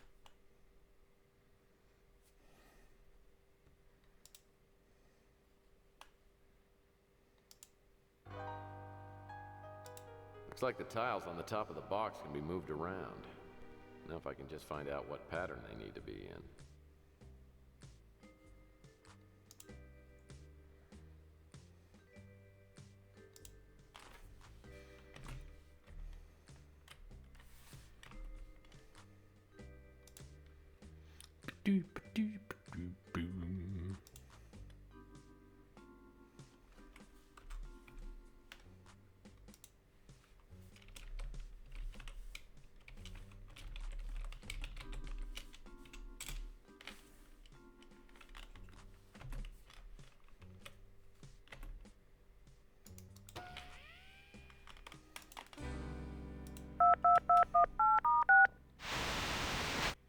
What can I help you with? I learned a few new things, and I'd like to run them by you. By all means. All right, let's ask about these initials. A.E. I suppose that could refer to Archie Ellis. I believe he's the editor of the Cosmic Connection. I can't place the name. yes, I know of him. He's a respected writer in the field of UFO studies. By all appearances, he's a reclusive man. I mean, one of the initials is EW, so that should be Elijah Witt. I don't believe I have any additional information. Yeah, let's just cut it off there. I didn't even click anything. The game decided, yeah, that's it. Project Blueprint was the name given to the military's analysis of the alien materials. No, I've heard of the book, but I've never read it. You found one of the boxes? Well, I must say, your investigative skills are impressive. Not all the way to the end. Let's just get rid of the final 1 or 2 syllables. Sorry, I'm afraid that's unfamiliar to me.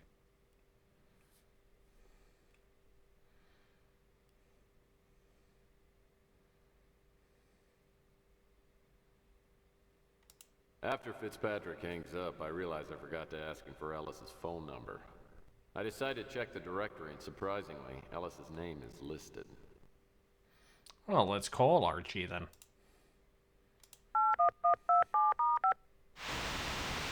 Identify yourself. I remember that he's the garbled one. I'm a friend of Dr. Thomas Malloy. Tell me your name and your connection to Dr. Malloy. My name's Murphy. Dr. Malloy asked me to carry on his work involving hieroglyphics found in the Roswell spaceship. If you have knowledge of the Roswell hieroglyphics, then you should know other details regarding alien studies. If you can answer several questions, I will agree to meet with you. Who was the author of There Are Messages from Space? Outer space. J.I. Thelwait? Correct. What is the name of the site of the immense alien landing strips in Peru? Plains of Nazca. The Plain of Nazca. Correct. Name the structure located at Tiahuanaco.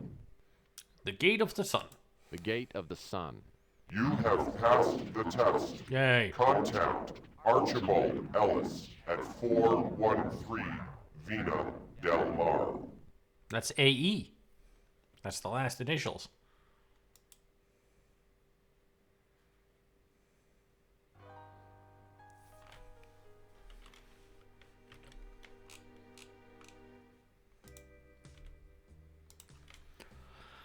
Ba-doo, ba-doo, ba-doo. Cosmic Connection. There he is. The sloppily painted sign 413 Vina Del Mar identifies the place as the Cosmic Connection. The display window is filled with charms, amulets, UFO books, and astrology charts. It doesn't look too promising. I open the door and step inside. An innocuous-looking little man is debating furiously with someone on the vidphone. Look, extraterrestrial contact was made by the Russians throughout the 50s. It is well documented. Wrong decade, Arch. The aliens had to get rid of Kennedy before he exposed them, and LBJ was certainly under their control, if not actually one of them. LBJ was a commie, mate.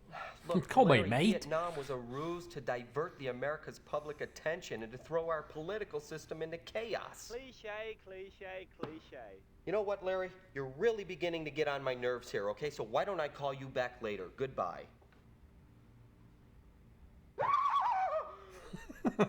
You always sneak up on people like that? I'm a PI. It's what I get paid to do. Are you Ellis? Yeah, that's right. You must be Murphy. Here's my card. You got one? Darn it, I think I just handed out my last one. Oh, okay. Well, you give me one later. So, you're a private eye, huh? Never met a private eye before. Hey, want some herbal tea? No. No? Oh, okay. So, you know Dr. Malloy? I knew him. He's dead. The NSA murdered him. Murdered him? Actually, I think the NSA wanted to take him alive. So I gather from that the NSA wanted something from him. Now, you were with him recently. Do you have any idea what that'd be?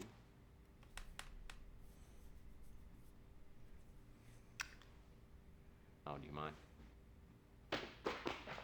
Actually, I do. So I guess this is the part where you tell me everything you know about Malloy. Just put the cigarette in his tea. Want me to start at the beginning? Yeah, it's pretty standard. Well, I publish a magazine called The Cosmic Connection. I'm sure you've heard of it.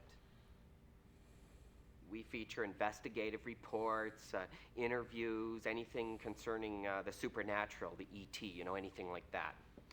Anyway, one of my contacts in the field is a man by the name of Elijah Witt. Oh, he is a legend in the area of alien encounters. Anyway, a few months back, he set up an interview between Dr. Malloy and myself. Did Witt say how he knew Malloy? No, but I think that he, Witt, pulled some strings and got him, Malloy, a research lab at San Francisco Tech. Witt used to be a professor there, and, Any idea what Malloy was doing at the research lab? I don't really know, but he did use a strange term, the Pandora device. I'm not really sure exactly what it means. Pandora device? Well, yeah, he talks about the dark seed that was unleashed. The what? Well, something got loose, something alive. I mean, come on, there's been stories around for ages. Anyway, we talked about other things, you know, Roswell, of course. You know what? What you should probably do is read some books, and I can make some recommendations. Oh, they have big pictures. Let's see, I'm gonna start you with something light. Foucault's Pendulum. This is practically a manual on government conspiracies. And, let's see, Adrift in the Telluric Currents. Now, this is a little tougher read, but it's good. It's really good. And a must-read is The Fifth Column, okay, by Richard Eco. Now, this man, he was a prophet. I mean, he proved without reasonable doubt that we've been living amongst aliens for generations, and the government knows everything. I mean, it even hints that one of our presidents was a alien, if not at least half. You know, I won't tell you which president. I want to ruin the surprise for you. Anyway, it's all in there: crop circles, abductions, etc., etc. Look, if you want my advice, don't trust anybody, okay? I mean, I can sense you're on the level here, but most of the time, people, you just don't know. I mean, aliens are everywhere, man. Hey, Archie. How do you know I'm not an alien? Murph, you're so silly. Everyone knows aliens deny their own existence. Well, I appreciate you letting me borrow these. Sure, just take them home with you. Could I ask you a few more questions? Sure, that would be great. Yeah, that would be the ultimate proof that, hey, are you an alien? And they say no, they are an alien.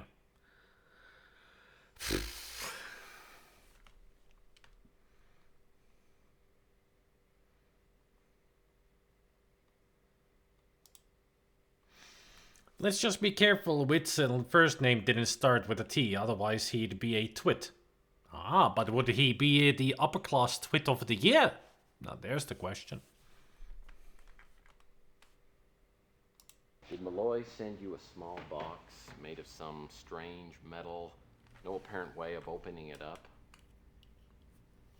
Well, actually he did, but it got stolen. That in the interview I did with Dr. Malloy. You know, I'm missing a stapler too and a few pens. I don't know if I misplaced them or... Well, let me get this straight. You just let somebody waltz in here and take the box? Well, no, actually I hid it. But whoever broke in, they knew exactly what they were looking for. It's like that cops have to tell you if they actually are undercover cops. Hint, no, they effing don't. The interview that I did with Dr. Malloy was on 2 separate discs. They only got the first one. You want to watch it? Sorry for the interruption, Doctor. This power cell, as you call it, could it be used to power these ships? Hypothetically. But first, we'd have to get into the Roswell complex. And the military isn't about to roll out the red carpet. Well, rumors have circulated for years about what really happened there. Would you care to shed some light on the incident? Well, I can only tell you what I've heard. Among the various items recovered at the Roswell crash were several egg-shaped capsules stored inside a containment chamber. Now, no one could figure out how to open the capsules, so they faded into the background for years. Then the researchers figured out how to operate the accelerator. Apparently, someone used it on one of the capsules, and something was released into the facility. And whatever it was, it killed off almost everyone in the complex before the military could quarantine the area. And no one's been in the complex since then? Not that I know of. Thank you for your time, Doc. So, what do you think? Pretty cool, huh? Well, the stuff about Roswell was interesting. He didn't say anything about the Pandora device. Nope. So what are we gonna do now? Well, I've got to find out more about the Pandora device. Maybe I ought to contact Elijah Witt. Ooh, I don't think that's a very good idea. Why not? Well, you see, Mr. Witt, you know, he's a personal friend of mine, but he's very important, very private person. He doesn't like strangers. Too many wackos on the loose, if you know what I mean. Yeah, I know exactly what you mean, Archie. There were strange designs on the box. They looked Mayan or Aztec. I told you what I know. I mean, by the name, I guess it's something powerful and something Dr. Malloy doesn't want to let loose. Well, it could have been also a Prometheus device or Sphinx device. Oh wait, this is not Talos Principle. Well, I'm just one of the few people who realize that we are not alone in the universe. I mean, anyone who thinks otherwise is insane. Yeah, that's the pen name for Elijah Witt. He uses for his books. It's an anagram of his real name. Sure, I know about the book. You don't? I mean, I read it at least 100 times. I can tell. I don't know anything about any other boxes. Malloy never mentioned them.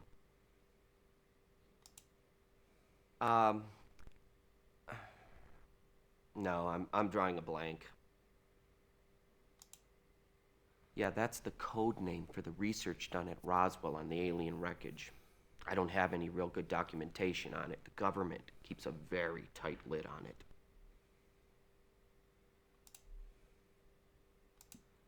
Well, as you can see, my shop here isn't just for anyone, but my magazine is written to be interesting and informative to all readers of all ages. I wonder how many readers he has. 10? 12? 15? Sorry. Sure, I know about NSA. Scary group. I mean, it's common knowledge they're being run by aliens. Oh, sure. Everything's alien to you. Let me think.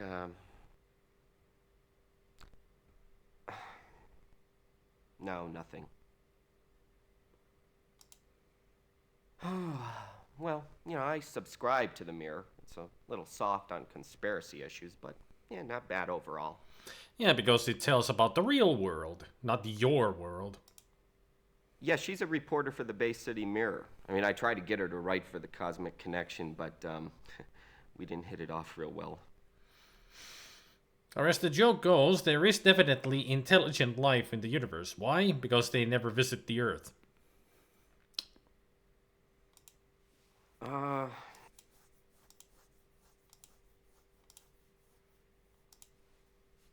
Oh, the doctor was a really nice guy.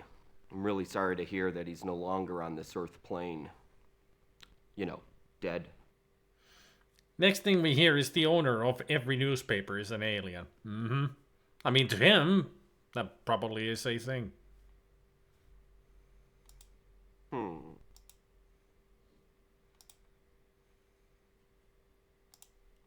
Well, you know, it's good to meet someone with the same ideas as me. Yeah, I get so tired of people thinking I'm some kind of kook or something. Oh, you're not a kook.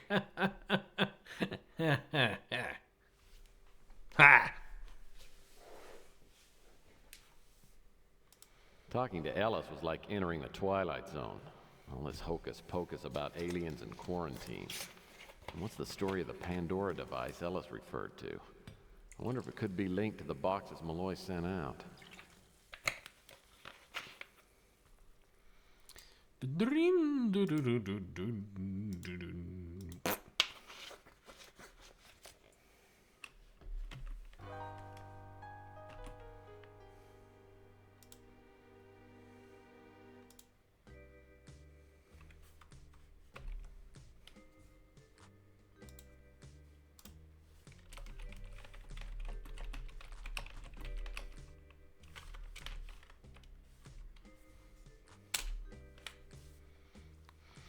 Yeah, Twilight Zone is way more easy to understand than any of these alien conspiracy guys.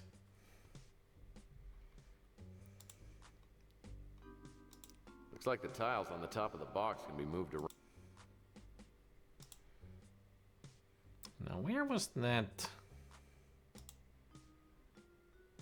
tapestry? Combine that with the box.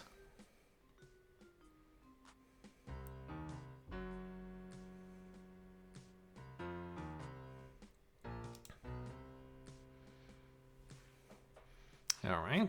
Slide puzzles. My favorite. I like it that the walkthrough says that now you gotta solve this annoying slider puzzle. Yeah, I know, a lot of people don't like slider puzzles. I just like them.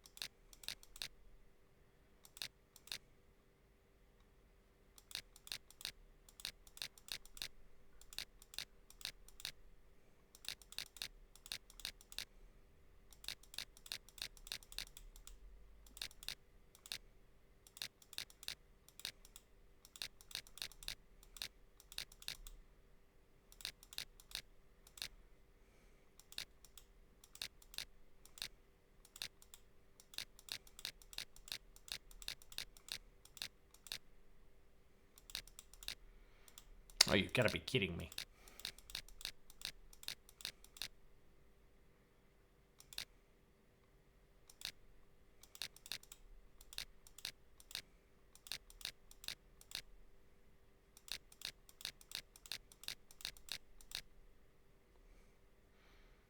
There.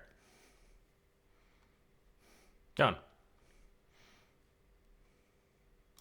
Looks like a module of some sort and some small metal pegs.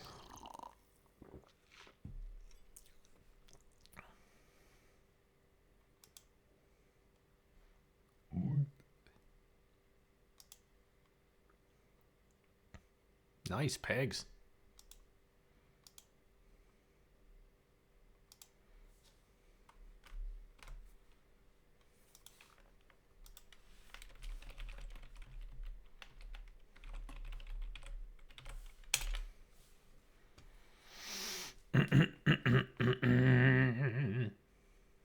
Trouble.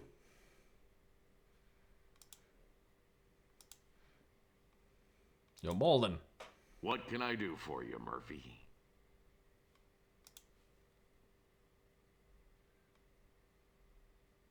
Don't know anything about him. Well, there are some things I don't know about. Look, Mac, I need your help. I know Dag Horton was an NSA agent, but I gotta find out why he was posing as the Black Arrow killer. Now, this could be a matter of life and death. For me. Come on, Murphy. You know they don't tell me anything. Especially not when the NSA's involved. I'm the wrong guy to ask. Man, you gotta be able to figure out something to tell me. Well, I do know one thing. I know where they took the body. It's down at the county forensics lab. Listen, I know the guy that runs the place. Maybe I can get you in and you can have a little time to take a look around. That's it. That's all I can do for you. Maybe that'll be enough.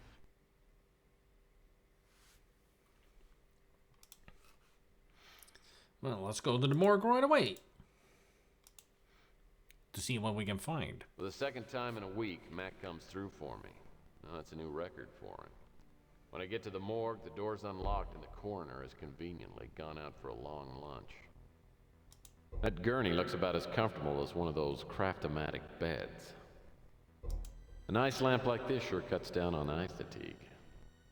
Nice microscope. Well, it's interesting, but not too useful to me right now. I wonder if there's one around here on female anatomy.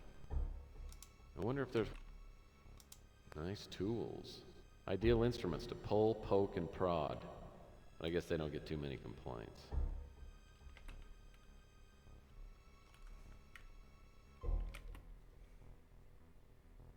This scalpel looks sharp. You could always use a good scalpel. Neat. Bah. Hello there, sir. This reminds me of one of my favorite songs. The hip bone connected to the leg bone. The leg bone's connected to the head bone. The head bone's connected to the arm bone. Dee, dee, dee, dee, dee, dee. Nice calendar. Maybe I'll start shopping at Fred's. These skulls look pretty healthy. My head's been hit so many times my cranium x-ray looks like the tributaries to the Amazon. I wonder if there's one around here on... Yet somehow you're still alive. The stuff in these beakers looks pretty sticky. Ew. Eye wash fountain.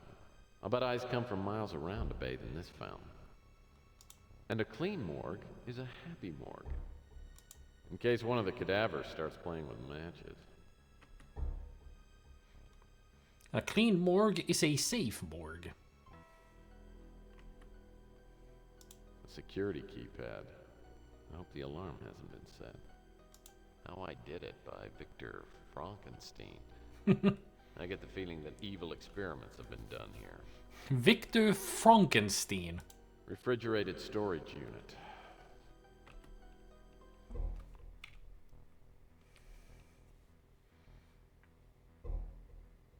How I Did It.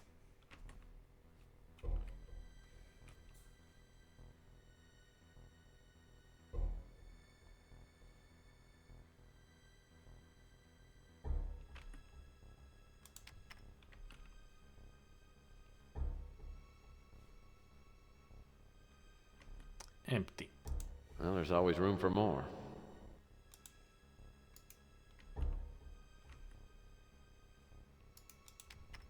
Eh. And the cause of death for this guy's obvious. Is it? As long as you don't suddenly come alive. So I'm guessing that the huge cigarette in your mouth is the cause of you burning down? Refrigerated storage unit. Dag Horton. I can't think of anyone else I'd rather see in here.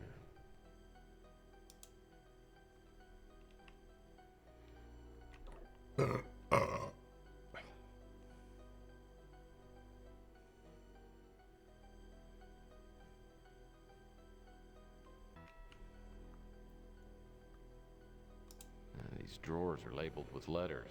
Hey, Chris. They probably contain some personal belongings brought in with the dearly departed. Maybe Horton had something on him.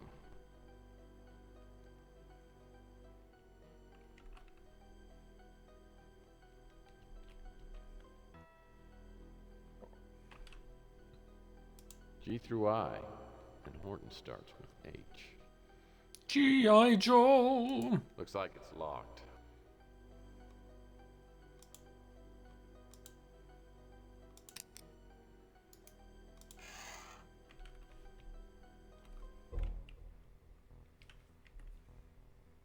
I'll bet Mr. Horton has something useful in his wallet.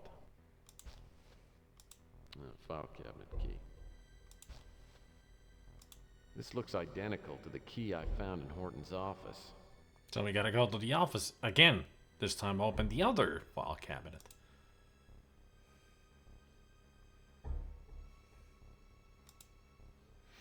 Building control, Sweetwell. Carry this pass card with you at all times. Use the pass card number to identify yourself when communicating with Sweetwell's customer service center. Send contact authorization schedule changes in writing to the above address. See back for other numbers.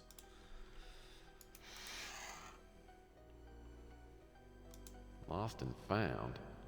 I'll bet there's some fun items in here.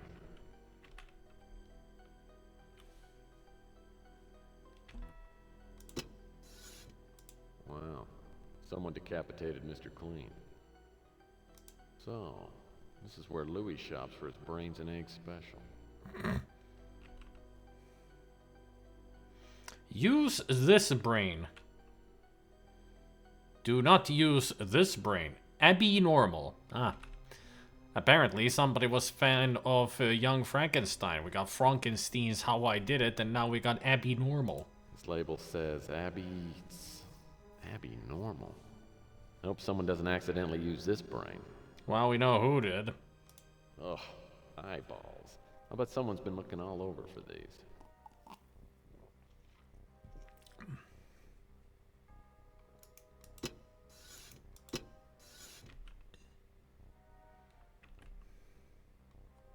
A strap-on shoe. I deduce chicanery took place at the coroner's annual three-legged race. A strap.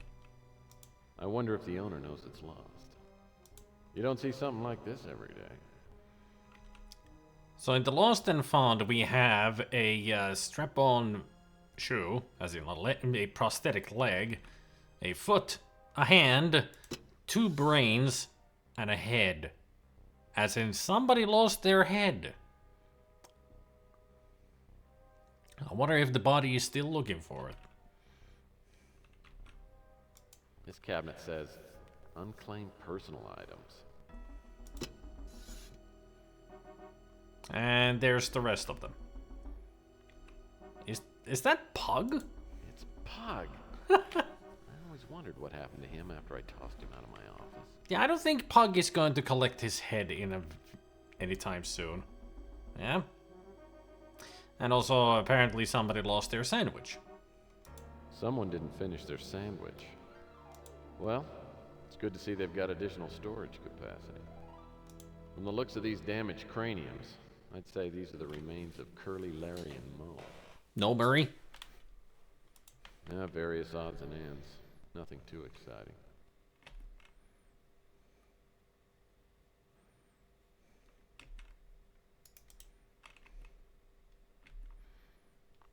We got Murray, as much as we want. Just do exclamation point Murray and you get Murray.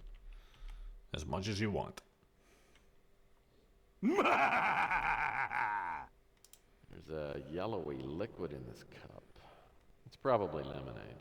I hope it's lemonade. Nice tools. Ideal instrument.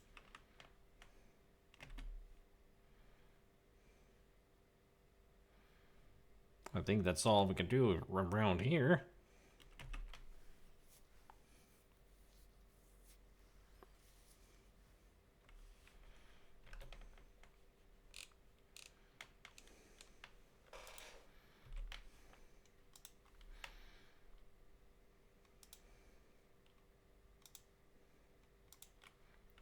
It's nice that we can just skip the whole Returning to office. Autotech after almost getting my head blown off the last time makes me a little nervous. There are no speeders parked outside, and a cautious look around leads me to believe the place is empty. At least for now. I better work fast.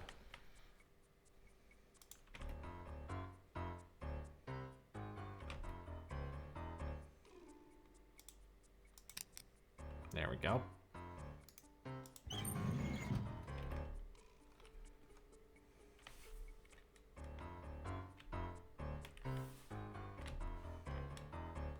Yeah, maybe the contents of this envelope will shed a little light.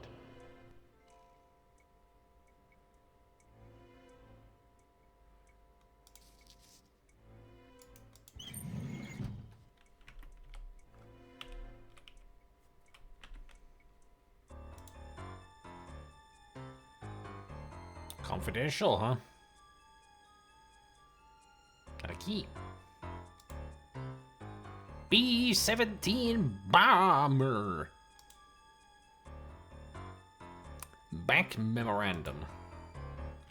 Target A right, interrogated and eliminated. Target B Ellis, under surveillance but not an immediate priority. And target C Collins. It is imperative that you begin surveillance on target C immediately. The doctor has gone underground and all attempts to locate him have failed. Target C, as we discussed, worked with the doctor and is the last person known to have contact with him. In addition, I have acquired information on the Target D, Emily Patterson. Target D is living at the Fuchsia Flamingo nightclub, 165 Chandler Avenue. I have reason to believe that the doctor may attempt to contact or relay information to Target D, so secondary surveillance is required. As we outlined previously, any contact with Target C and D must follow the BAK MO. This is imperative. Once either target receives a communication from the doctor, the target should be eliminated. Also, I must stress again the top secret nature of this assignment.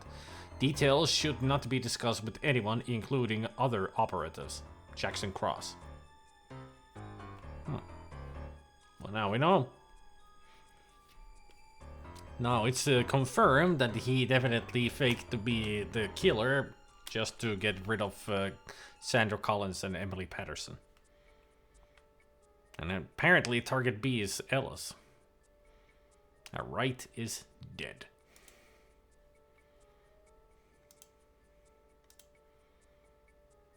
For your information, 1091. Memo from the desk of Jackson Cross. Alright.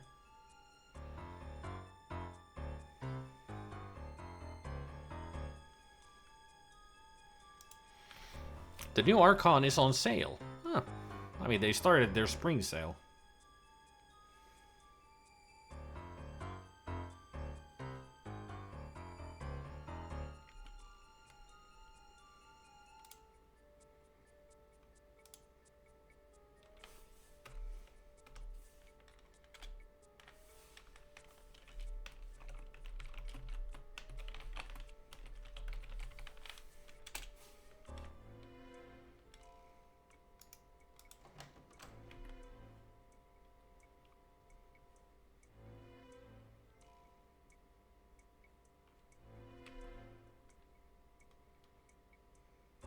I wonder if Jackson Cross stashed the box he took from me and put it in here. I can't think of a better place to start looking. Looks like it's locked. Looks like I'll need to find a special card and passcode before I can open that door.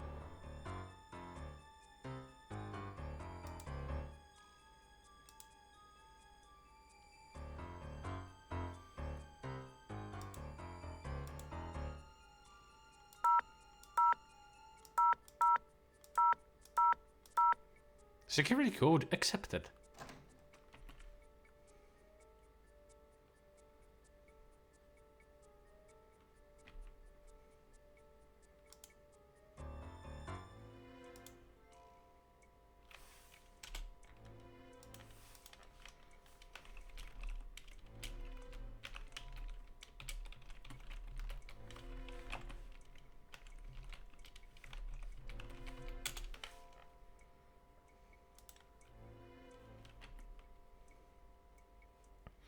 Row A, B, C, D, E, and F.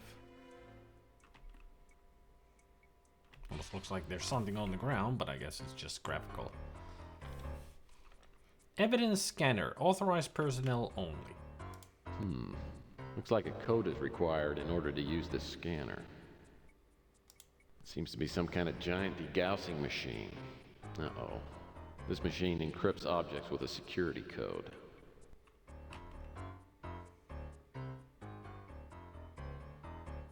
So we need the B-17 bomber.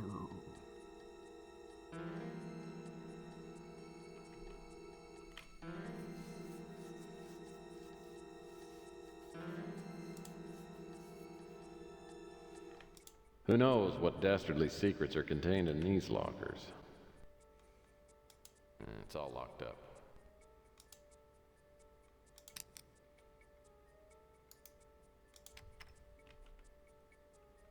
Well, there's the box. Hello, box. We meet again. Hello, box.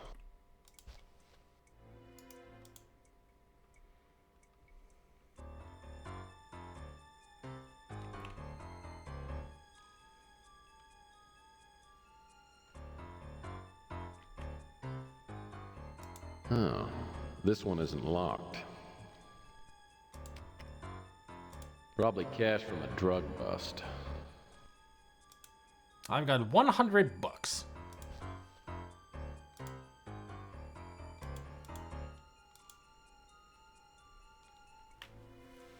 Do I need to look at this money to see how much cash this is? I mean, that's a lot of cash. I guess I don't need to see how much it is. All we know is it's 3 stacks. Well, this is either a map of San Francisco or a giant Etch-a-Sketch.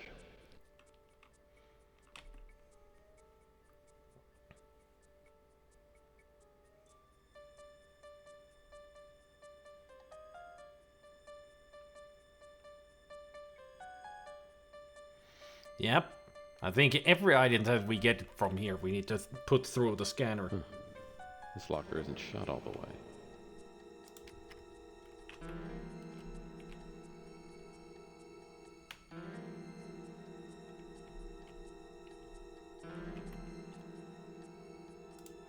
An NSA ID badge. I bet I could get in quite a bit of trouble with this little baby. Or get out of trouble. An NSA high security clearance badge. Ooh. Like I said, get out of trouble. And the game crashed. Why is it always this area gave us so much trouble and still does? It's ridiculous.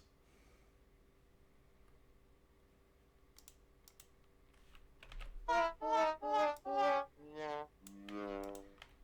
had a feeling that I should have saved.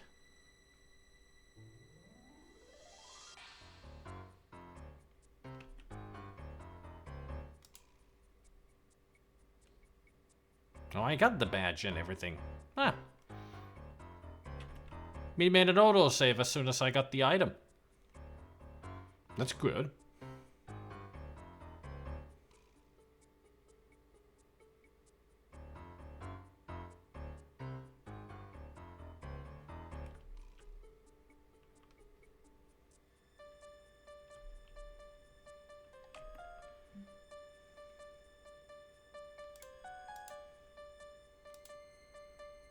I mean, this looks like the same kind of key as the B-17. And apparently it goes here. I wish I had keys for all the lockers. Yeah, wish we did. Well, I hope this is what Purnell wanted me to find. Or maybe she'll just have to be happy with a bootleg copy of a Bon Jovi's greatest hits CD. Nothing wrong with that.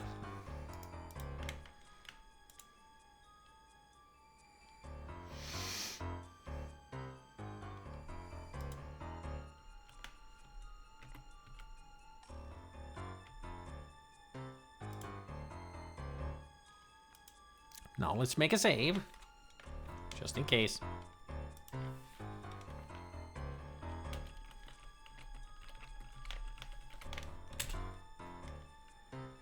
And here I thought you save it because your ass is going to get creamed at any second. Apparently this is the area, the auto tech areas, where the game has trouble sometimes rendering. So it crashes. But this time you only had 2 crashes, and I hope it stays that way.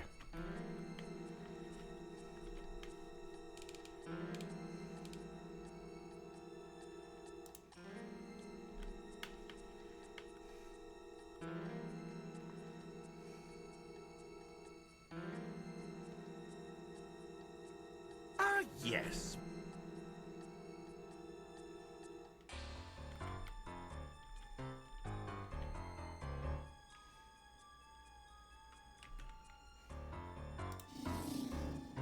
Alright.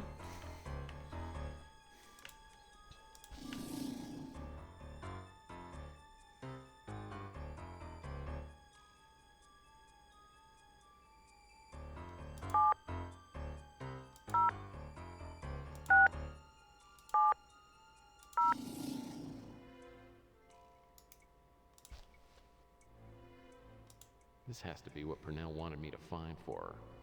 She'll be so happy.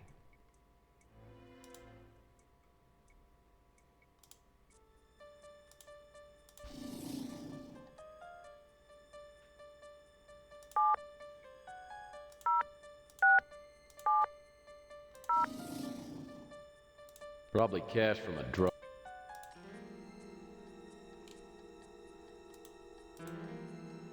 $500.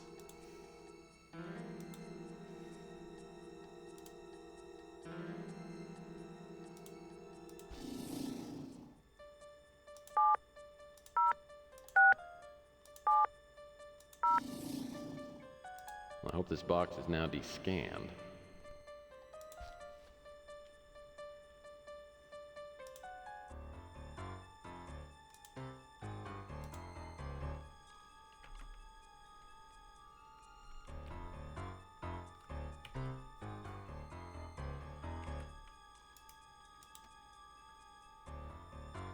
There we go.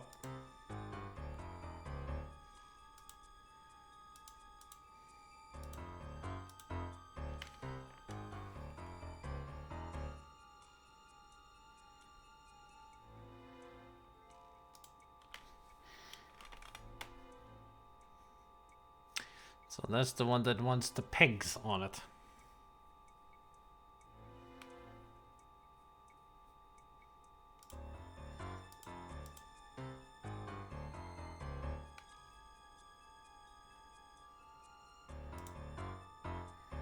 Combine the flight schedule with the map.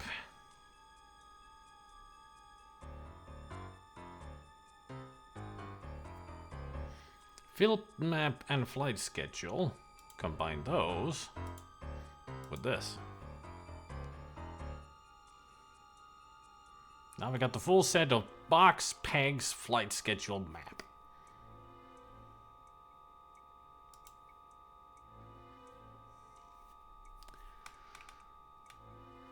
So, Calcutta, India to Urumqi, China.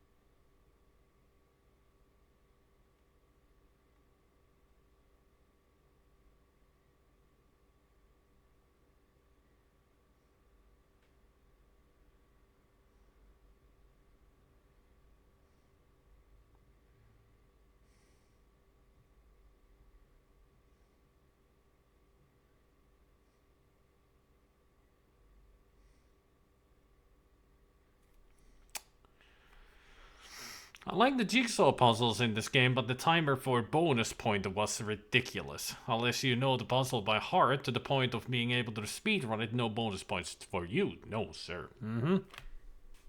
That is why I have a walkthrough here to help me out with this.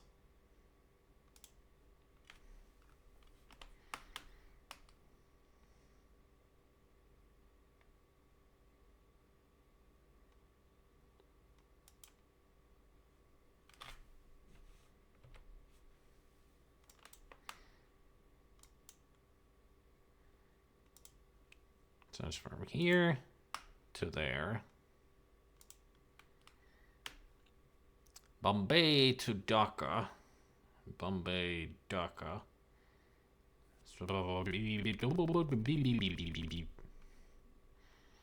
You would have to be so careful not to make any mistakes with this. This is just a ridiculous puzzle.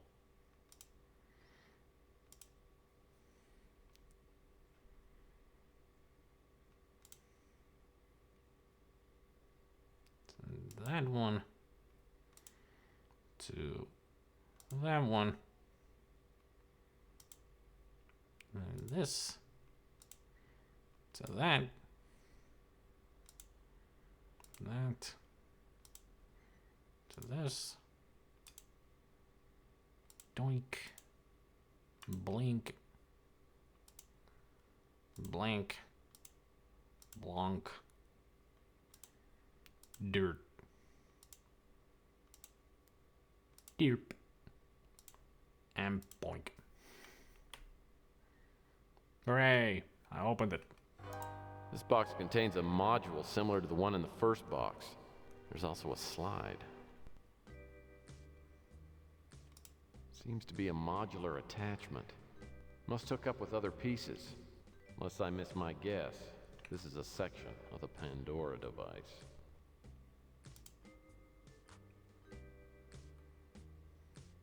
It's a slide with a picture of some strange object.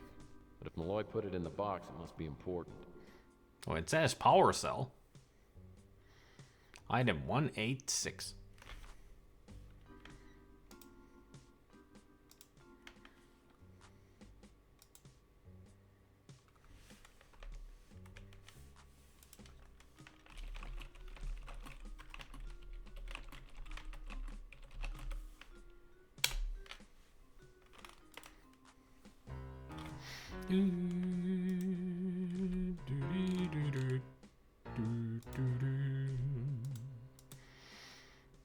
Oh, you! Oh, did you change your mind about the herbal tea, Murphy? It's great for insomnia, among other things. Did you know that the experts actually speculated that it was the aliens that taught That sounds fascinating. Look, I'm sorry to come by so late, but I just need to ask you a couple of quick questions. I'm sorry. Sometimes I just get a little hyped up, when I meet somebody that, knows what's going on. I have got a lot of what I think are brilliant theories, but, it's hard to find someone you can trust.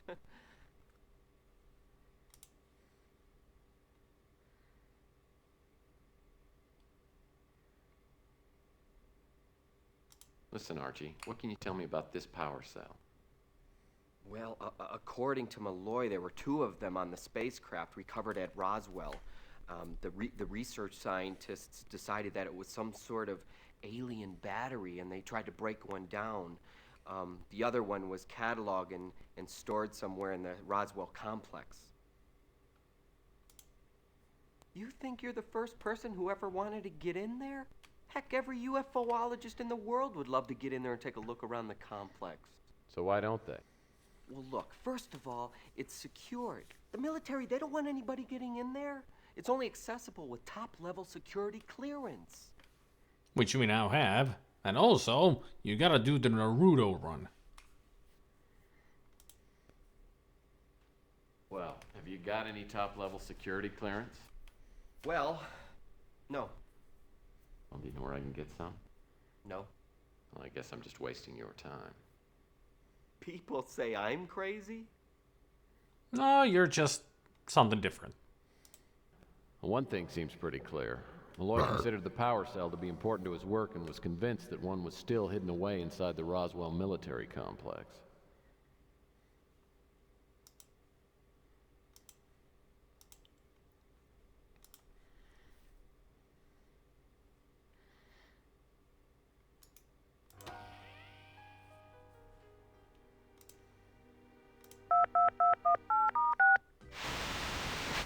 Good evening, Tex. You look as though you're on to something. What can I do for you? Well, I had a little talk with Archie Ellis. It seems that Dr. Malloy was working on something called the Pandora device, and I think it's connected to the boxes. I'd like to run some of these new developments by you.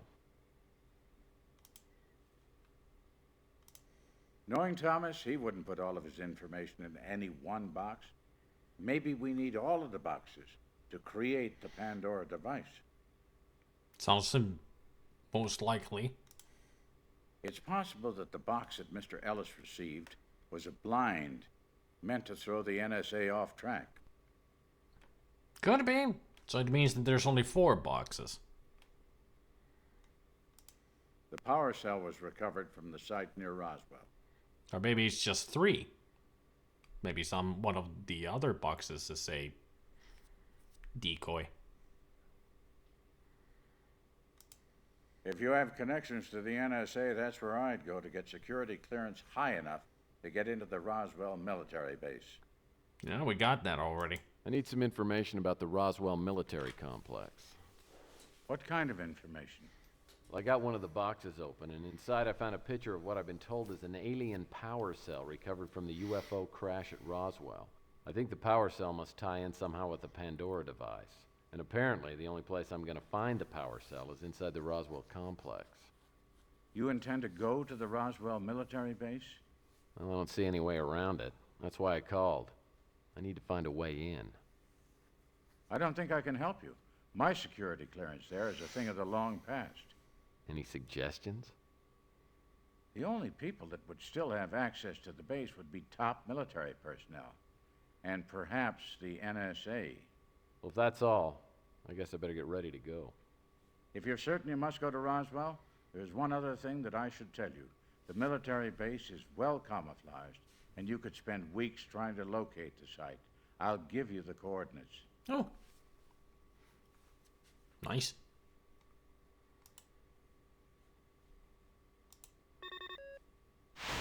Okay. Hey, got a second? Maybe. Actually, I'm really in a hurry. Oh, I'm sorry. If this is a bad time, just give me a call later. See ya. Ha! Despite warnings from Ellis and Fitzpatrick, I'm bound for Roswell. Hopefully the alien power cell is somewhere in the Roswell military complex. I know that without it, I'll never find out Malloy's secret. Oh, we're at day 6.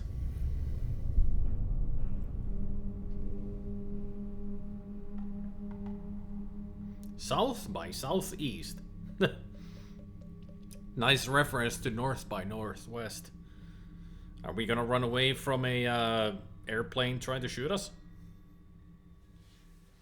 Or are we gonna be on a train?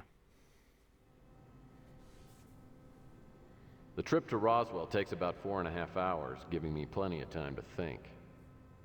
Something's bothering me from the last time I went to the Cosmic Connection.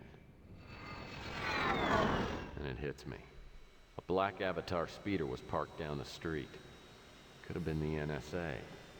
A voice in the back of my head keeps telling me that Archie Ellis is in danger.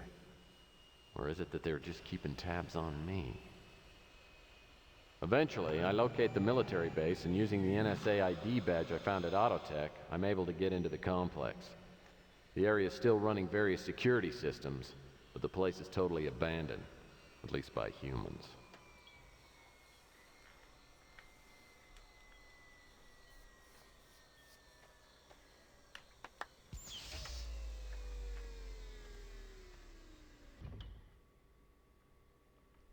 Well, since we think that we need to warn Archie, how about we do that?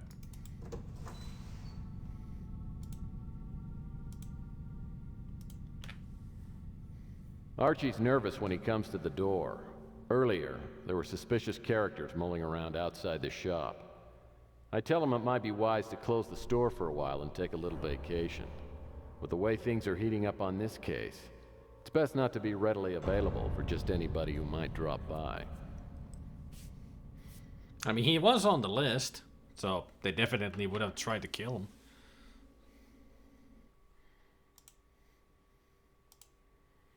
Now back to Roswell. Auxiliary panel. Save the game.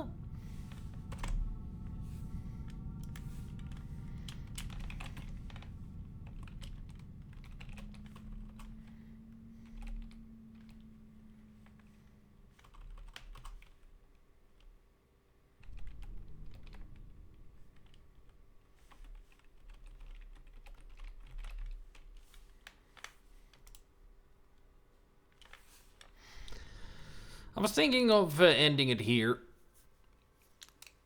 Oh, there's still quite a bit of the game left, so I'm thinking we should continue from here next week so we can play it to the end. There's only one chapter after this? Unless this is the final chapter? I don't remember. But I'm sure there's at least half a stream of game left.